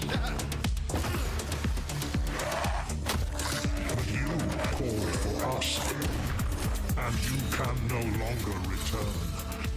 You can only journey deeper into hell and witness the infinite terror within. The reckoning will be transcendent. No, man. No, man. No, man. No. This is not. I don't know what to think of that. No. And like part of me is like, oh, is this gonna turn out to be like you are Hellraiser, but the Hellraiser's there? The only amount of gunplay I would accept is Resident Evil style gameplay, like horror survival. Horror survival. But even that wouldn't actually feel very appropriate for what Hellraiser is. Can't wait for Chris to try out for this game too. Zai sees a game trailer pops and he's here. Why would you go play Hellraiser revival when you could play Clive Barker's fucking Xbox 360 shit ass game Jericho? You go play Jericho on the Xbox 360. That'll be the exact same goddamn experience. Clive Barker games suck ass. But Hellraiser, Clive Barker might be good at making movies. I have the book, The Hellbound Heart, the book that inspired Hellraiser. But like, Clive Barker games are bad. I've never once played a good Clive Barker video game. I like when there are bad games out here. It makes me happy. But here's the thing. Action is not a staple of Hellraiser. It has nothing to do with Hellraiser as a franchise. At least 1 and 2 is closer to an eldritch horror story. True. It's really the foundation of it. Hellraiser 1 and 2 do a perfect job in making a really creepy, like slow burn horror story. There's no combat though. I guess there's a little bit of like bullshit combat in the second movie. I like Zod's shit ass game, like repeating that. You know, but if it's Origins, maybe it's about how Hellraiser becomes the Hellraiser he's raising hell on. It doesn't make it any better. Dude, I don't know, man. I got nothing for you. I hate it, man. What? I mean, because that setting doesn't feel like the normal setting, right? Because isn't Hellraiser normally in like the real world, or I don't know? You know what that trailer actually reminded me of was the really bad Saw games. Ooh, baby, I'm gonna die. Oh shit! Oh, thank you, Tony.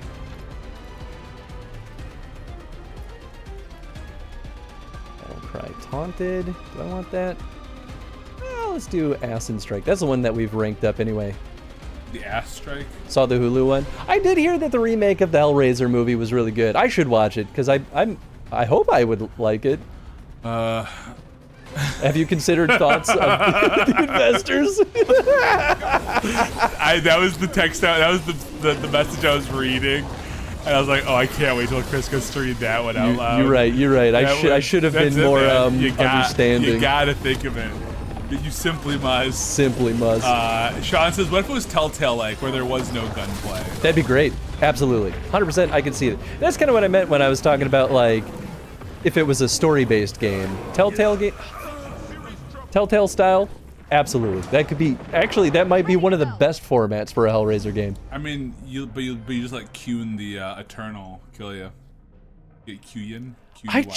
It's so tone deaf. It's so tone deaf. Like, what owner of that IP greenlit that shit? That's what I'm sitting here wondering. Like, I think my big thing is Hellraiser even that big of a deal? I don't know. Like, this is a serious question. Hellraiser, I would say, is not, but it is. I don't mean in a judgmental way. I'm just curious, right? Like, just curious. Here's the thing. I don't do horror. Horror franchises are weird because none of them are really a big deal.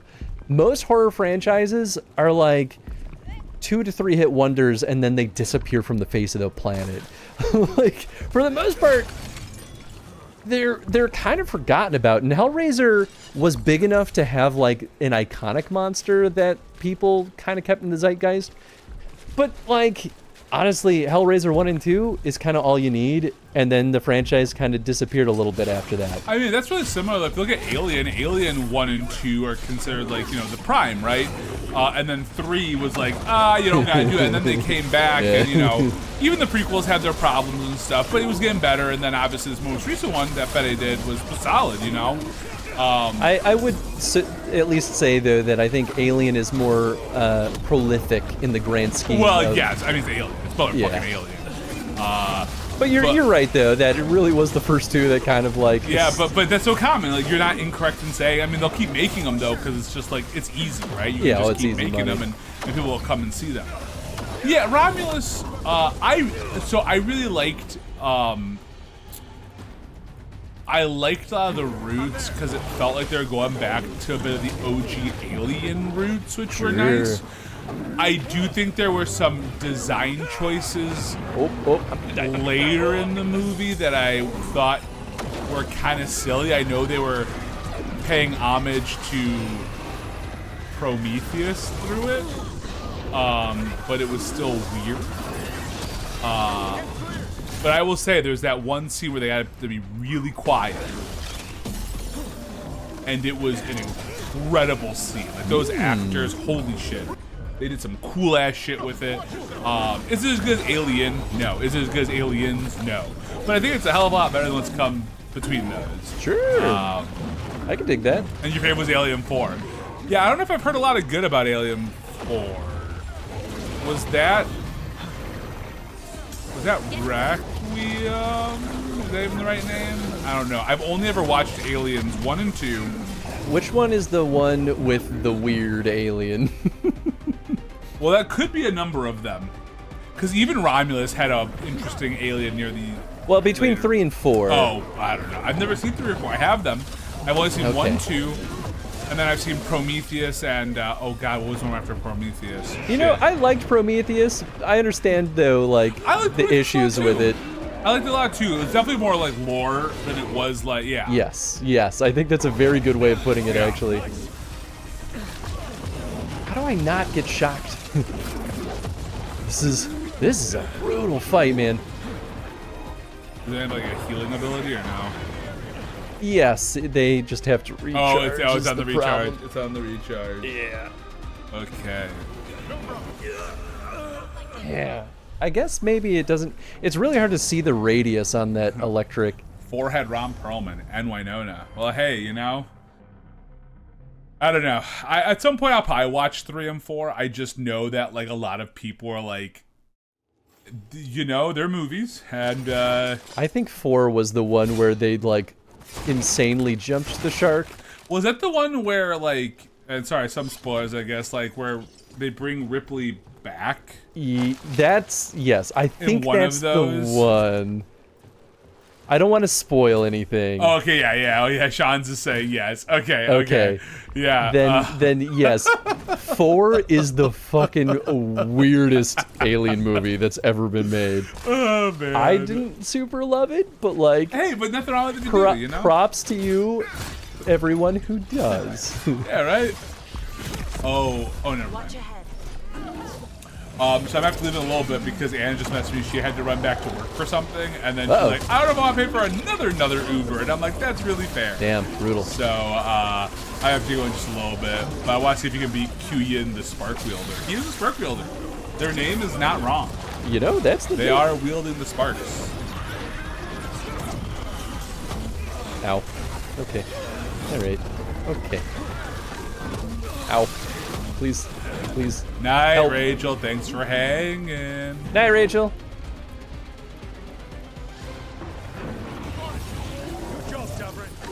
You missed us talking about Saga. Yeah, she might have heard. Oh, I Jesus. heard nothing. Oh, you died.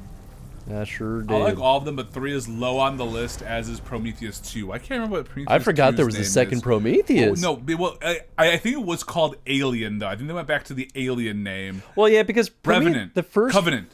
The first Prometheus, that was the whole reveal. Yes. Was that, oh, it's been an Alien movie all whole along. time. Yep. Covenant. Yeah, Covenant's right. Yep. I was like, nope. I'm like, not Revenant. That's a different movie. Covenant. Yeah. Which, you know what? I give them mad props, though, for trying to hide that it was an Alien movie.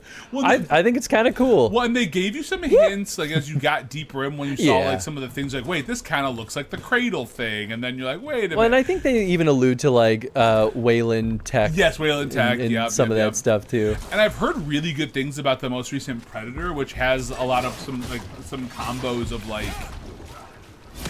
Yeah. Like, I know people weren't digging it at first because they weren't super excited about the newest designed Predator in that, like the lead in that. Oh, that's right. I have yet to see that one. Yeah. But it was the one who basically had dreads. Yeah, and they gave, well, he had kind of a face. Yeah, it's an interesting choice, but like I'm open to it. The thing is like the comics explore that there are a lot of complexities to the Yautja. So like I don't know, we don't get to see that a lot in the movies, but it's pretty normal in the comics. So I don't know. I like the new Predator. Oh yeah, Prey and the Hulu movie. Yeah. Prey was so good. I've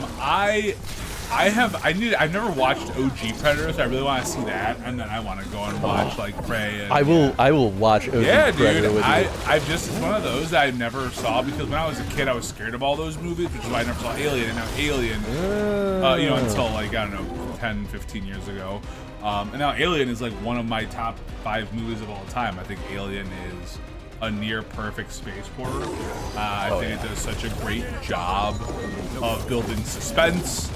And did I tell you that your gift of the Golden Book Alien was one of the top picks from the baby shower? I'm glad you liked that. I'm glad y'all liked it. I was very happy to hear that.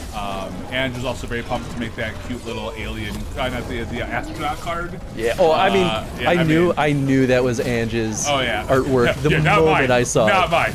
If I could draw like that. The Predator 2018. Oh, yeah. That was the... I'm a liar. I have seen one Predator movie. Oh, no, it wasn't the 2018 one. What Predator movie I saw? Is that the one with the kid? I saw the one that had Topher Grace, where he played, like... Whoa. And it had Lawrence Fishburne. Oh, maybe that's the one. I forgot that I saw that, and I think that is a Predator movie, if I'm not mistaken. If it's the one that I'm thinking of, it was not very good. It was not, no. And they also had, what's his face? Adrian Brody. Yep. Yeah. Oh, man. Oh, wait. That one. That one's Predators, I think. Is that Predators? Is that what that one's called? That's the one directed by Robert Rodriguez. Really? Oh, yeah. That's and it's... You know what, though? There's one major credit I'll give that one. Yeah.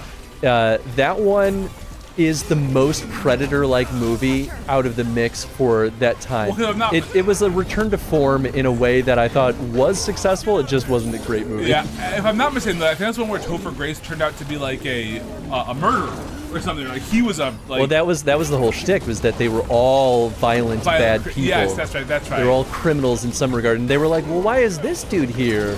And that's the spoiler alert. He is revealed in the end that he's a serial killer. A serial killer, that's right. Yes. I just remember, I don't know why that is, I went to go see that. I think it's because I was working at Marcus at the time. And so I just got all those free movies. That's very funny to me. And so, yeah. I don't remember much about it, but I remember the part where you realize that Topher Grace is the serial killer. Yeah, serial killer. I did genuinely enjoy that movie, but it is not a good movie. I thought it was fun, but I was like, I don't know what's going on because I'd never seen a Predator movie before. It's a good Predator movie. All right, fair enough. Which doesn't say much, but it says something, I suppose. Yeah. That's the funniest thing, though, about the Predator franchise is that most content, not even just the movies, most content in that franchise is not very good. Oh man, so good. Walton Goggins is in it too. Oh, in that Predators movie, that's so funny. I watched that when it first came out, however many fucking years ago that was. Nice, you did it. We sure as hell did. That was tough.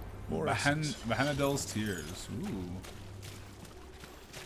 GG. Thank you. Appreciate y'all. Those were some GGs, dude. You handled that one really well that round too, man. Like you didn't use a lot of your resources either, right? I was more conservative with my stuff. That did you well. Sure did. Yeah. The All Mother's Corpse. Although I'm really bummed that I missed on the bids this week, because that mixtape game looks nuts, and I feel like I did forget to bid on. I absolutely did. I did bid on some. I didn't see who won it, but I saw it. We are Final Company. The work will be here forever. Lovely. It's water damage pamphlet. I wonder if it's like a Chantry thing. Probably not. Or it was like red lyrium infused. Oh, also fair. Also very fair. Control. But I wonder if mixtape is gonna end up being kind of like a Balatro style pick. You know, it's gonna do like stupid numbers and. Mixtape was more that story style game, though, wasn't it? Hey, man, I don't know. I mean, it could. Did you like that answer for me? It looked a little too indie narrative, I think, to like really take off in that regard. I think it could still do really well and review really well. But I would be surprised, I think, if it explodes. Sean says, I'll let you know how the Hellraiser is whenever I get to play it. And then Azaz says, I won mixtape. Chris snaked Esoteric Ebb from me. Yeah! I didn't know much about that one, but I was like, this looks neat. You know, I spent a decent bit on last week's bid, and then I totally forgot to check this week. What did I win last week? I won a pretty good one, I think. I don't remember what it was now. I won Bubsy. You did. And you I really thought someone would try to contest me. Listen, I've been trying. I really like Zaz's $0 bid though. Is that the $0 bid? Very funny. I've been trying to boost up Bubsy for a hot second because I genuinely think Fabraz, the developer, is a really good dev. Yeah, for sure. I have at least 2 of his games, Slimeson and not Demon Tides, the Demon. Is it Demon Tithes?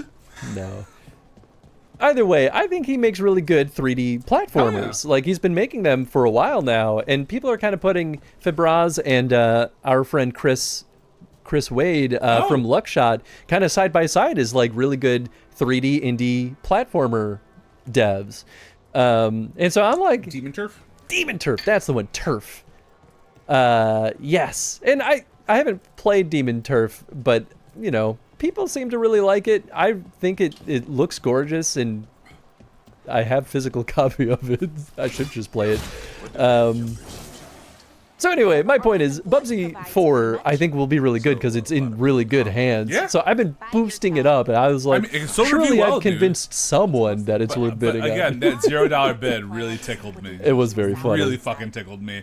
I don't know too much about in this mixtape esoteric either, but it looks neat. Yeah, that was kind of, I remember seeing a trailer for mixtape, so I was like, okay, I know this one's gonna do pretty well. But yeah, Esoteric Ebb, I was like, I don't know, it might be fine. You know, game I really still need to get, like, it didn't review super well, but I'm still, I mean, it did fine. They got like in the 70s, but I really want to get Demon School. That looked interesting. Oh yes, I think it's like right up my alley. It does the Persona stuff, does the tactics stuff. Like, I follow those.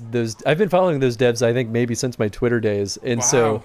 When I saw them posting about it, I was like, this game looks fucking sick. Yeah, and then they were gonna release it when Silk Song came out. They had that day, and then when Silk Song announced, like, well, we're not doing that. Yep.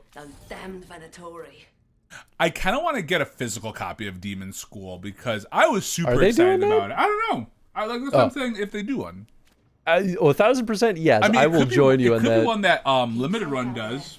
Or that's true. You know, sometimes those smaller indies are the ones that end up there. So sometimes those they're like right on that line where they might get picked up for a physical copy, but also like they might not be well known enough. And I mean, you're right though. Like sometimes some of the really obscure indies do get picked up by limited run, but those devs have to want to do that too. Is the thing, and sometimes it's not worth the trade and profit. That's super fair. All right, I think I should probably head though, because so Angie's have to get like 18,000 Ubers. Obviously, I know you're going to be going for a while still. It's so funny to watch your session timer at 10 hours, because obviously you took a little break for like stuffs. But before I head out, I thought it'd be good to call out some of the things still going on. Oh yeah. So is vote still a good? What was it called? Yeah, exclamation vote. So before I head out, guys, just a couple of reminders that Chris's new chrono vote's going up for post paternity leave. But in the meantime, if you're voting on there and you hit that next button, you're gonna see that there's the Tony Takeover. You can put a game on there. Again, it's a single playthrough game. We're looking at something that lands somewhere between 50 to 75 hours. There's been a handful of suggestions already. Each game gets a vote that you put in there. The list is available on the content creator page, I think, of our Discord, if you want to see what's been voted on. Yeah, I do need to update it. There have been some updates, but yeah. So, because each thing will kind of like similar to Chris's thing, it's not all the sub months you have, but it's just if you're a subscriber, you get a vote, and we'll pull those all on February 16th, whatever that. Voting closes February 11th, and we will pull it on stream during, theoretically, the finale of Dragon Age, the Veilguard. Veilguard, right. On February 14th. 14th. No. Oh, yes, that's right. It's Valentine's Day, but Ange working, so. And I have confirmed with Jen that I am clear to continue the stream. I was like, hey, Jen, so I may have scheduled the finale stream on Valentine's Day. And Jen was like, that's cool. We'll date on Sunday. Also, it means you pound through about all the that was kind of my follow-up argument was like, well, maybe it'll be less crazy on the next day. And I should be here unless something's barring me. I should be here until we wrap up your finale of. I should be here for up to the finale of Veilguard. So you guys will see me back in the seat. So just as a reminder, as soon as the paternity leave officially starts for Chris, whenever that may be in February. Officially, it starts the 16th. If Edwin, now that they've pushed back his due date, he actually will show up later, I might still squeeze in a couple of extra streams. Exactly. So we'll see. But I'll be officially getting started in February. I think the idea is the 21st currently, but we'll see what's up. It just fully depends, because I think that's that first Saturday that happens. I'm looking right now. Yeah, it'd be probably the 21st, and I'll be doing what's it called? Yeah, right.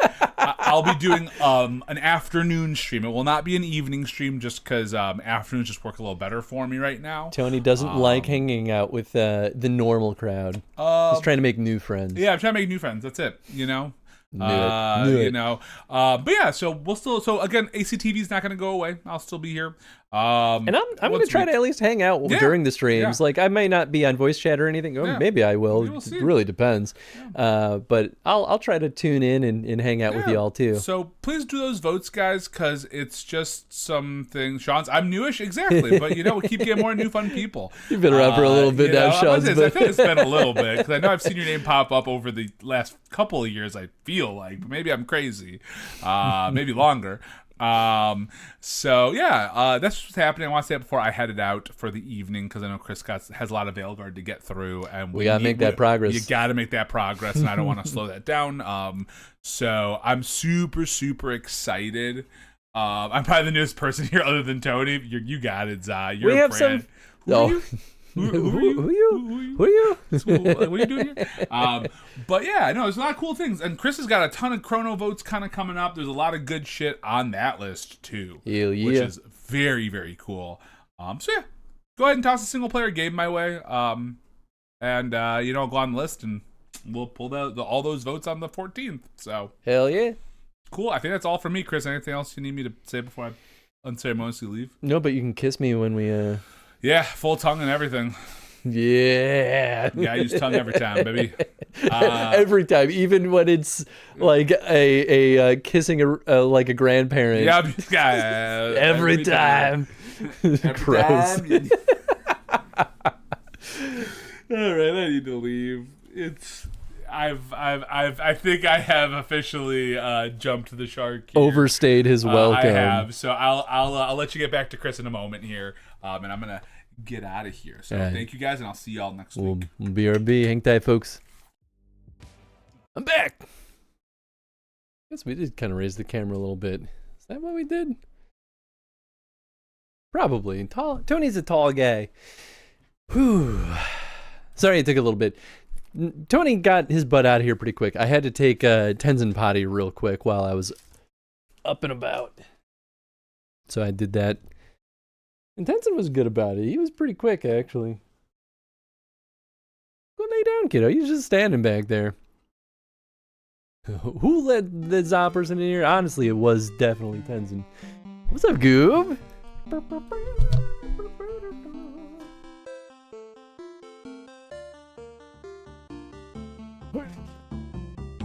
Oh, wait. I don't have my headphones on yet. I gotta hear stuff. We can't finish the story if we can't hear nothing. Well, actually, there are subtitles, but, you know, audio cues. Ah, there we go. Tenzin, why are you just standing around? There we go. All right, Mr. Poo-Poo Platter. I'm going to ignore you now. I've been working on this Topo Chico for like half the day. I don't drink much water. All right, let's get back into this bad boy. Let's see, is this camera okay? Yeah, I think so. I think we're good. The one nice thing about streaming solo when there is no co-host is that I do get to sit closer to the screen. A little bit easier to see everything, but it's not too bad sitting back there. Maybe one of these days I'll buy one of those fancy ultra-wide monitors, and then we'll really just get to see how every single game breaks in ultra-wide. Because no one supports that nonsense. Where am I going? How does someone become a Veil Jumper? Simple. You survive Arlithan Forest. That's it? The energies in Arlithan are wrong. Like, reality got scrambled. It's dangerous. Not everyone can stand it. So if you can, then you've got what never it mind. takes. Sounds a lot like Grey Wardens. Except for the archdemons and griffins. Oh, wish we had a few of those. What is this? It's an appearance. Golden fervor. Just golden armor. Interesting. Well, we like mementos. We're gonna buy that. Or what's this? Bleeding Corvus. Sure. Yeah, you know what? We might as well buy some of these valuable items. I forget how we actually get this resource that I'm trading. But we have a lot of it, so why not?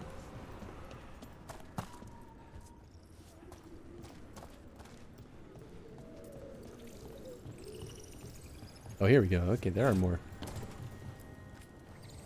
What's up, little wisp? Rare material.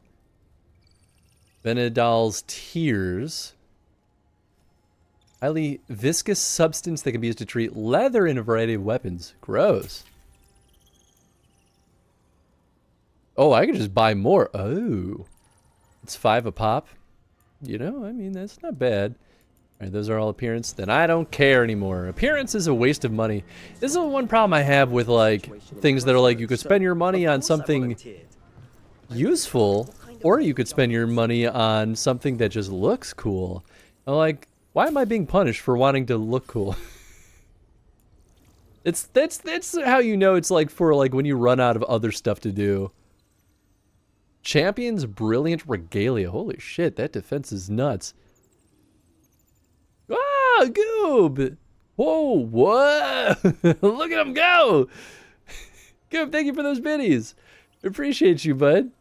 That horse one was something. Fire resistance. And immune to burning. Holy shit. Yeah, sure. 16. Also more defense. My armor bad? Maybe. The horses.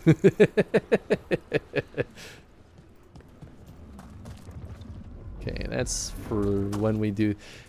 It is definitely a little confusing since it requires specific champions for specific doors. That's fine. That's why the quest pointers pull us in the right direction most of the time.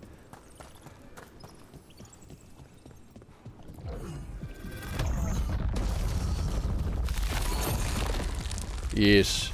Have the orb. Ooh, alright, what are we getting here? They're dug in here. The Venatori must be after something nearby. Let's get it first. Get ready. How did they get past here? Well, I guess they're kind of working with this blighted nonsense. Oh, yeah. What? I'm pulling out the shield. There we go.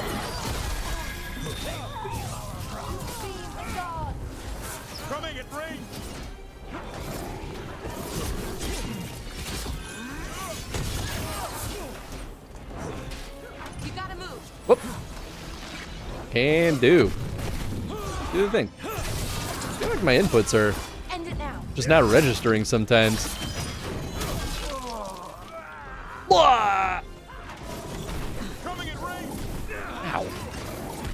Oh my god. I'm trying to like ricochet it or bounce it back.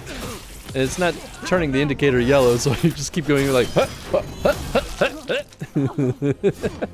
That's alright, we did it. What's this dude at?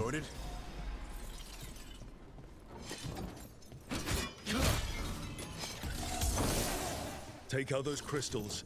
We cut off the power Oh. channeling. The crystals. The lore. Jeff and Tom have really put that in my brain.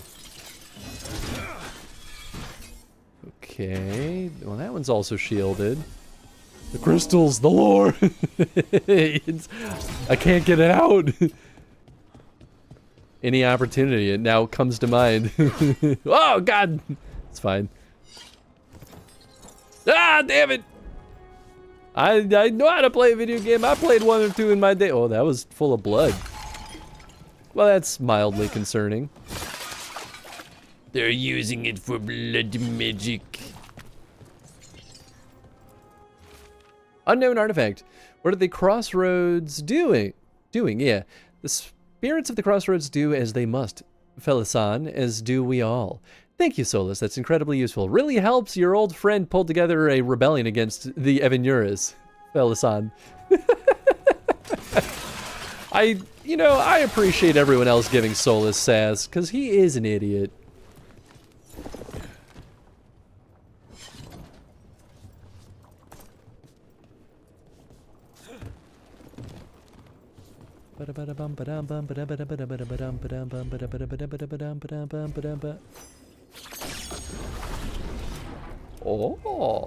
Oh, this is time. Screw that booty. Ooh. Bonus ability damage, detonation damage versus fade touched enemies. Primers last 25 seconds longer versus fade touched enemies.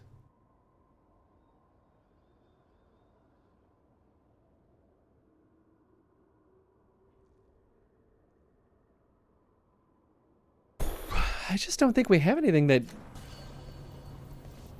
Well, maybe fade touched is a type of creature? Ah, no! I was worried this would happen. It's fine. It doesn't really hurt me that much.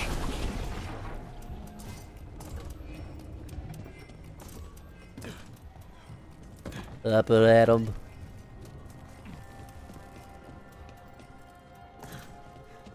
And look at that, a potion. Oh.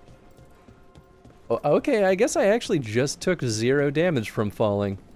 I assumed that it was kind of like chipping away at my health, but I guess it almost feels arbitrary when I could just heal myself between combat anyway. So, yeah, alright, fair enough. Whoops. Okay, so that's locked up. That's a ladder. Maybe I just keep going? No, because, okay. I am missing something. I'm being a dope.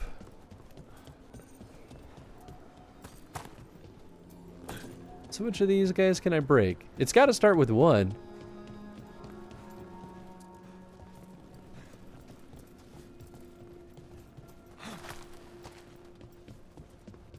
The, one of the other top picks that we got from our baby shower, I should have said it while Rachel was here because she and Nathan were the ones who gave it to me. They got me, well, they got Edwin, truly, a vinyl of Linkin Park for babies.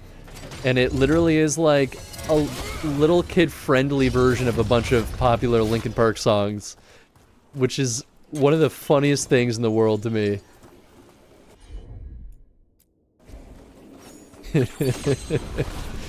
I like couldn't believe that it was real when I saw it. I was like, no way this is something that actually was made.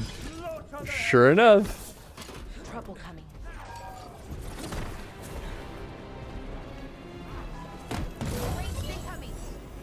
Wanderer's long coat. Well, it doesn't look good. Yeah, it's not very good. Need to keep that in mind when my brother has kids eventually. Hell yes. Absolutely.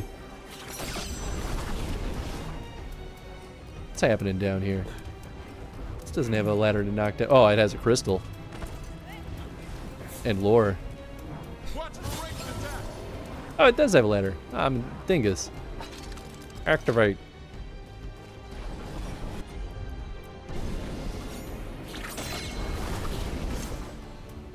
So wait, did they spawn more enemies down there? I don't see anything.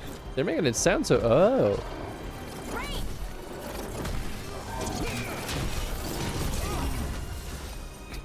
Well, that's one way to do it. Oh, I guess... Whoa, no, I'm... Well, alright, fine. I wasn't trying to go down. I just was trying to kick down the ladder, but I guess we were already there. Not bad, Rook. For a Morn watch. For a Morn watch? What is this?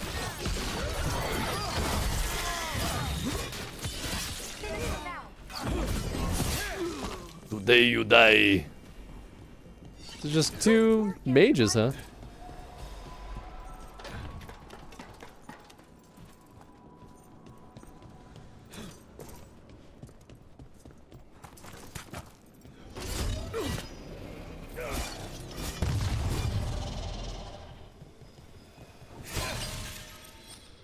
that it? I think so. Oh, something's happening. Trouble coming. There's always trouble.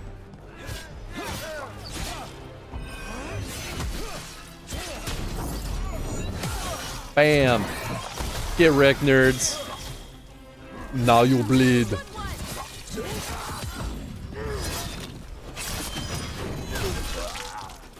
It really just walked in the way of that.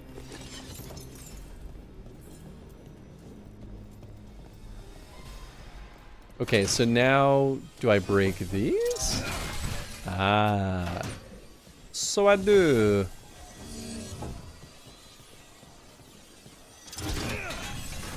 It's another one, and there should be a third one, right? Oh no, okay, maybe I got it. There. Venatori can't lock us out anymore. Get wrecked, nerds. Be ready. Oh! Armor protects against from most damage. Deal bonus damage and breakthrough with okay, I mean that makes sense. Ow.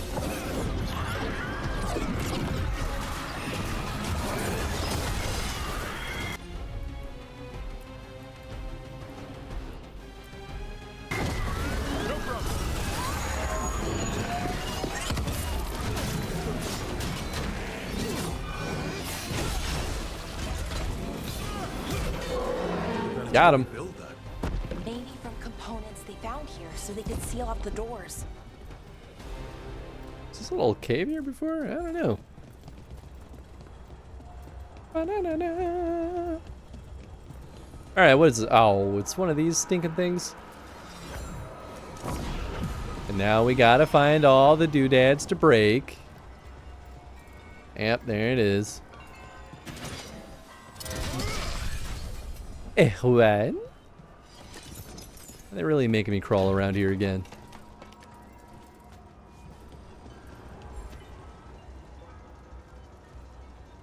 Maybe not? Well, kind of, I guess. Maybe everything's on the lower levels.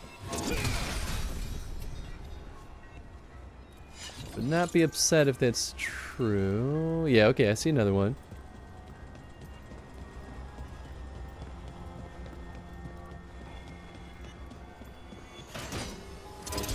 Bam.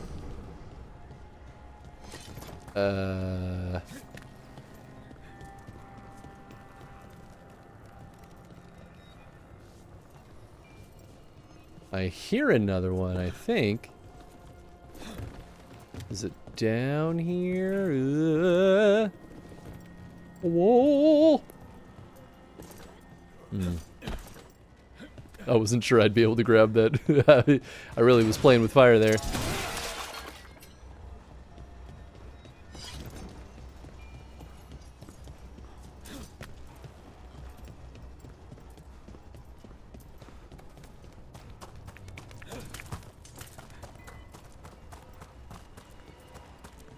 Are there always four?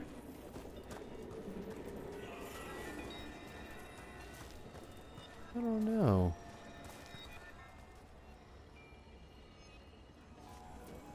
Whoop. That's fine. Where is it? I need to kill.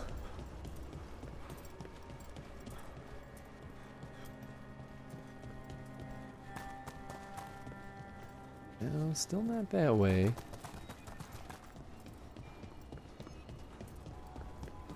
I mean, I guess I could check the statue. Oh. Do the threads direct me in the direction of where they are? Because it feels like it's pretty resoundingly in this direction. Oh, hello. Did not see that. Oh, son of a gun.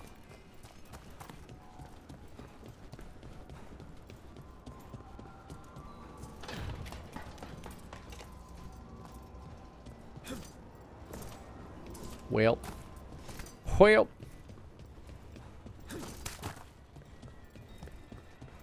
Oh, wait a second. I don't know how to climb up there. Well, gosh darn. I mean, I gotta be on the other side? Maybe? I don't know.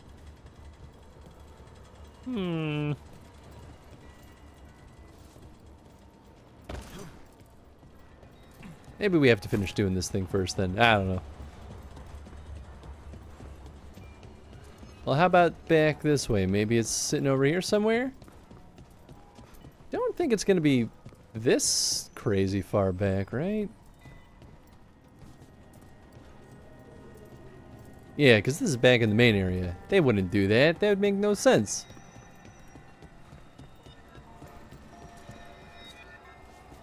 Oh! Oh, it's right in front of my face. Hey, there we go. Oh, that's right. They give me stat boosts.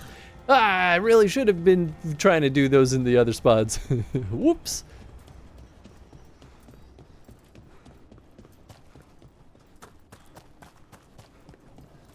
Okay, so... yeah, I don't know. I feel like we gotta come at that from a different direction.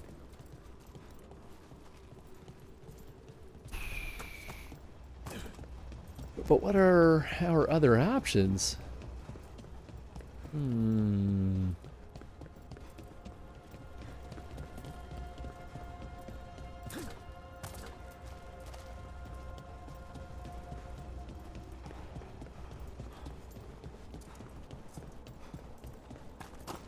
mean, that felt like that was not going to be it. I don't think, though, that this way will get us any extra height. Not truly. Oh, wait. How am I supposed to even get up here? Was this just so I could go down to get that gem? Man.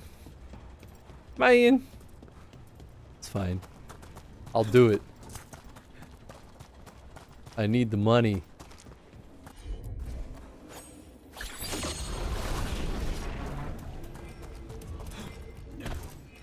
Happy February, fam. Hey, it is. Tenzin is officially out of quarantine as of right now. He did it. He survived. Good job, puppy dog. Poor Tenzin was so sad when he couldn't say hi to Tony.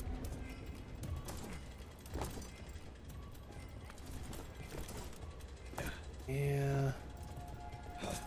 Wait a second. Whoop. Forgot to jump down here and get that stone. Etheric remnant. Okay, you know what? Maybe that is more special than I thought.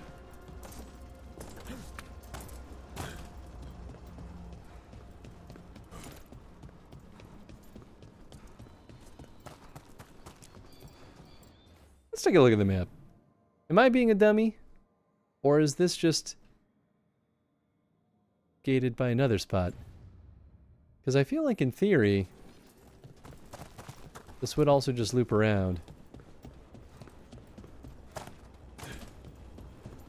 Bottle, no? But I feel like these little bonus areas are meant to give us an extra challenge and some resources. Which we did get, so maybe we're good?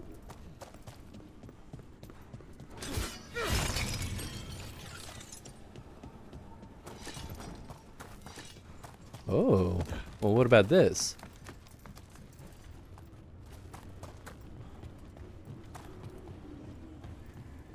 Oh, that's right. Okay, we did that already. Yeah, okay, and we've got this door over here.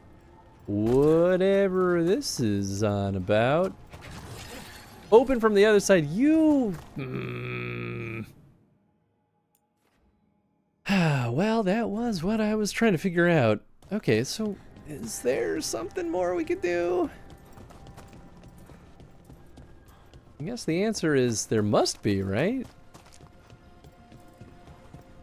Because they don't make it seem like we're barred from getting, like, another champions thing.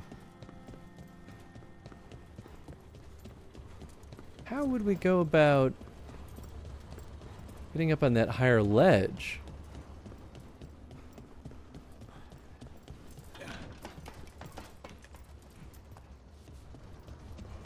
Let's see. I mean, can I just, like, make it from here? No. Come on, just jump a little higher. Come on. I feel like you have the ability to climb. How about up there? Nope. Whoop. Okay, well.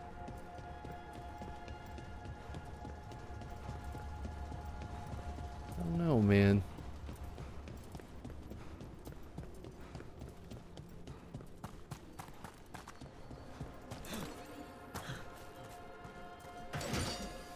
Can I just... Oh my god. Alright, well apparently I could break those locks this whole time. I just didn't think that would be an option. Thought the whole point was to keep me out, not just to be something I could just hit a button and make it go away.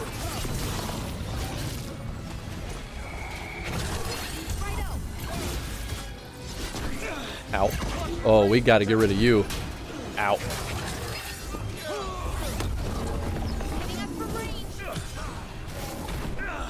Stagger, stagger, stagger! Yeah!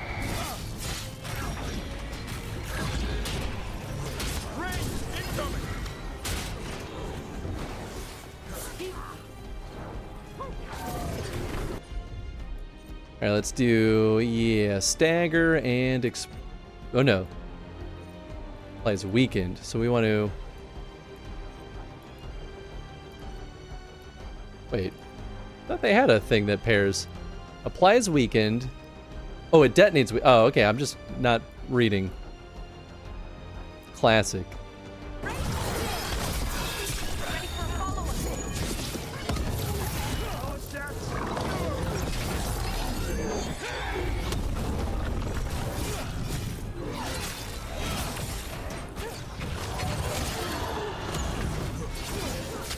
Ah, that hurt.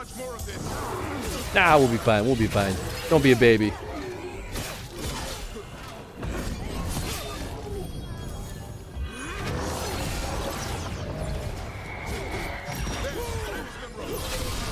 Yeah, nice. Did I kill him? Oh, okay. We're good.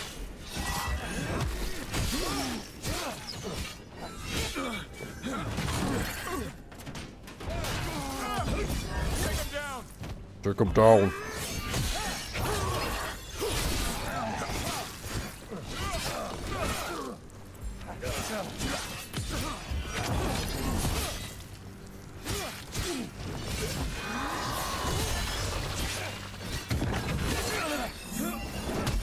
Woo! There we go. Oh, he's healing, isn't he? Oh, I'm an idiot. I forgot this is a thing.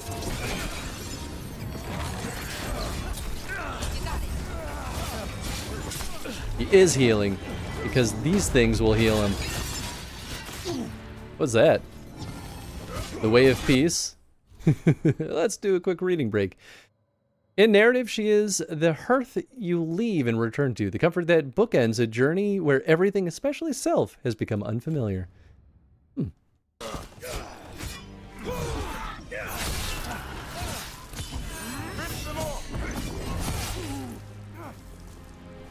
Still alive, huh? There we go. Piece of cake. I don't know where I got that health potion back from, but sweet. Trials of the Gods.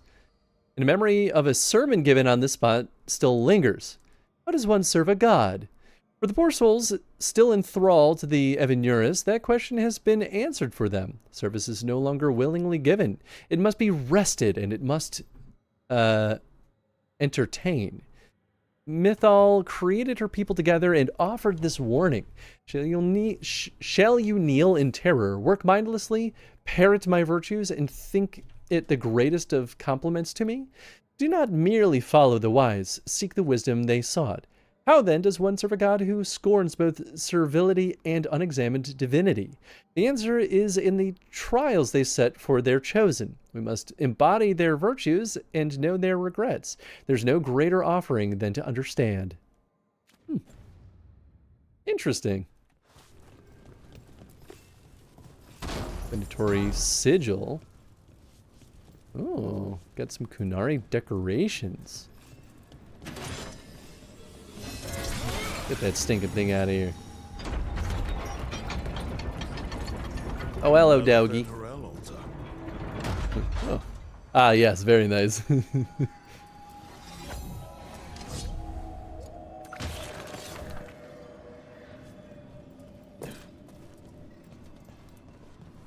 Okay. Oh, that one's shielded. That one's shielded. Oh, I see, I see. Not today, mister.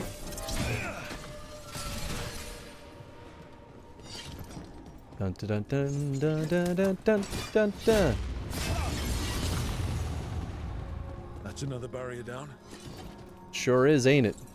All right, let's see. Well, I wonder if that's where we... Yeah. Okay, I think that's where we're going to go because this opens that shortcut. Open that bad boy up. Huh! Perfect. Beautiful. Love it. Theoric Remnant. Beautiful. Love it. Ben-Haral statue. Beautiful. Love it. Wait, but okay. These guys point toward treasure, right? He's pointing this way. Is there something up there? Oh, there is. Oh, it's a ghostly statue? I don't really know how that works, but sure. Here they come. Oh. I don't know why I thought I was gonna leap forward. I did not. Yeah, we should use this.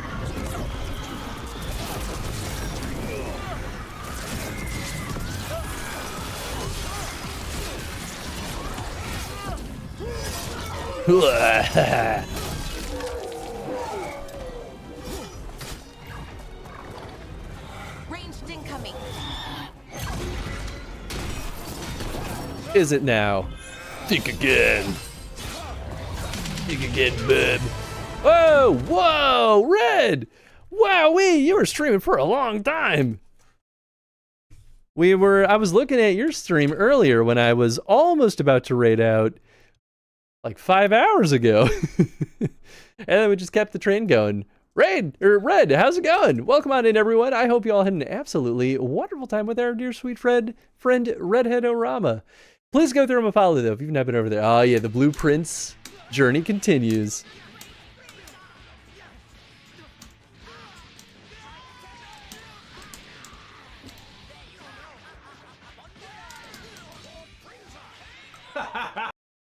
We are both doing marathons today. I hope Blueprints has been going well for you, though, Red.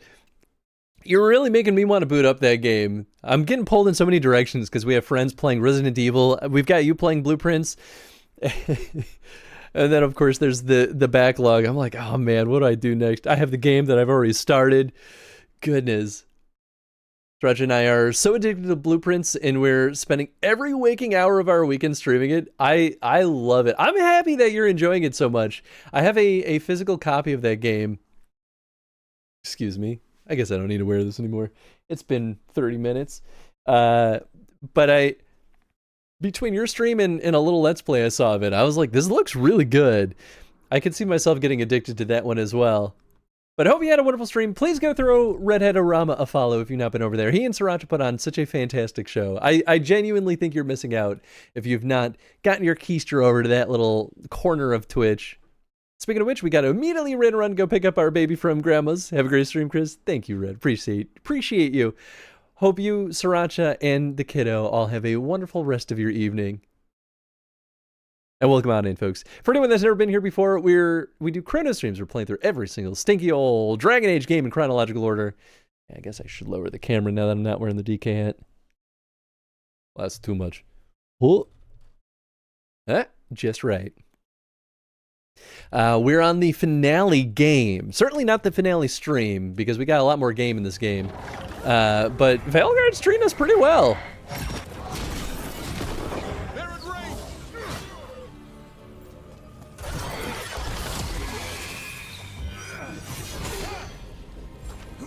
What?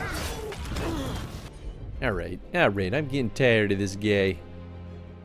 There we go. There we go. Where'd it go? Are they still doing it? I don't think so, because they lost their target.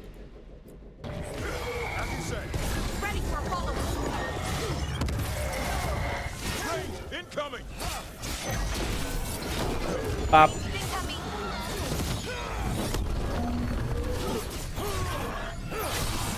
Siphon.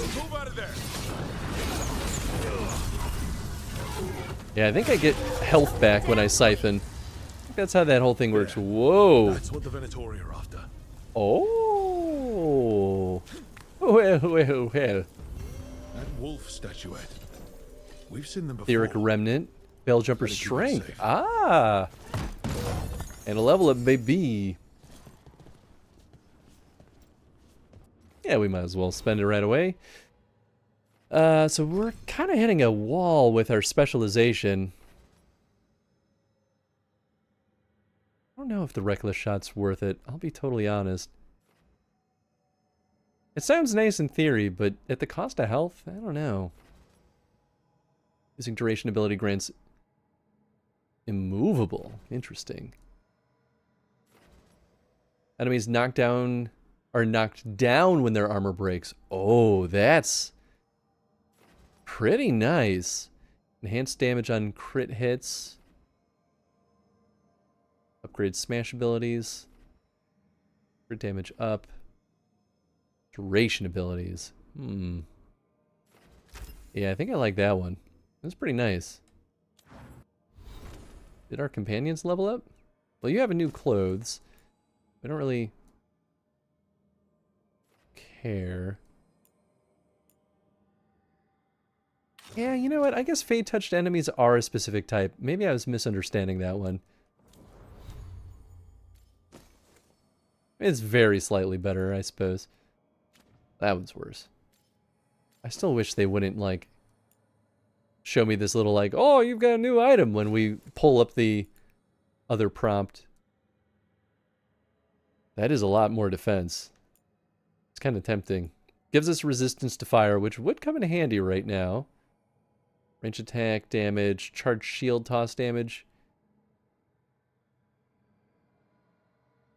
Ability damage goes way down, though, is the problem.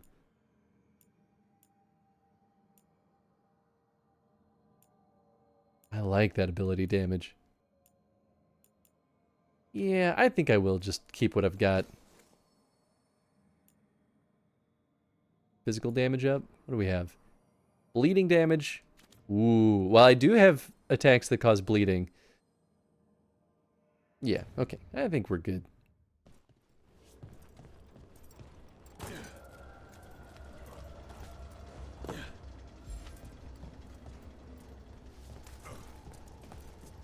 Oh, I'm a dummy.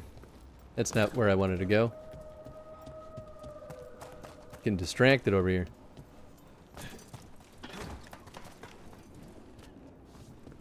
Cool. I'm glad, though, that we were able to complete this stretch and get some kind of more substantial rewards. Alright, this is what we want. We need to see... Yeah, there you are.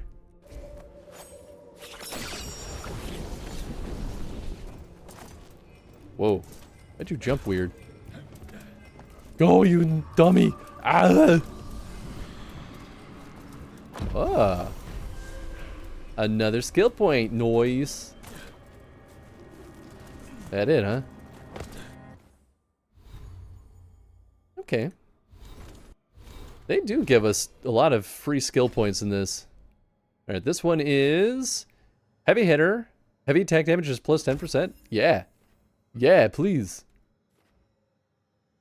Only one specialization can be active at a time. That's right. Okay, that's how that works. So we can kind of tap into some of the other ones if we really want to.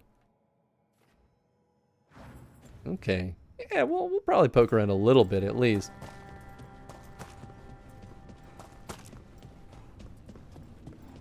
Well, I guess I should set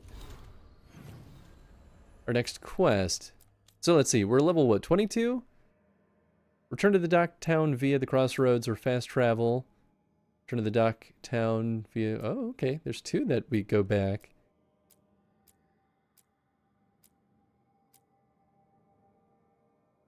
Oh, okay. Sweet, okay, cool. Of course you're running low. You always are running low. Okay, back to Docktown.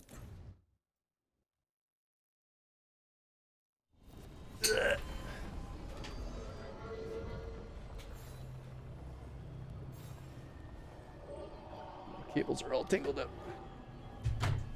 There we go.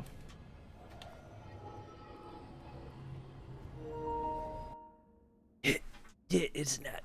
I just plugged it in and you turned off because I set you to USB mode.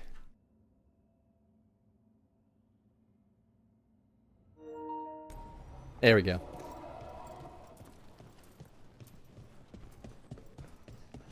Find more victims. Investigate the demonic murderers. Okay. Can do. They carry messages through the city. Reach up there for me? Of course. Oh, you know what? There are some merchants over here. I think. Oh, they were in here. Oh, that's right. This is the one we've been buying from. Got some new supplies. Take a look. Oh, we can rank her up. Hell yeah. Nice. New items available. Okay. Flying kite. Damage goes up. Stagger goes up. Charge, shield toss, damage, and damage versus barrier. I mean, pretty darn good. Sweet.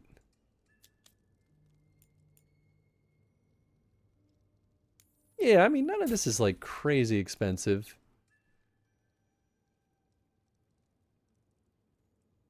Winter long cloak. Yeah, I mean, I might as well. Crystallize. It's a rune. All enemies within 10 meters are frozen. That's pretty nice. Fighting thumb. Okay. Yeah, it's starting to get expensive. Triumph, we will not allow. Yeah, I mean, mementos are always cheap. Okay, the rest of those are visuals. Yeah, alright. We might as well. It would be great to be able to, like, max out all of the factions. I don't know how possible that's gonna be, but we'll certainly try.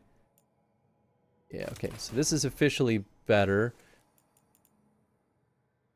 This one is unique, though. Man, I mean, oh boy. Charge, shield, toss, damage versus barrier. But nearby enemies are pulled toward you. I mean, I don't know how much that truly matters. You know what? No, I am going to stick with the unique one for right now. Critical damage, and then bonus damage and stagger. Is there a compare? Oh, there we go. Weak point damage, damage versus barrier. Yeah, I mean, they're close enough in what they're doing.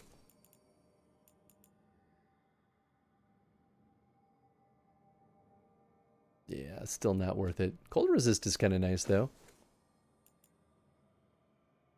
Yeah, and I do think, let's see, final agile and charged attack damage. Yeah. Yeah, I think that new one's worth it. Light and heavy attacks no longer penalized versus barrier for 20 seconds. Oh, I gotta remember to use these better. I just keep using a random one. All of your defensive resistances become offensive damage. Oh, that one's really good too. You have 50% more damage versus health for 20 seconds. Okay, and then the one we just bought is all enemies within 10 meters are frozen.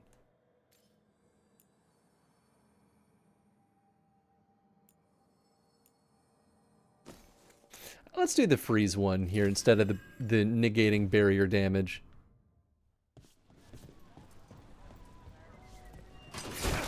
see. Did I swap those? Oh, that's those.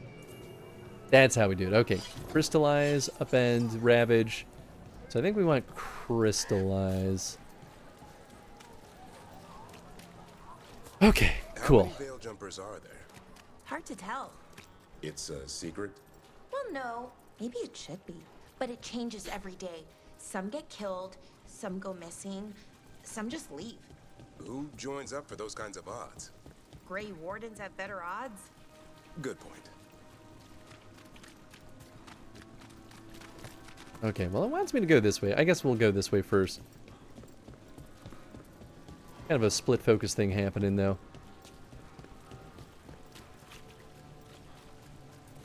Oh, someone's selling cheese. We do need supplies for the kitchen. We There's always so many need choices. cheese. I have so many ideas. Permanently boosts health by 25 when acquired. Oh, shit.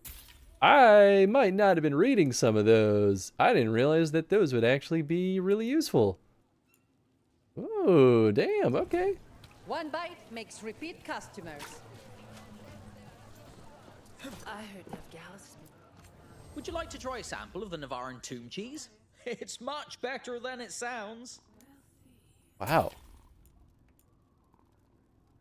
Okay, this doesn't do anything. Just rare. Yeah, alright. We'll skip the rest. Salty, creamy comfort for whatever ails you. Cheese! Wood, tools, woodworking supplies. Take a look. Kindling. Yeah, it's all Nothing like a fine craftables. piece of wood. Perfect hand.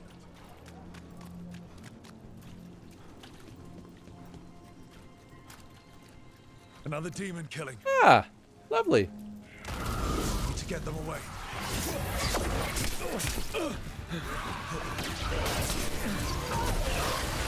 Got him. Haha, sucker.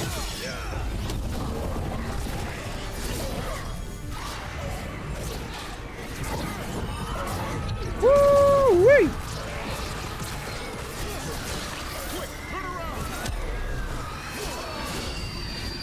Uh-oh. Don't be there. Oh, are they dead? Maybe locked out? Oh. There he is. Maybe they are dead. Oh, no. When did that happen? Or is it because we're fighting an isolation demon? Oh, how funny.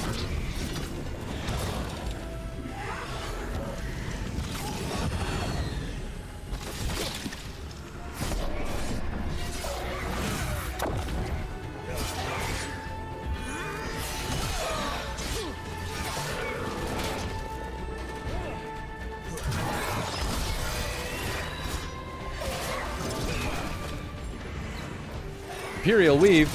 Amazing.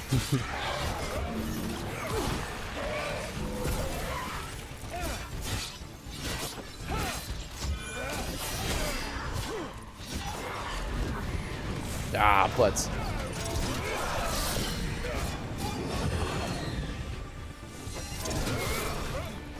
I don't know. It really doesn't do that much damage. That's why it never really feels like it's worth it. Ow. Whoop.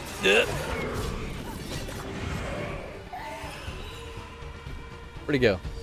We're getting good at this. Did we do it? I didn't see him die, but maybe one of them got him. Oh, this dude, that's right. The spirit of compassion and another murder victim. This one. A roof denied. Eyes skim over. Yet a world smudged in shadow. So beautiful. Find who he was.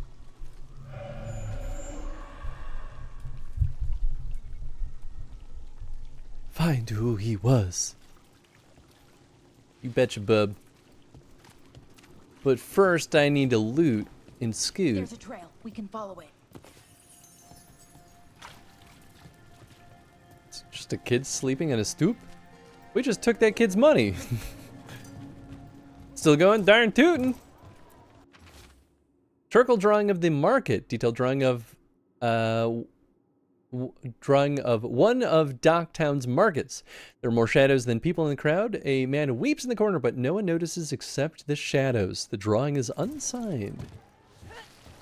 Okay, maybe I want to climb. Hope you're doing well, though, Cardinal. Virtual drawing in Docktown. Detailed drawing of the demons dragging screaming civilians into the shadows. One figure is left behind, a victim with a sword through their heart. Other civilians flee in terror from the scene as fear spreads through the city. The drawing is unsigned. Ooh. Detailed drawing of a Docktown rooftop. Menacing shadow looms in the background, but the man in the drawing has turned away from it. His face lit by a sunrise breaking through the fog. The artist's name is signed below. Evander. Charcoal drawings by someone named Evander. A world smudged in shadow. He drew Docktown's darkness, but also its light. A faint connection begins to bind them. We must find the third. Surprised you didn't stop streaming when you got done with Terraria and then come back later? Well, that was originally the plan, but it's okay. It's probably my fault, but we started a little bit later than originally planned. And I say it's my fault probably just from a miscommunication. But I didn't want to like have Dragon Age start too late, and so they were close enough. We were like within like 15 minutes, give or take. Well, maybe it was more like half an hour, where I was like, well, I guess we might as well just leave the stream going, because Chad was like, yeah, you're just gonna leave it on the BRB screen, right? And I was like, actually, yeah, I think you're right. Like, that does make more sense at this point. So we did, and you know, I still took a quick little 20-30 minute break, ate some food, and then we just came right back and we were rocking and rolling with this one.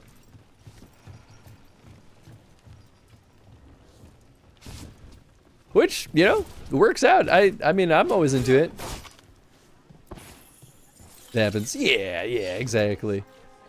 You think so too? Originally, I was going to shoot to wrap up Terraria by 5 o'clock, so there would have been like a more dedicated solid hour in between, but that's okay. Like, I was having fun with Terraria too, so I also didn't really want to stop. What are we fighting? Oh, Venatori, of course. Ow.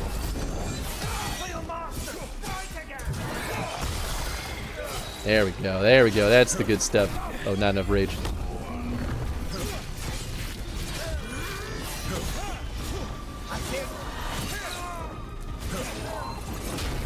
Oh man, I pulled out the shield.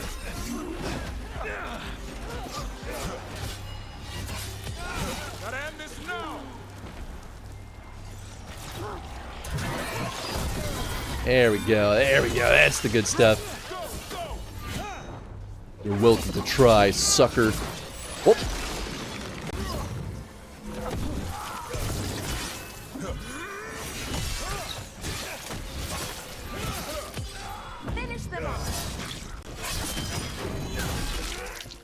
No sense in stopping the stream if you're just going to come back 20-30 minutes later. Yeah, exactly.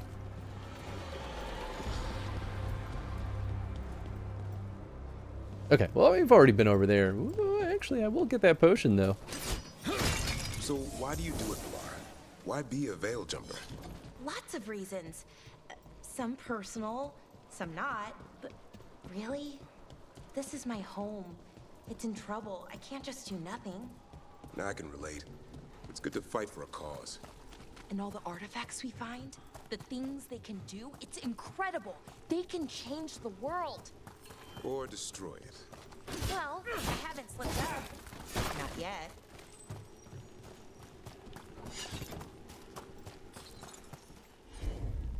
Oh, that's right. Yeah, we don't have the companion that can do this. Okay, so somewhere over here... Whoops. It's fine.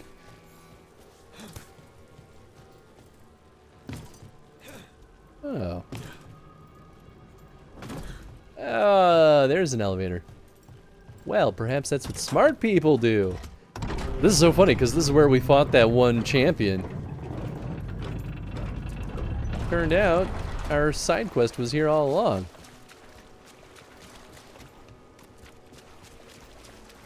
Although maybe not necessarily down here.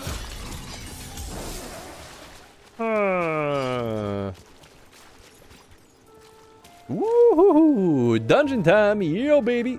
Whoops. I jostled the controller just slightly too much. Get your booties in there, we gotta go dungeon raid.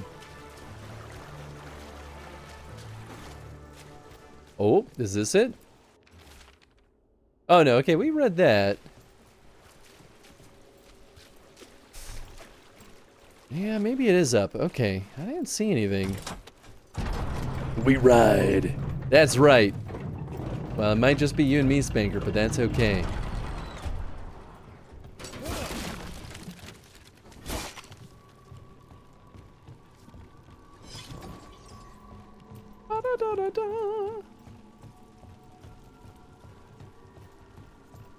And when we get the best loot in the game, everyone else can look at it in envy.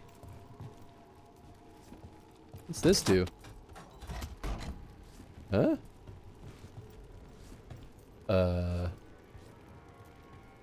What the heck did that do? Oh, maybe that's meant to open this up. But it was already open.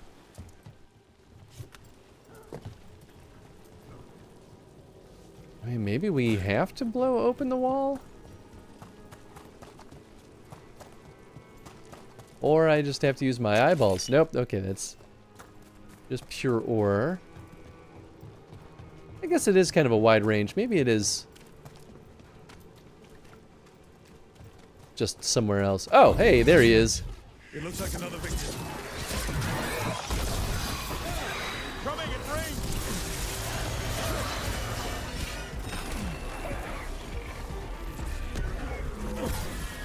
Aw, man.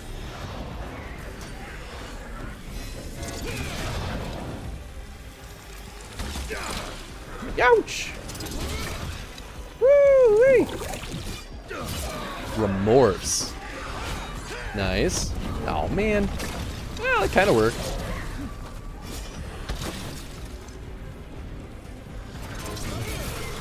Haha. Okay, let's see here. We're gonna do you and you.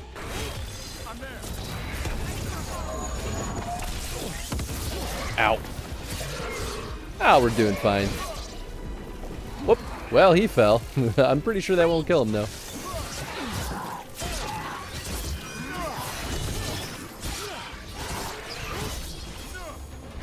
And down he goes.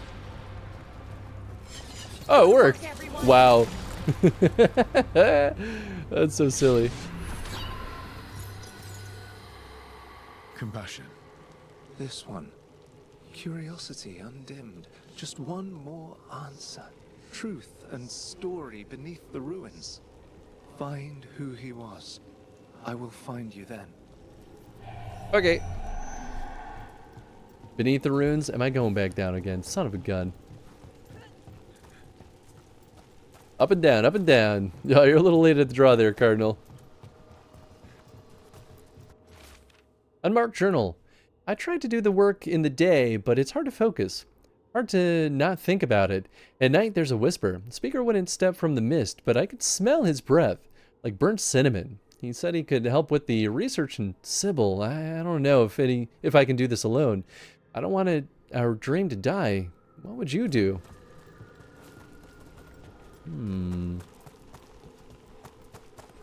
Sorry, Cardinal. But you snooze, you lose. I'm just kidding. Letter never sent? Sybil! We are right, I'm sure of it. There's so much more here. So much to learn. We'll find it together. The letter continues in a shakier hand below. But we won't, will we? The demons took you, and how can I do this alone? How did you make things feel possible, Sybil? I don't know how. Oh, that's sad.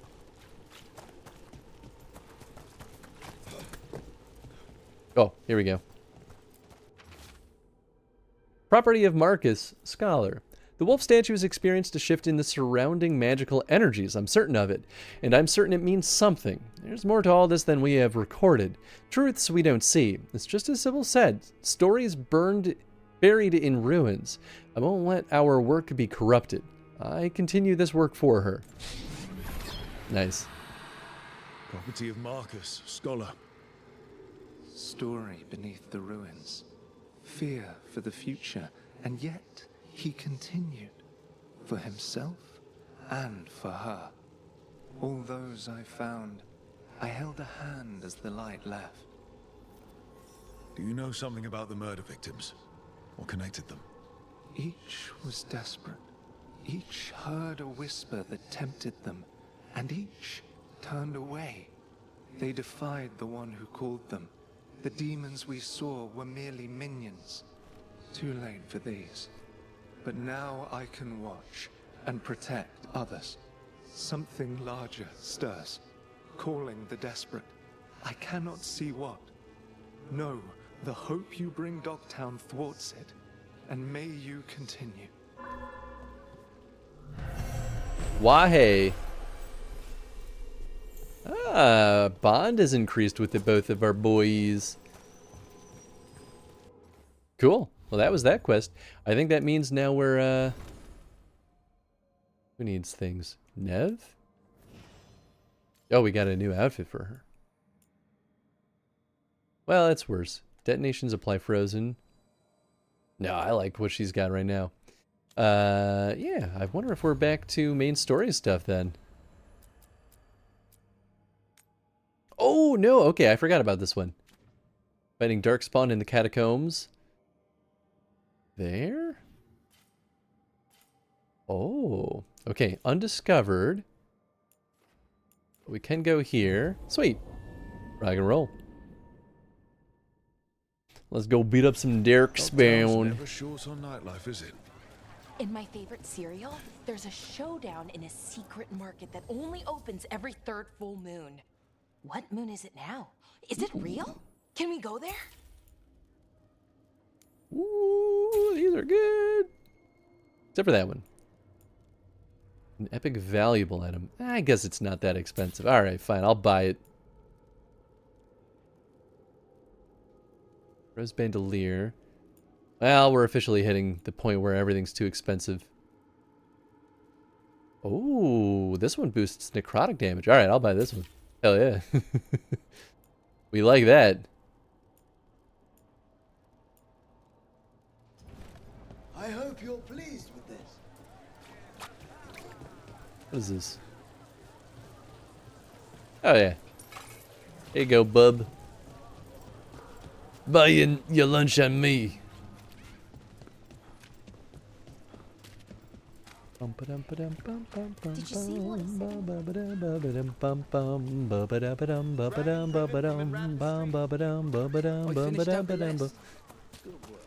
Ooh. Where the heck? Sure, I'll just take their trade materials. Oh, here we go. Should I change out my party? Nah. Let's keep bonding with these goons. We'll switch it later. Alright, okay.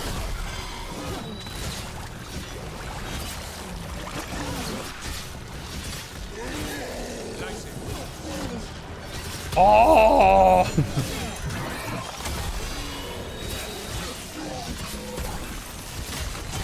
They're frozen! Sorry, just harnessing my inner Gordon Ramsay.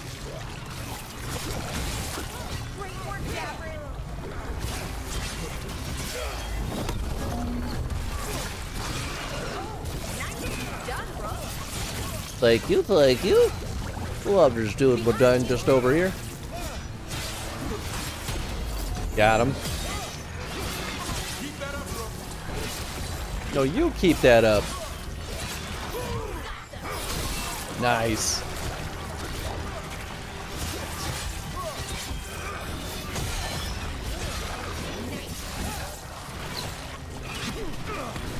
Ow. Yow.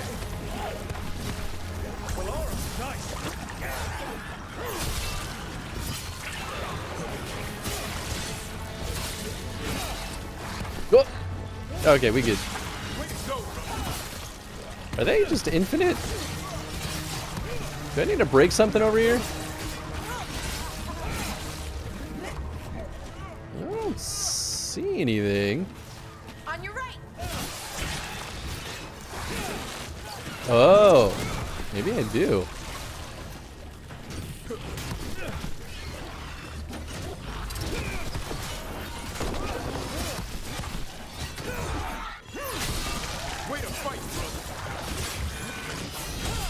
Yeah, okay, here we go.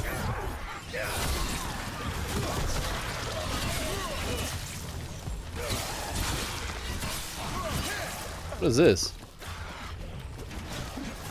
Oh, it's for our ultimate. Oh. Oh, here we go. Get it out of here. Get him out of here. These must be the darkspawn that attacked Warden Vesta. There's Piece more of cake. around. Got company.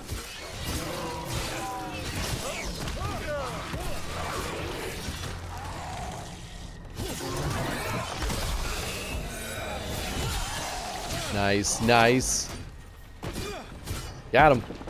Piece of cake. Hiya! Alright, what do we have here? A flawless crystal. You know it. You love it. You need it. If I take this, then that goes away.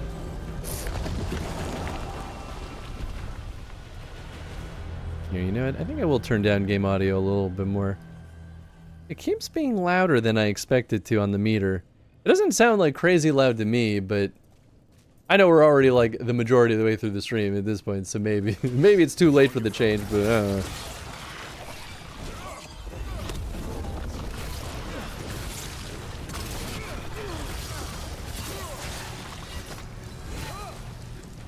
Behind you.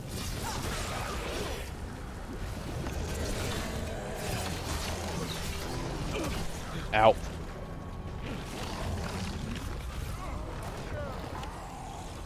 Where is the goo bag? Oh, I think it is on the other side. Woo, baby!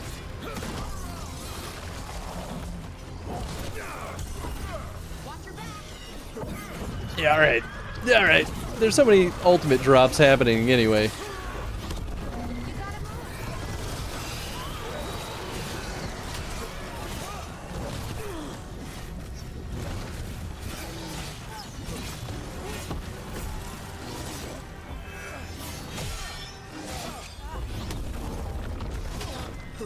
I'm pretty sure that's not the button I was trying to hit, but I guess it's the one that happened.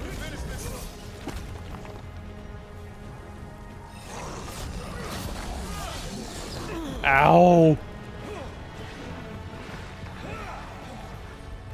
Heal me, please. Thank you. What? All right, let's keep clearing Blight from the catacombs. Thanks, I guess he said. Go away. All these programs always just making pop-up prompts whenever they feel like, willy-nilly. Get in my field of vision. Unsent letter. I'll be in Minrathos. I'm not sure for how long. Every letter ends with, I don't know what's what's next. That feels especially true lately. You'll have to learn more in the next one. I'll know the future by then. Well, great. That's unnerving. It's a lovely statue. What do we got?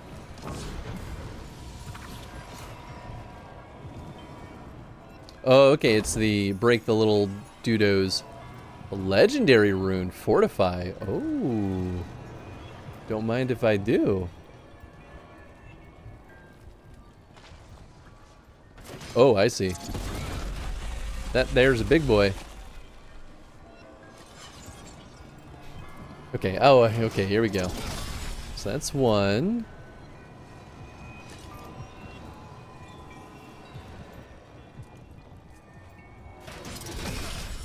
That's two. Damp letter. Marissa. The old route's mostly passable. We just need to shore up some of the paths. The tides have opened new passages. Remember the quarry rescue last summer? We lost that elven woman and her child, but I swear they're down here. I've seen signs, and we've kept people hidden here for weeks. They'll need a guide to get out. If you find this, know I went forward. I have to do this. Ignis. Nice, nice.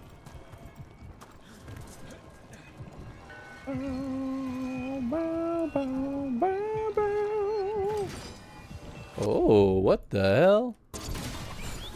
Oh! Nice.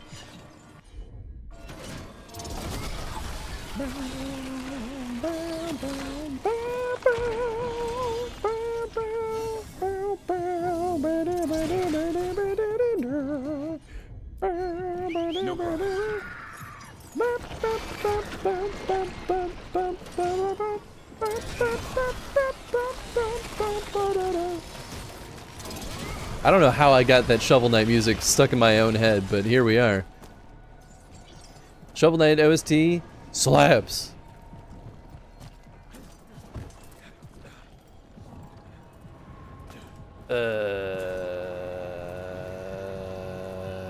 Oh, okay. I guess we did get that one already.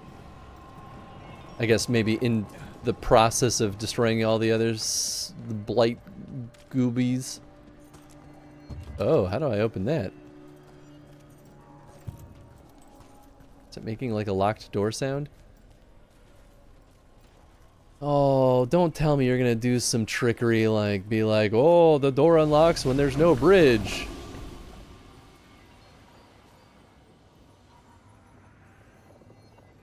Nope. Okay. Well, no then.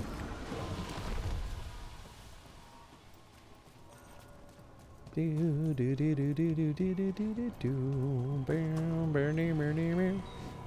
I just have to be up here.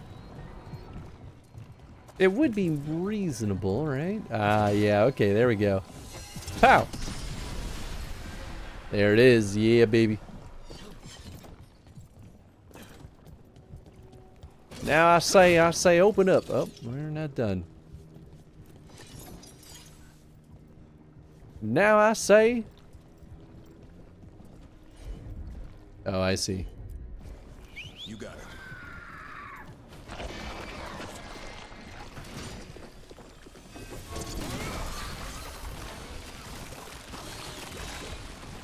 Was that it?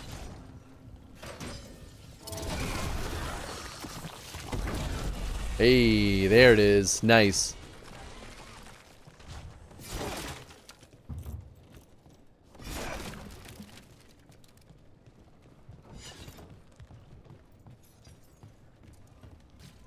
Oh, okay.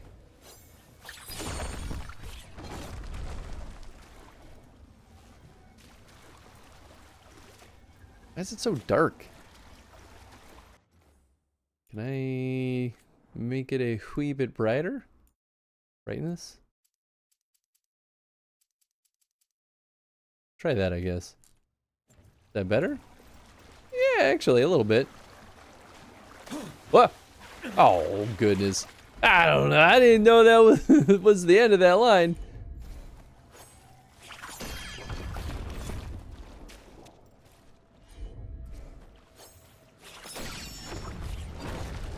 Oh. Okay, so is this a... Ooh, well, hold on, hold on. Yeah, I think that is just a pit.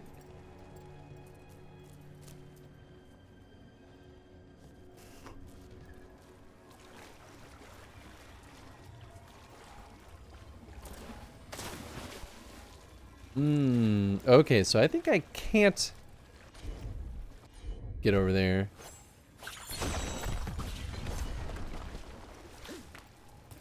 So then the question is there a way? Oh, maybe that stops it from going back up.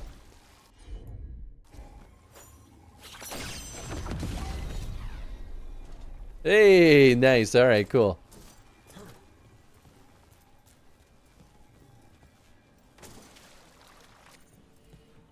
Old magic, forgotten relics. There's a lot left in the catacombs and the blight's twisting through all of it. Warping wrap. Just noticed FF7 is a community challenge goal now. Yep. Yeah, that one was started by Chad, which I think is a great idea. Using a potion applies bees to nearby enemies. I forgot I was wearing that. That is so funny. Yeah, we're gonna keep that. Absolutely.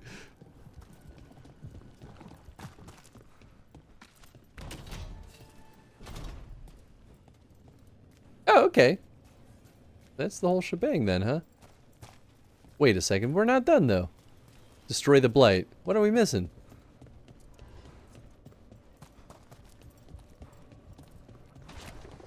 Did I get distracted by treasure? Oh, I sure did. Oh, that's right. I started following this because I need to find this vein.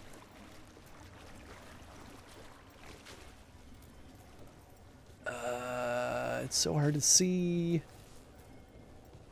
Okay, yeah, it does continue in here. Oh, man, oh, man. Oh. Ouch! Yeah, wow.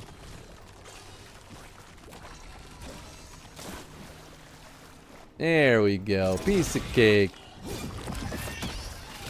An elevator. There's more blight where it leads. Oh, of course. Get the feeling we're being watched when we're in the catacombs. Wouldn't have it any other way. Righto.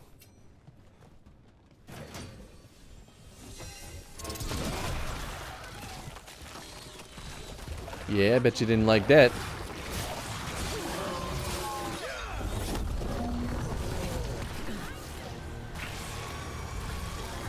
Here's the, okay. Maybe I have to just kill enough of them?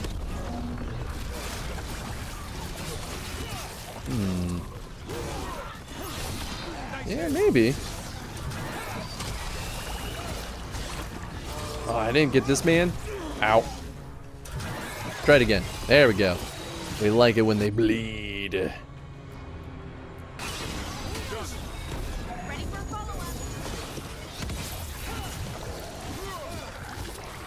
Alright. Ah, there we go. Okay, yeah, I think we did just have to beat them up enough.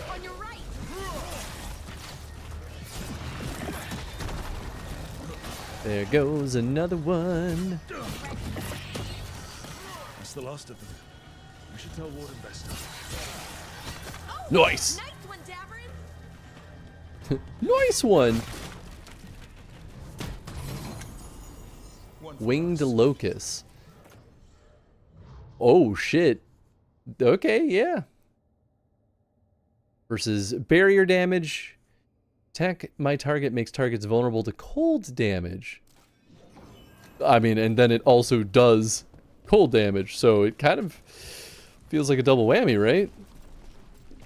So wait, okay, is this a loop? Oh, wow. This path was just hidden here this whole time? And got a gold bead. Interesting. Huh. Hey, we're back in Ducktown proper. Darn tootin'.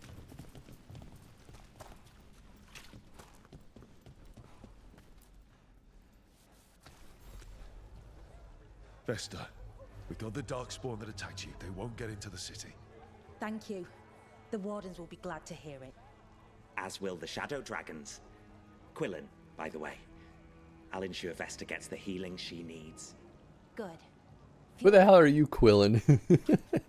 Random ass shadow dragon. Do you ever go back into Nice. your clan, Davrin? Not since I left the forest. So, you don't Oh, see that family also or boosted the Grey friends? Wardens. Oh, that's great. Been a long time. Does that bother you? I'm the one who left. That's on me. You must miss them. It comes and goes. Different part of my life. Okay, I think we're officially done on... Oh my gosh. Of course not. New quest available. All right. All right. All right. No. Y'all got needs and we got solutions.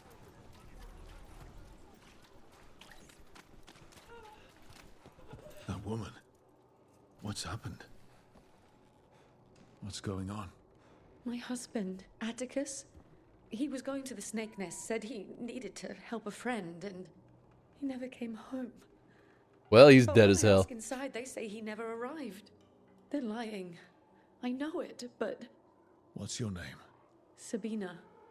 If we learn anything, we'll let you know. Wait, I thought, don't we know Sabina? The snake nest. The name? If that's where Atticus was headed, we should go too. It's worth checking out. Yeah, absolutely. I can roll. We got another quest too, right? Oh, maybe not. Maybe it was just that. Maybe I saw one of those fast travel spots and thought that's what it was. What's up? Ah, okay. I mean, I guess that's kind of clear on this too. Was this just food? I think it's just food. What do you got? What do you got? What do you got? Fruit, vegetables. I've got the best food in the market. Ask anyone. Lady, your food stinks.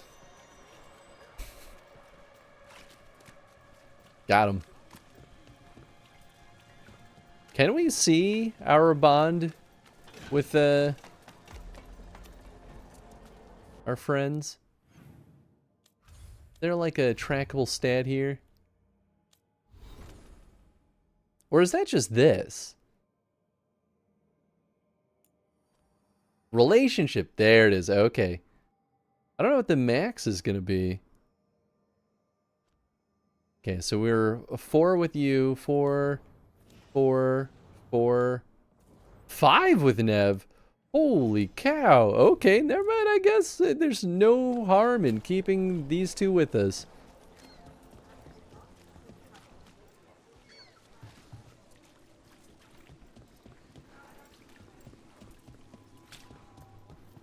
This is it. The snake nest. Let's look around, see what we find. The Randy Dowager Quarterly, Volume 1, a dog-eared and underlined quarterly missive of suspect virtue. The Randy Dowager battens down with the collected ties of the Archon being a yarn of leaders entangled by passions unraveled and status reversed by a court cord, a tightly woven exploration of empire straining at its borders. The Randy Dowager exhibitions for the noble of thought, but spry of step. The lady herself says, well bound as was the issue, for scarves fluttered in shock out of 5, if only to reserve 1 for the wrists. I don't know, man. Sometimes the way the Randy Dowager is written feels incoherent. Record Book of Linus Prosper. Some names are circled while others are struck through. The final name on the list is circled. Gregor tips extra here every 5th day. Octavian, unpaid tab, but good manners here when the ship's in. Martin complains about partner, nasty tongue. Atticus, never regular, reliable otherwise. This Linus. He must own the snake nest. And he knows Atticus.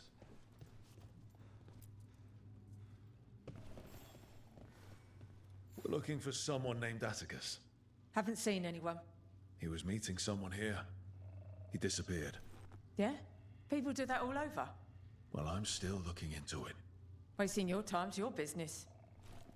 Damn, alright. Harsh. What's going to be the celebration stream when you hit 2K followers? I feel like we got to do something big, right?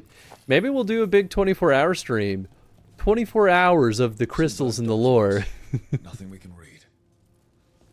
I don't know. I probably, honestly, we'll put it to a vote. I don't think we'll get any answers from him. We should look outside. Search the area. But I do think that a 2K celebration definitely feels like that's a good 24-hour stream, you know? So maybe I'll organize something and then see Come back soon. see what resonates with folks. I shouldn't buy something for myself right now, but maybe something small. Right. Where were we again? I mean, I think we'll probably put it to a vote for anytime we hit any kind of follow goal, right? Because we've got the one follow goal that's only 6 follows away from being hit. And when we hit that, I feel like we'll do like a, I don't know, like a full 8-hour, maybe a 10 or 12-hour stream. Maybe we'll do like a 12-hour stream. I want it to feel like substantial, you know? But we'll put it to a vote for everyone. Literally everyone can vote in that, and then we'll kind of see what folks would have fun doing. Ooh. There's a trail.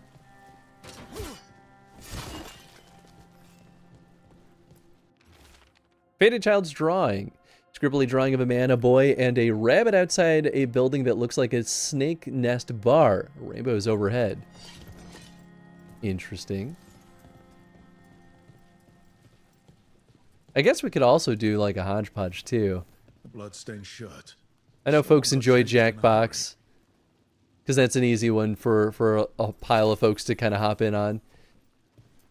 Could always do, people have talked about reading streams. I don't know, we could do a whole bunch of stuff. Take a look at that. Take a look at that. All right, calm down. Linus's journal. Nothing helps. No one helps. Reggie, my beautiful boy, he laughed at one of my stupid jokes, and it hurt him. He could barely breathe, and it's not getting any better. I would do anything for him. I just need help.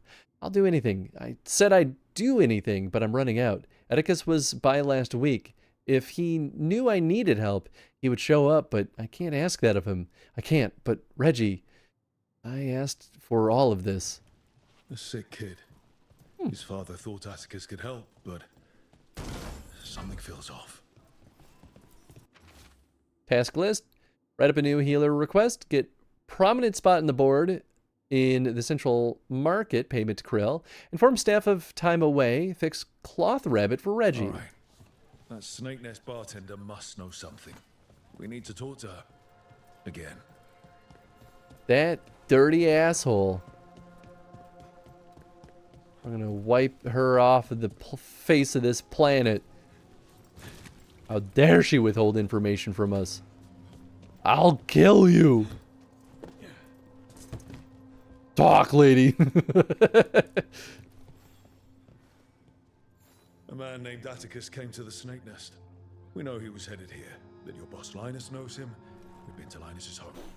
All right, it's the boss. He's been acting It's weird the since boss. the kid got sick. Urgent meetings, always checking the storage. But you're friends with Nev Gallus, aren't you? Maybe you can do something. I can let you into the storage. It's across the road. Definitely not a trap. I mean, it might be fine. Who knows?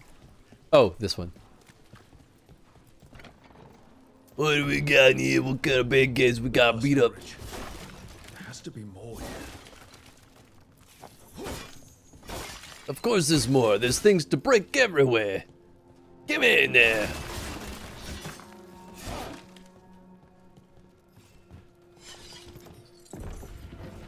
Ooh, ah. More blood. Well, what does it mean? Oh, hello. Linus's storage notes. Storage must be kept neat as possible. Payments always made below. Keep floor here spotless. Don't tell me what to do. Wait a second. Oh, I see. It opened this one as well. I was like, why did it just make us go out and then... or back in and then right back out a different way?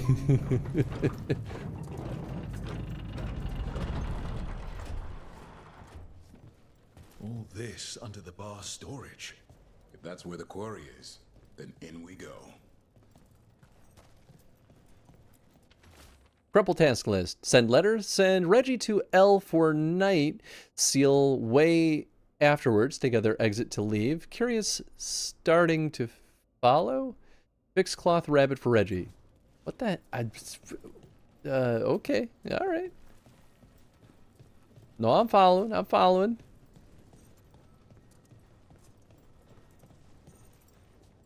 Oh, look at that. Nintendo Reggie is in this. Interesting. The Streamlabs. Did it not do that earlier? Did it like forget to give you the auto shadow, and it just was like, this is the first time Jeff's been in the channel today, or maybe it resets on a timer. Streamlabs is acting up. Yeah, no joke. I mean, y'all should definitely go follow Jeff though. I stand by that. Oh. What if Reggie really was just like a dude out in the world in this game? Blood-smeared page. The payments don't end. The demon repeats, would you trade another's innocent blood for his? Maker, I said, yes, I'd do anything. And Reggie got better. It started with strangers, but I was running out, and Atticus, we were friends, and I still... Reggie, I'm sorry. I wasn't the man you needed. I didn't even fix the cloth rabbit. But I love you always, and... I'll break this demon's ties to us. Linus, the snake nest owner. He made a pact with a demon to save his kid. But the price, it was too high. He was willing to do anything, and the demon used that. There's a key. We should see what else is here. Child's drawing. Scribbly drawing of a man, a boy, and a rabbit on a sailboat. Well, that's depressing.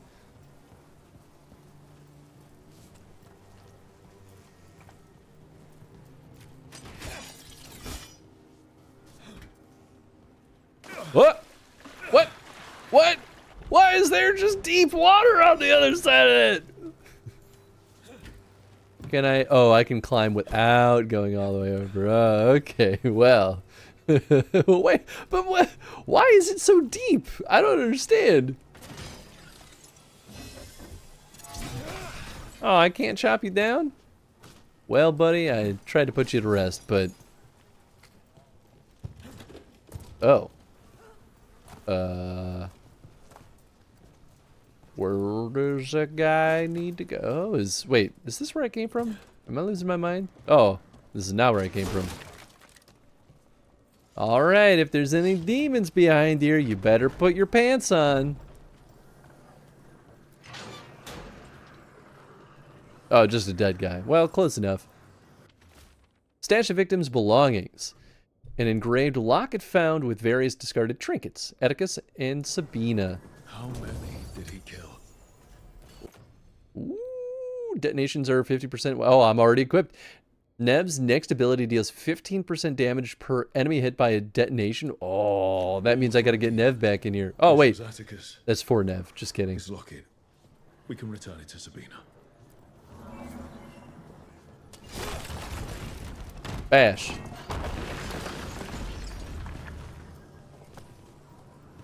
Why can't I take both of these at the same time? Okay, so that opens this door.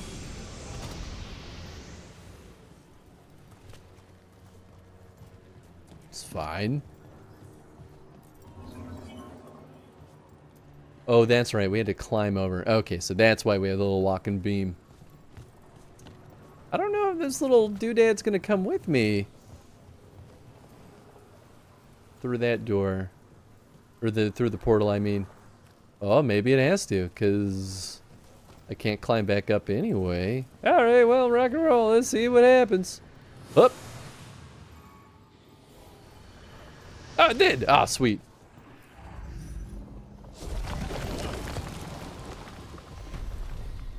There. Much sturdier than the old one. What do you mean? You don't even know what the old one was. What the hell?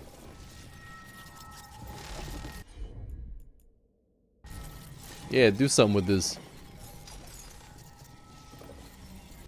What'd I tell you? Oh. Sure, here we go. This UI is sometimes fussy.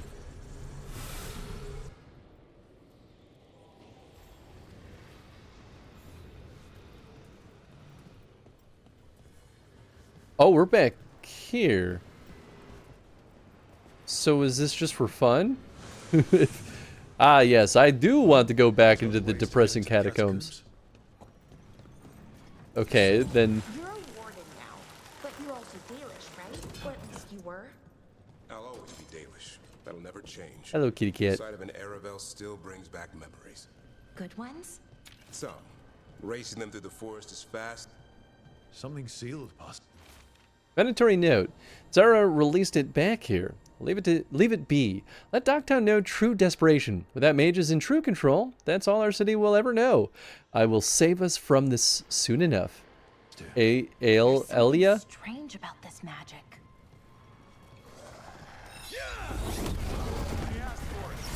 Cursed End. Oh, that sounds like a lovely place to be. Is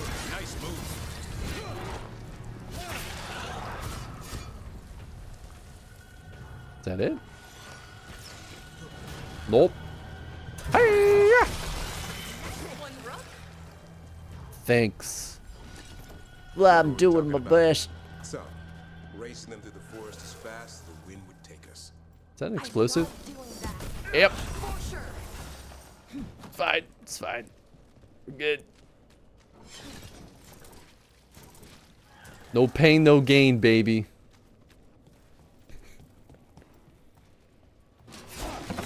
You know, in retrospect, perhaps I should throw my shield like a smart person. Like this. Ah. Damn, it feels good to be a smart person.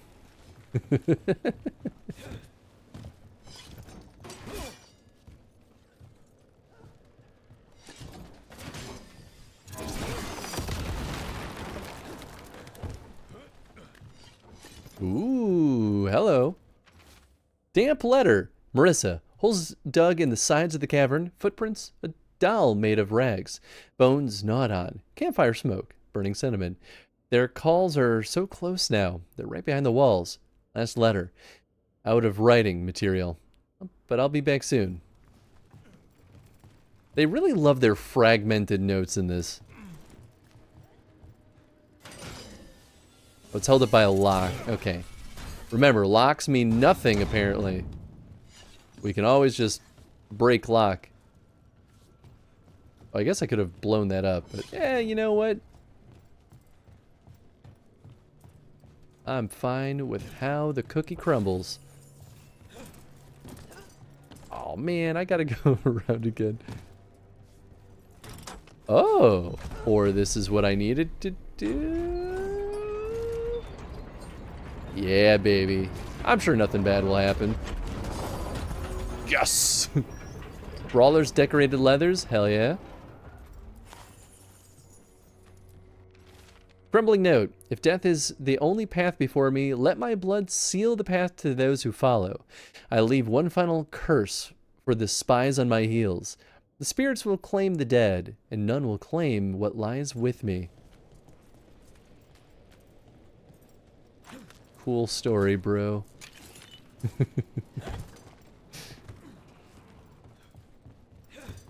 What? Don't. Yeah, wait, I wasn't done over here. I'm gonna laugh if I was, and I just thought there was more.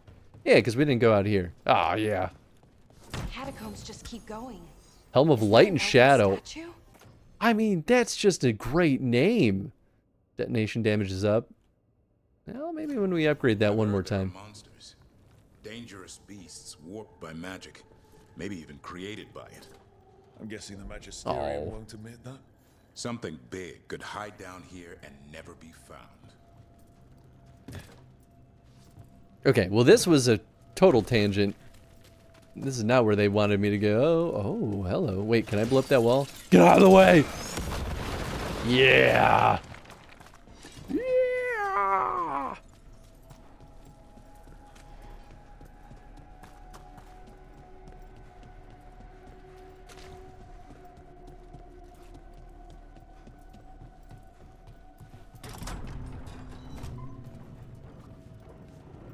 Oh, that's the catacombs again. I don't even know what's happening anymore.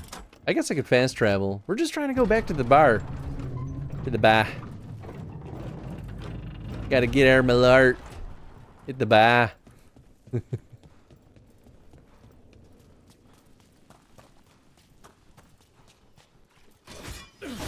You know, that's the sponsored game we need to make is The one sponsored by Malort.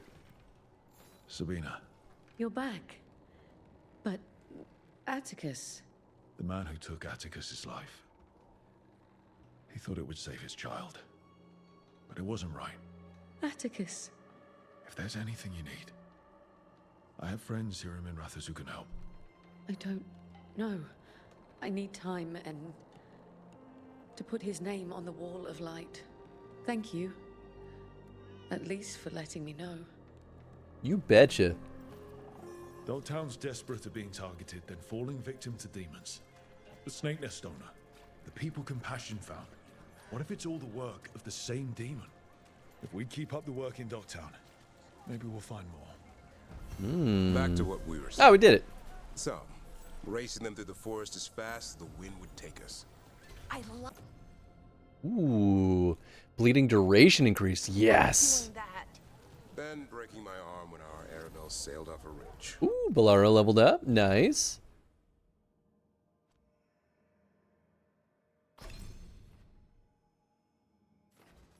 Oh. Interesting. I never finished this route. It's healing, and then this is the Fade Bolts. Alright, let's finish the healing then. When you gain immovable through replenish, its duration is increased by 50%. On activation, now grants immovable. I see. On activation, if you have low health, you gain invulnerable. Ooh. Yeah, I think that's going to be better in the grand scheme of things. Because I mostly only ever use her ability when I'm in a panic state. I love that too. Oh. So wait, okay. Let me look at the map. Oh, did we level up also? Ah, man, we did. All right, let's see. Trait, Rolling Thunder. After charged attacks, use a light attack or a heavy attack to follow up with an additional powerful charged attack. Requires maximum charge. Ooh. I feel like it's never going to happen, but because the charge attacks always get interrupted, but I like the idea of it.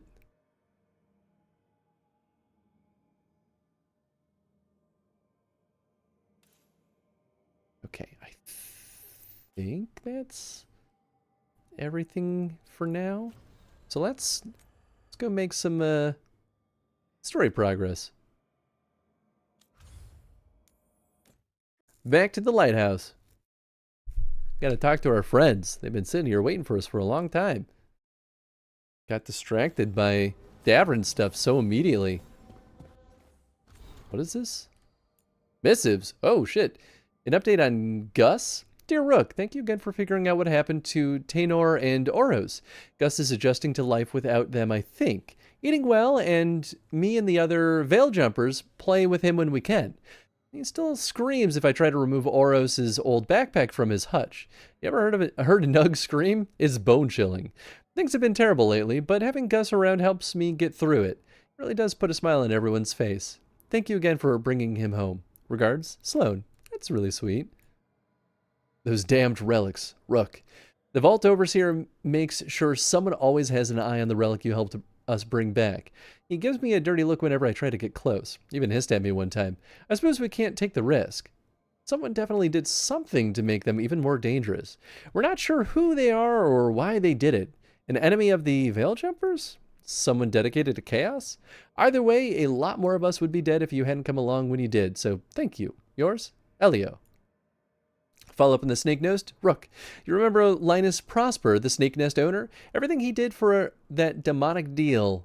For that demonic deal. He thought it would save his kid. After we found Linus, I asked around. Linus had been raising Reggie alone. I didn't want the kid left to fend. Oh, yeah, I didn't want the kid left to fend for himself.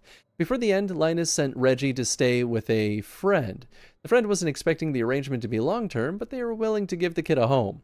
The news wasn't easy to break, but he has people looking out for him. I didn't find evidence of the demons around or lingering blood magic on Reggie.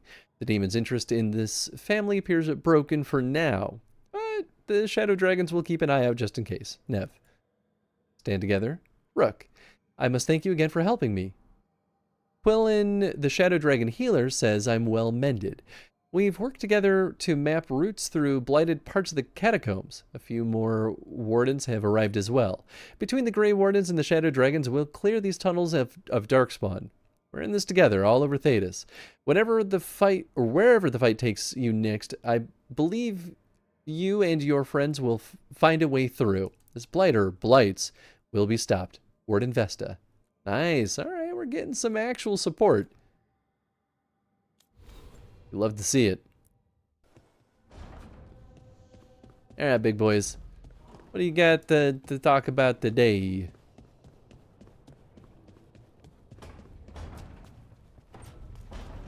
You know, while we're at it, let's see. Can I upgrade anything? Caretaker can now enchant items in your inventory. Collecting mementos out in the world will let you upgrade the Caretaker's workshop.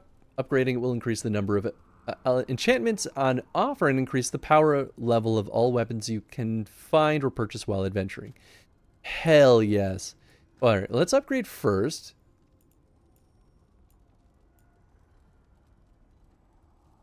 Are they all... Oh, here we go.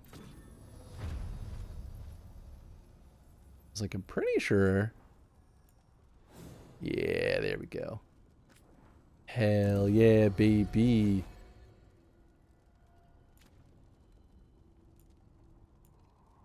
Oh yeah, okay, this is only equipped stuff. Yeah, then sweet. We might as well. It's not crazy expensive. I thought I used my two-handed weapon much, but yeah, it could come in handy. Alara. That's right. Okay, we do use some of that stuff for upgrades. Gotta always make sure I don't overdo it.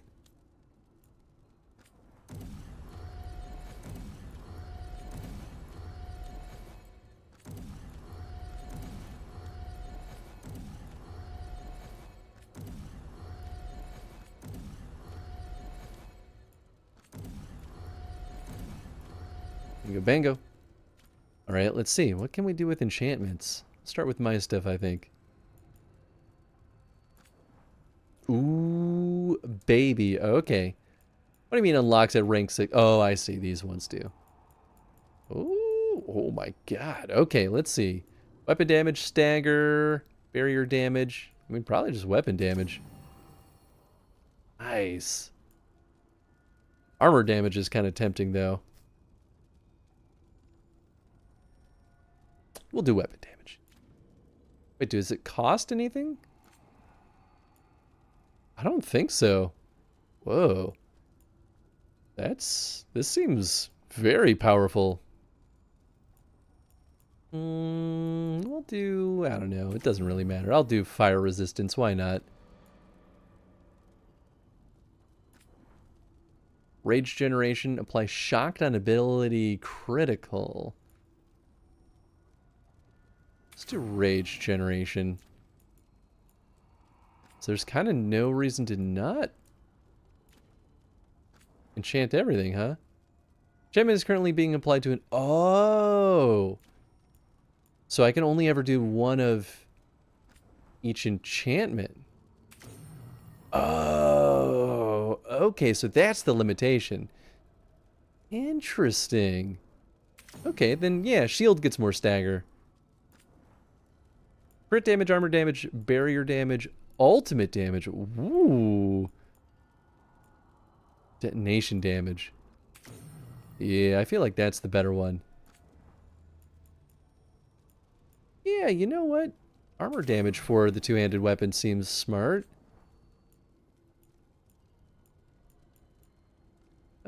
Yeah, I feel like we see a good bit of cold damage. Okay, and now between everything else, I could see how this could... Oh, she's got a lot of different things. Maybe it's the armor type. Stack of bleeding, stack of burning, necrosis. I mean, that feels like that's going to be the one, right? Chilled, affliction damage, affliction duration, healing. Who's this? Balara?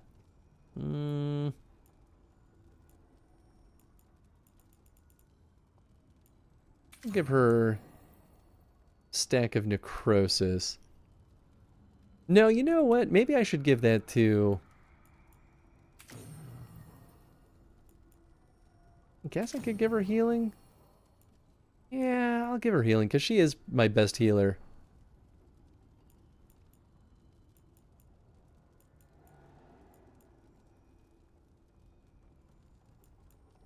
Sure. Plus 40 electric damage.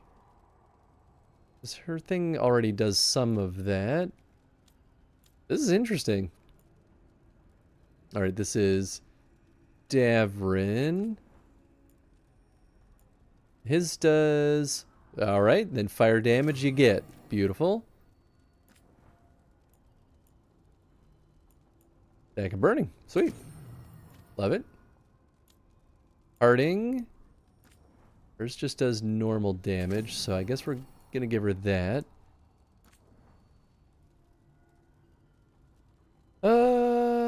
Yeah. Damage versus low health. Sure, that seems appropriate for her. Lucanus, on the other hand, is the other one who does necrotic, so yeah, cool. We'll do that. Sweet. And then another stack of necrotic with him. Nev. Detonations are 50% wider. Well, then let's do detonation damage. Hell yeah. Sweet. Yeah, ability damage, I guess. Cool. That's everyone. Sweet. Oh, that's cool. Man, that's really powerful. Well, now I feel justified in going out of my way to buy all those mementos. Aww, I give him a big ol' hug. Yeah, buddy. Okay, let's see. Dun, dun. Okay, nobody else has any dialogues for me other than the main objective. So let's go knock those bad boys out.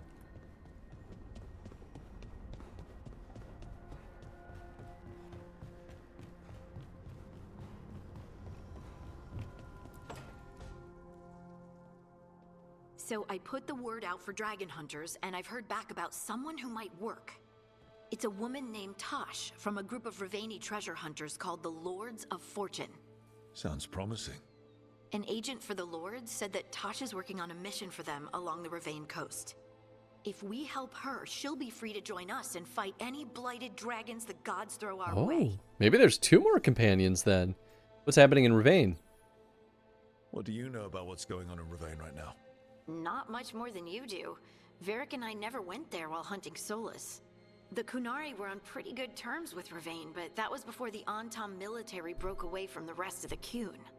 I wouldn't be surprised if the Antam invaded Ravane like they did Treviso and Eastern Tevinter. Alright, guess we'll be ready. Cool, appreciate it. Thanks for finding a contact. There can't be that many professional dragon hunters around. Time to find out if the crossroads can get us to an alluvion in that area. We'll head out whenever you're ready. Sweet.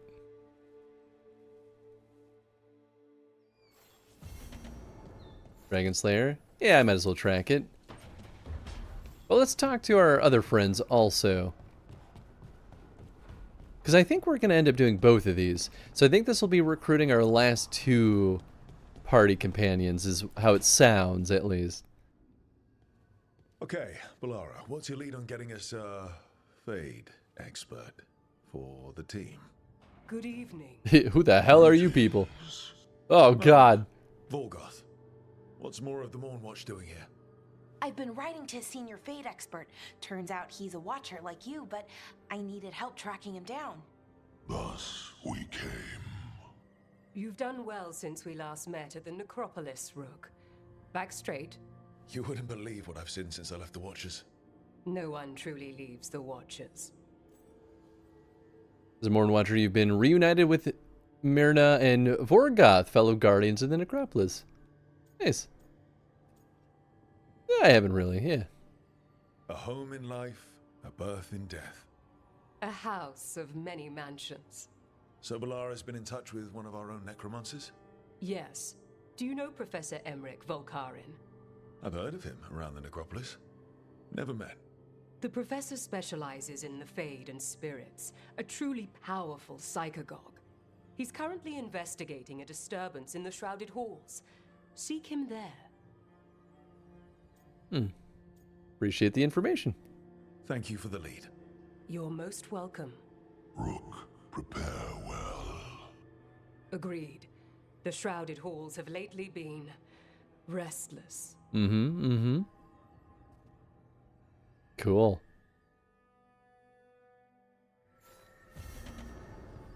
Where the dead must go. Ooh, nice. Okay, cool.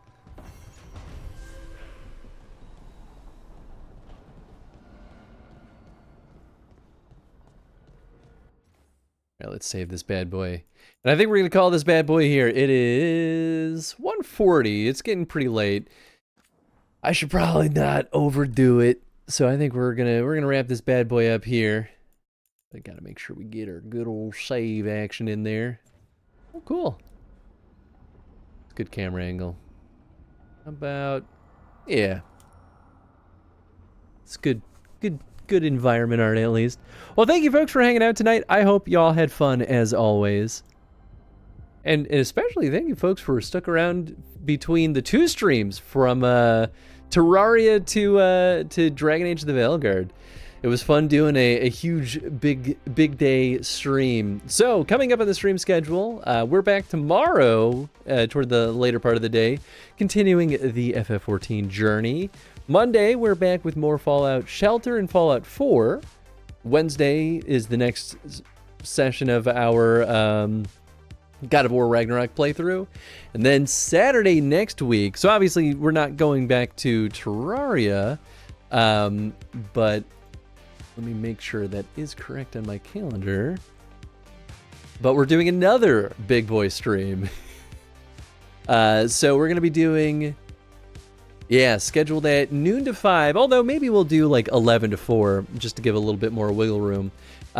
Tony and I are going to be doing an Endless Dungeon stream. So we're going to be playing Endless Dungeon together. And he's going to be remote for that. We'll take an actual like hour, maybe 2 hour break. And then Tony's going to drive here. And then we're going to continue playing Dragon Age of the Veilguard. So next week on Saturday, it'll be another big boy stream. But it should be fun. We're knocking out these extra life redeems. I really want to try to get as many of them done before my hiatus, because I super don't want folks to feel like their redeems are forgotten about. So we're trying to make good on our promises here. But I like doing the big extra long streams, so I think it's kind of fun. W streams, have a good one, fam. Thank you for hanging out, Jeff. Appreciate you, man. Let's see if we can go throw the raid over to. Who's online on this stinky old hour? We've got... Okay, all right. We got some actually pretty good picks here. Yeah. Hey, thank you, Sane. Appreciate you. You take care too, man. I think we'll go throw the raid over to... Oh boy, so many good picks actually.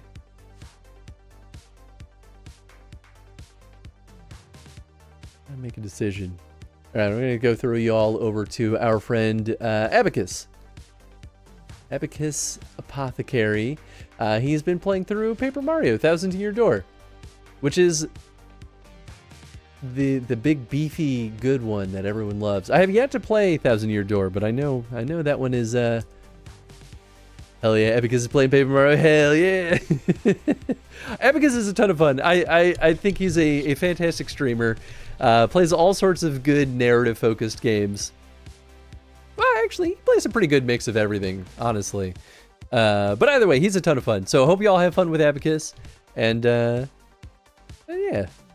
cool. That's it. Thanks again for hanging out, folks. We'll catch you all tomorrow with some FF14 for the crystals, the lore. Good night, everybody.